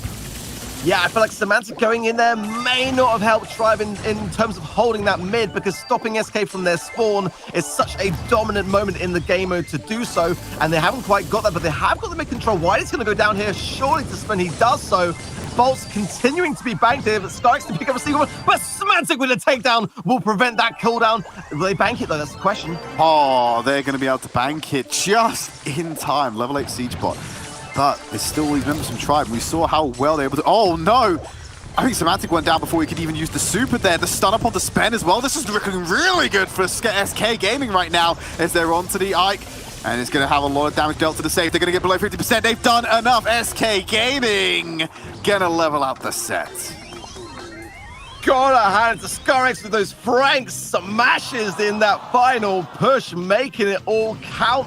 I think everyone was pretty much a victim to his hammer, and SK Gaming will hold on then when it comes to siege.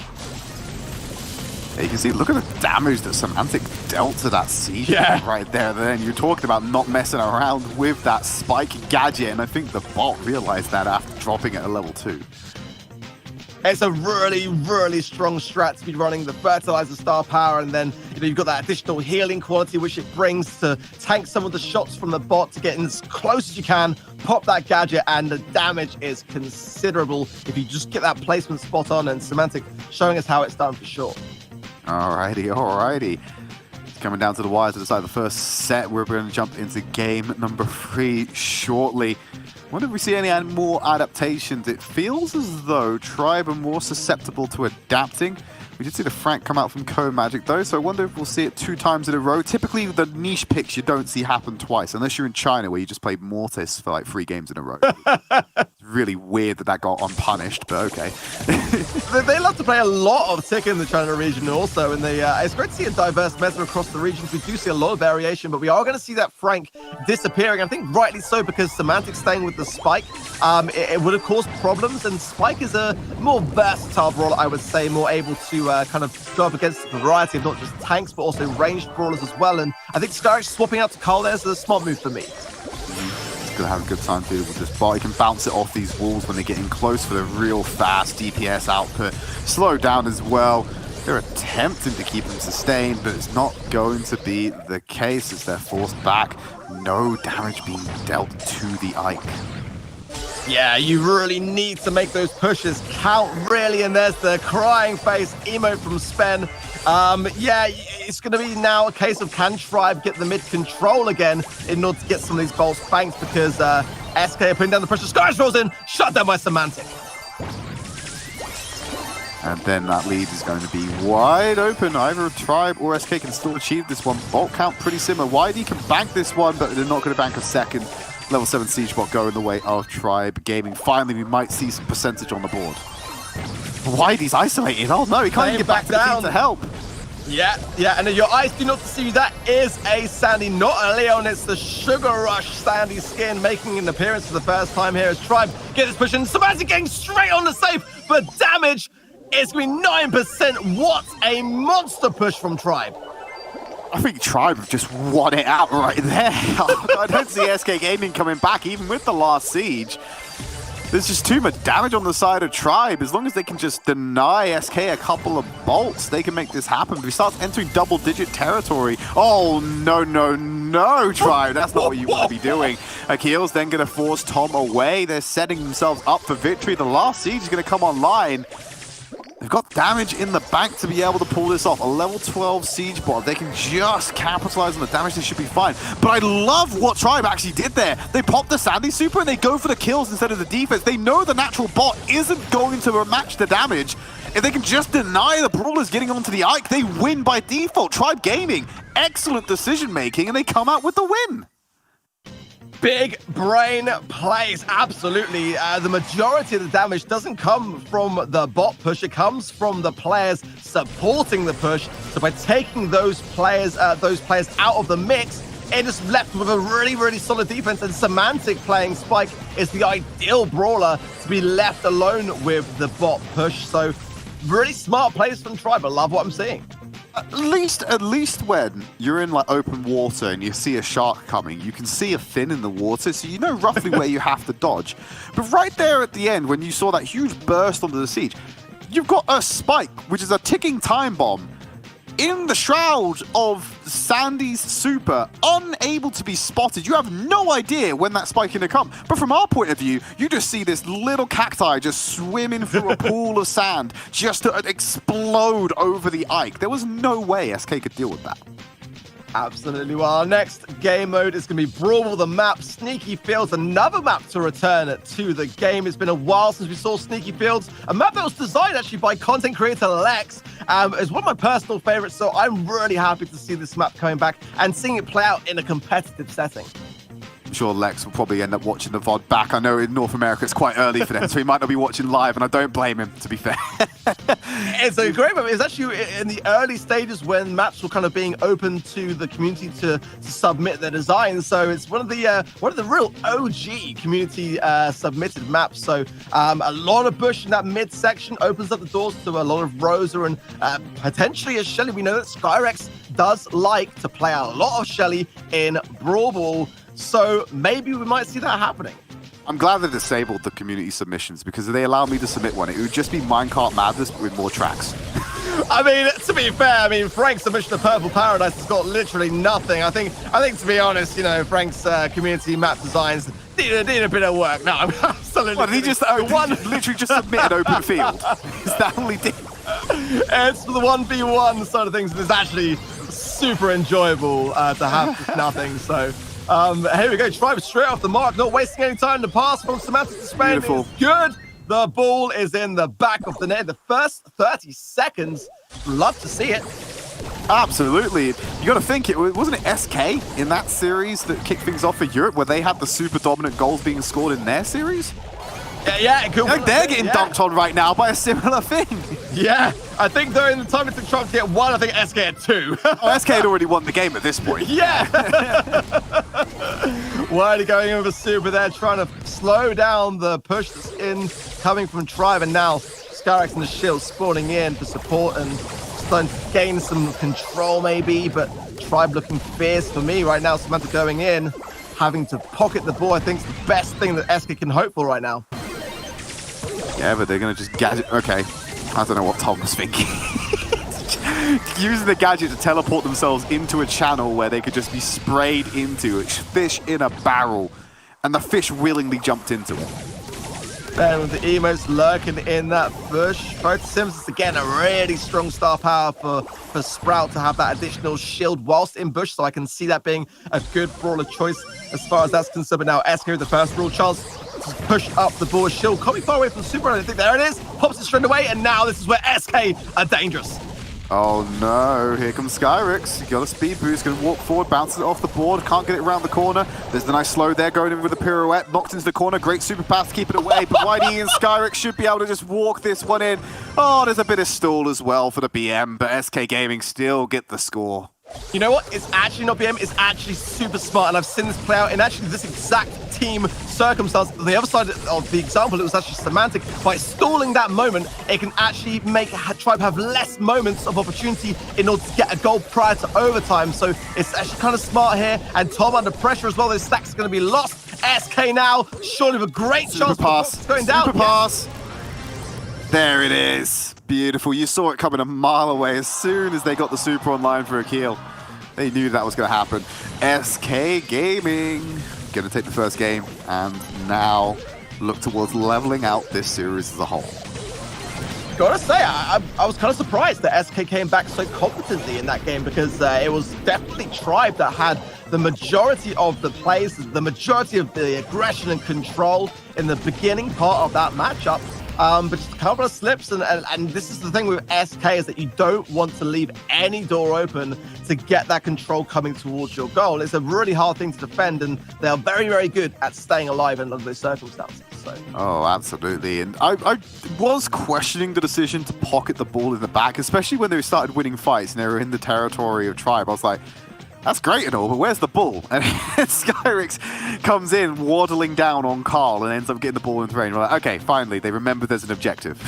Yeah, and Skyrix did a really smart play there to kind of actually go in aggressively because you saw there, like the team wipe was there. It was a very balanced attempt from Spen to super back against his own wall to make the trajectory of the ball go to that corner. Wasn't quite enough under the circumstances, but we'll see now whether Tribe can learn from their mistakes and start to regroup. Tom gets his stack early on, which is good.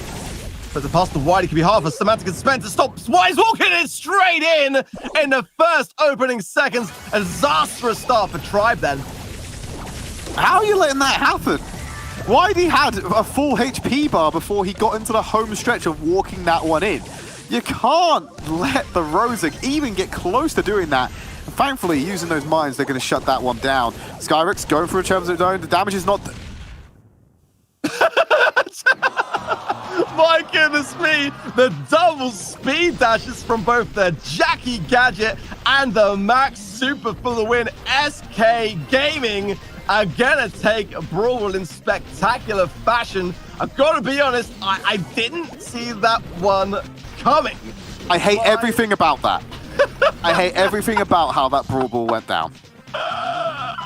Just twice in a row, they just, okay, I'm just going to run at you. All right, whatever. Just keep it moving. Brawl Ball's over.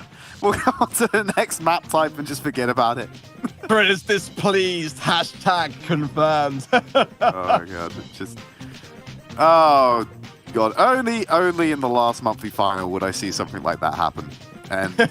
Thankfully, I'm begging you, don't let that happen at the World Championship. Please. I don't know if I could take it. Well, as you know, I always vouch for Rosa, and it's a great map to bring her out. And oh, you're a Rosa simp, you. I love Rosa, man. I think she's great. Shooting Star up next is the map. Another map coming back into the mix. Bounty, of course, the game mode. Really, again, love to see these maps coming back into the mix. And I think a lot to do with the votes that Frank held on Twitter, the polls. Getting the community involved in that, I think, is a fantastic thing for everyone involved. Absolutely, let the community have a say. Like the peasants in the gladiatorial coliseum, they get to decide some things that happen. It's really great. But Semantic gonna knock it shield into the corner. Some great kills coming in. This is very wide open, so you really got to wonder if these beefier, low-range brawlers are the right decision on this particular map. Yeah, I mean, we know like Semantic likes to play aggressive, but as does Whitey, as Mortis shredding through Tom. I think that is now putting SK in a great spot. Again, Whitey has the stars. The question now is, can Whitey go as much on the aggressive now as the primary bounty of which Tribe are going to want to see? And there's the fin in the water, actually, looking at the peak going. You see that one coming a mile away, and it just spells doom. The Tribe takes out YDE, banks themselves 4 stars because of that one, and takes a lead 10-9 on the star line. Great play from Spen. Supering in behind Whitey meant that he was able to push that action towards his teammates for support, and the pinch was on form. Really, really like to see that from Tribe, but now SK pushing back the mid, opening things up massively so, and how that changed things. The Super Totem going down as well for that quick recharge of the Super Peep going in. Is it going to connect though? No, going to wrap back around, does a 360, keeps rolling around. They're trying to get onto Tom. They'll settle for Semantic. It's not enough to get the kill, but it does buy a lot of pressure. Oh, that time that Peep takes to hit the shot, providing the star power is in the works, will provide more damage. So actually, Semantic took a larger hit than I suspect that he would have. Setting up Skyrix. He needs to be very careful. If Semantic pops a gadget and runs at them, it could be very, very lethal. They're going to try and box in YD in a kill. Oh, poor timing on the super there. Doesn't catch anyone. And the kill comes in for YD on the back line. They're going to follow up as well. SK Gaming have exploded in the final moments of this bounty, and they take the first game. strong start from SK. I actually think that Semantic was trying to use that super to have the shield generation to tank that peak. He knew it was coming in. It was a difficult one to call, and Tribe, a lot of great moments there. They're using the aggression well. I do like the tanky approach that they're going with right now, and it, for the most part, did seem to work, but just in those moments of pressure there, and Widey being able to dash so quickly in and so quickly out, for me, I've got to say, is the turning point. The Mortis pick playing out very well for SK. Well, it definitely worked. They were able to get on the back line and get the kills when they needed. So we are now with a lead for SK Gaming. They move one step closer to match point. They can pull out the W on this one. The immobile composition for SK Gaming, think maybe needs a little bit of refinement on this map in particular, just because of how open it was. And with the Pete rolling around and destroying cover, it makes it even more vulnerable all the time. So let's see some changes from Tribe Gaming. Let's go through something with a little bit more bite. I would love to see some traditional Piper and Brox, but, you know, with Bo being so dominant in the meta with that Super Totem gadget as well, combined with Nani, it's a difficult thing to go up against if you're Piper and you don't have your jump. You haven't really got much way to defend it, and Tribe are not going to shift away from this tanky combo, and nor are SK with their more ranged and Mortis speed to their advantage. And a good observation from Sven, get that totem down as quickly as possible. It really eradicates how... Oh, Skyrix, okay! You flashy little Nani with the gadget teleport. But this is what Tribe actually needs to do against this composition. They need to hold very aggressively to get on those super totems and shut them down. They keep being forced away quite easily. Spen now under pressure. Skyrix sitting on 4 stars. Widey dashes. Get down, Mr. President. They don't want to lose those 4 stars. Now box them in the corner again. Semantic walking over these traps will clear them out. Skyrix is safe for now. Will look to use that peep when they have a respite. Great kill coming in from Spen. Rolls forward, looking for more damage. Will be taken out by Widey, who's now a threat of their own. 10 stars to 4 with 1 minute remaining, and Peep is on the hunt. Yeah, that is a big lead early on, and you know, look for the triggering of the mines. Tribe can do that now because they know that Skyrix is working with Super Totem there, as she'll bring that to the table. So no tripwire here to worry about. But look at Widey going in again on Tom, and Widey is going into these 1v1s so aggressively and always coming out on top. Even going up against a tanky brawler like Jackie, played by Semantic, he's still able to secure these kills. Oh, they're not. He's not even taking 1v1s. He's playing fearlessly. He's diving into 2v1s and still getting away with it. He can't go unpunished like that all the time. Here's another peep. On to Spen. Destroyed more territory, and a shield just going to be dealing damage to Semantic. Pops the shield and the super. Stars going away. This is SK Gaming under control. Widey on the back line once again. Just going to get these attacks back. He's going to dash through Spen if he needs to, but he gives the kill over to Skyrix. That's all she wrote. SK Gaming go to match point. My goodness me, this is not the way that Tribe, I mean, already having lost their running for Wells, want to end today.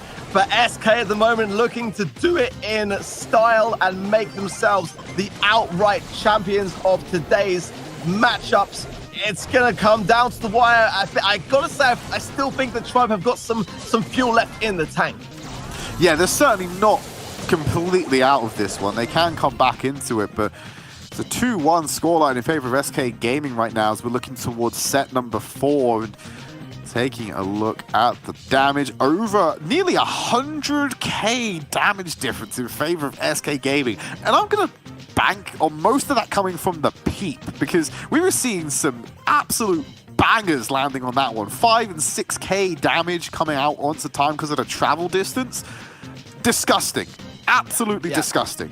And a lot of value that Widey was getting from those dashes, and the stars on his head were there. Kaboom Canyon is the map up next. Again, great to see this coming back to heist our next game mode. And I would say the Penny strategy that we saw in the previous time that we saw this today came in very, very handy. I think Pam and Penny going to work really, really solid on this map for me. I see a Pam. I don't see a Penny at the moment, Ark. I see a nice bit of Carl, and well, it's pirate-themed Carl, so that might be a similar vein. But then we also have Max on the field. The Brock and the BD for SK Gaming as well. But Skyrix already feeling the pain of that Carl shield. Proud to follow up on that one, but now they can just pinch Widey in the corner. Not going down, hiding behind the healing station. How is Widey still alive? Please! I'm impressed massively so. To stall as long as Whitey did there, very, very commendable. But yeah, Penny, not actually, to be fair, one of the more commonly picked brawlers in the European scene. Brock can do a similar kind of idea there, but Max, I think for me, is the key brawler, and Tom, we're looking to get as much value out of that as possible in this matchup. We're looking at Semantic body block a lot, well, take a lot of damage. What we weren't looking at was whatever the hell was going on at the Tribe Gaming safe. 36% worth of damage already taken while we were looking at the shenanigans at the SK Gaming safe. Yeah, that's not the best of starts for Tribe in terms of defense. And again, if SK can come out with this first win in Heist, they will be on match point, 1 game away from taking it. Wise hanging on again and still surviving with just everyone shooting. No one can take down Whitey. He just doesn't die, like ever. And I want to point out, by the way, Skyrix messed up the bubble. It made a perfect V around the safe, not finding any damage onto it. So, like, the one thing you didn't want to happen with that bubble happened. Skyrix is in the back corner now. Semantic and Tom are trying to pinch them in. They're going to breach out one door. Doesn't get the connection they want. A little bit of damage onto the safe. Still, 34% worth of damage in this as Akil is looking to push back Semantic and stop the sightline, but he's just out of range. As Tom looking to go in, Skyrix deals the damage to cut them down, but Semantic now has free reign on the safe. But no one's playing defense. The Tribe Gaming safe is being demolished right now. It is going to probably go down to sub 10% until Spen shuts down a shield. But now Skyrix can just deal with the PAM, walk forward and wait to get the batting stance. And Semantic destroyed, has a super online. We'll make a beeline for that safe, or a BB line if you want to be more specific. 9%. Finds the second bounce, walks forward, got a shield here, gonna start slapping away at it. 4%, one more swing will do the trick. And SK Gaming moved 1 game away from victory. SK, they want to wrap this up now. They want to end today in style. They've already qualified for Worlds, but they want to qualify under the circumstances of being today's outright champions. And I can absolutely relate as to why they would want to do just that. They are playing so well today. We have seen Tribe come back in Heist before with some really clutch final plays moments, but it's been a really tough day for them. These players, they've all fought all year long to qualify, and that beat might just be a little bit too much for them to take. Could be the straw that broke the camel's back when it came to their morale, but they're going to change it up again. 3 tanky brawlers for Tribe Gaming. I want to walk forward to BB, the Daryl, and the Bull. When we look at the side of SK Gaming, they're keeping route the same. They're happy with how last round went. They don't want to change this one up. Skyrix fighting against Tom on the right-hand side. They sent Semantic and Spen towards the safe. Whitey's probably going to block this one out and try and keep it alive.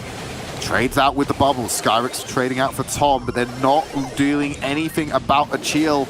We've got 3 damage on the safe. Now the respawns have come in to deal with Tribe's push. They're not going to be able to answer in the same vein. Yeah, back and forth, very back and forth. It was an aggressive push. Actually, SK is still getting damage on the safe right now.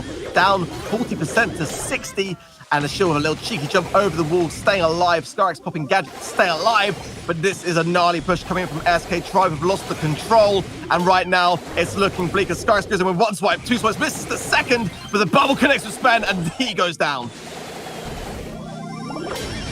Well, 43% of damage already been dealt. Semantic getting it a little bit, trying to answer back. Done great there to answer it, but Akil now able to drop the Rocket Rain for free. They're trying to base race this one, but it's not going to work out because you're not going to be able to out-damage that Brock when no one's during the fight against them.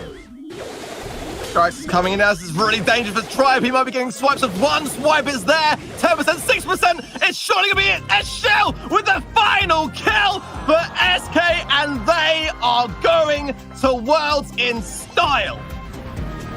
Like you said, it was the cherry on top of a delicious cake of World Championship qualification. Tribe Gaming, not up to their usual standard, clearly reeling from the loss of chance of opportunity to go to the World Championship, and SK Gaming able to punish that beautifully and to get themselves a 3-1 victory against Tribe to close out the day, close out the European region, and guarantee themselves a spot at the World Championships. What a day for Europe. We have absolutely smashed it out of the park, and Sin, SK Gaming victorious. Let's head over now to Falcone to get his thoughts on the day. My thoughts on the day arc is that my heart is still going out to Tribe, but either way, we got to talk about SK, we got to talk about our champions. They'll be going to globals, and our MVP for this match, of course, is going to be Skyrix.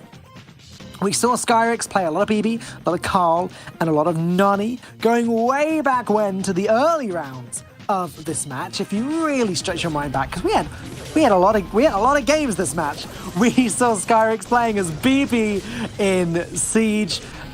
Honestly, just tearing that Siege bot apart. BB's ability to knock opponents back really does shine when it comes to slowing down Siege bots and that kind of thing. Then we see some amazing pirouettes and just great car play in general when it comes to Brawl Ball. Into Jackie, where we saw just some brutal brute forcing that ball into the goal. And then later on, we saw some Nani play in Bounty, and then again in Heist back to BB.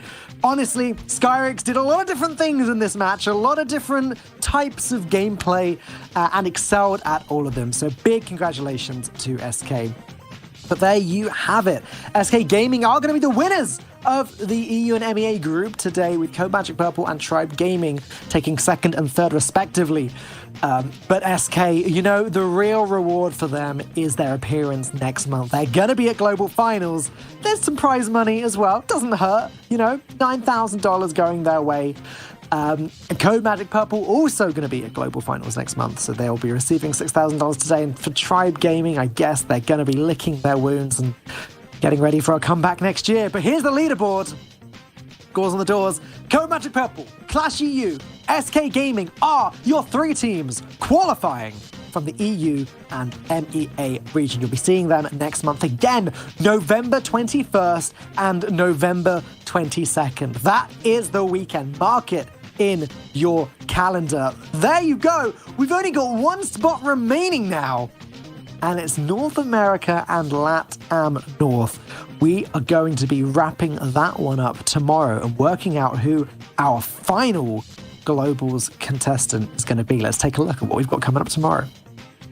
We got Clash LATAM, KGP, INTZ battling it out in the LATAM South group at 4 p.m. CEST. And then later on, Omen Elite, IX Gaming, and Tempo Storm will be competing for that last spot. It's going to be an intense one. Don't forget, you want to subscribe here, youtube.com/Brawl Stars Esports. Double check that you're subscribed. If not, press the button now. From now on, that's where all Brawl Stars Esports content is going to want to be. You don't want to miss it. You don't want to be anywhere else. But for now, from the wonderful production team, from the casters, and from myself, we hope that you've enjoyed the show, and we'll see you again tomorrow.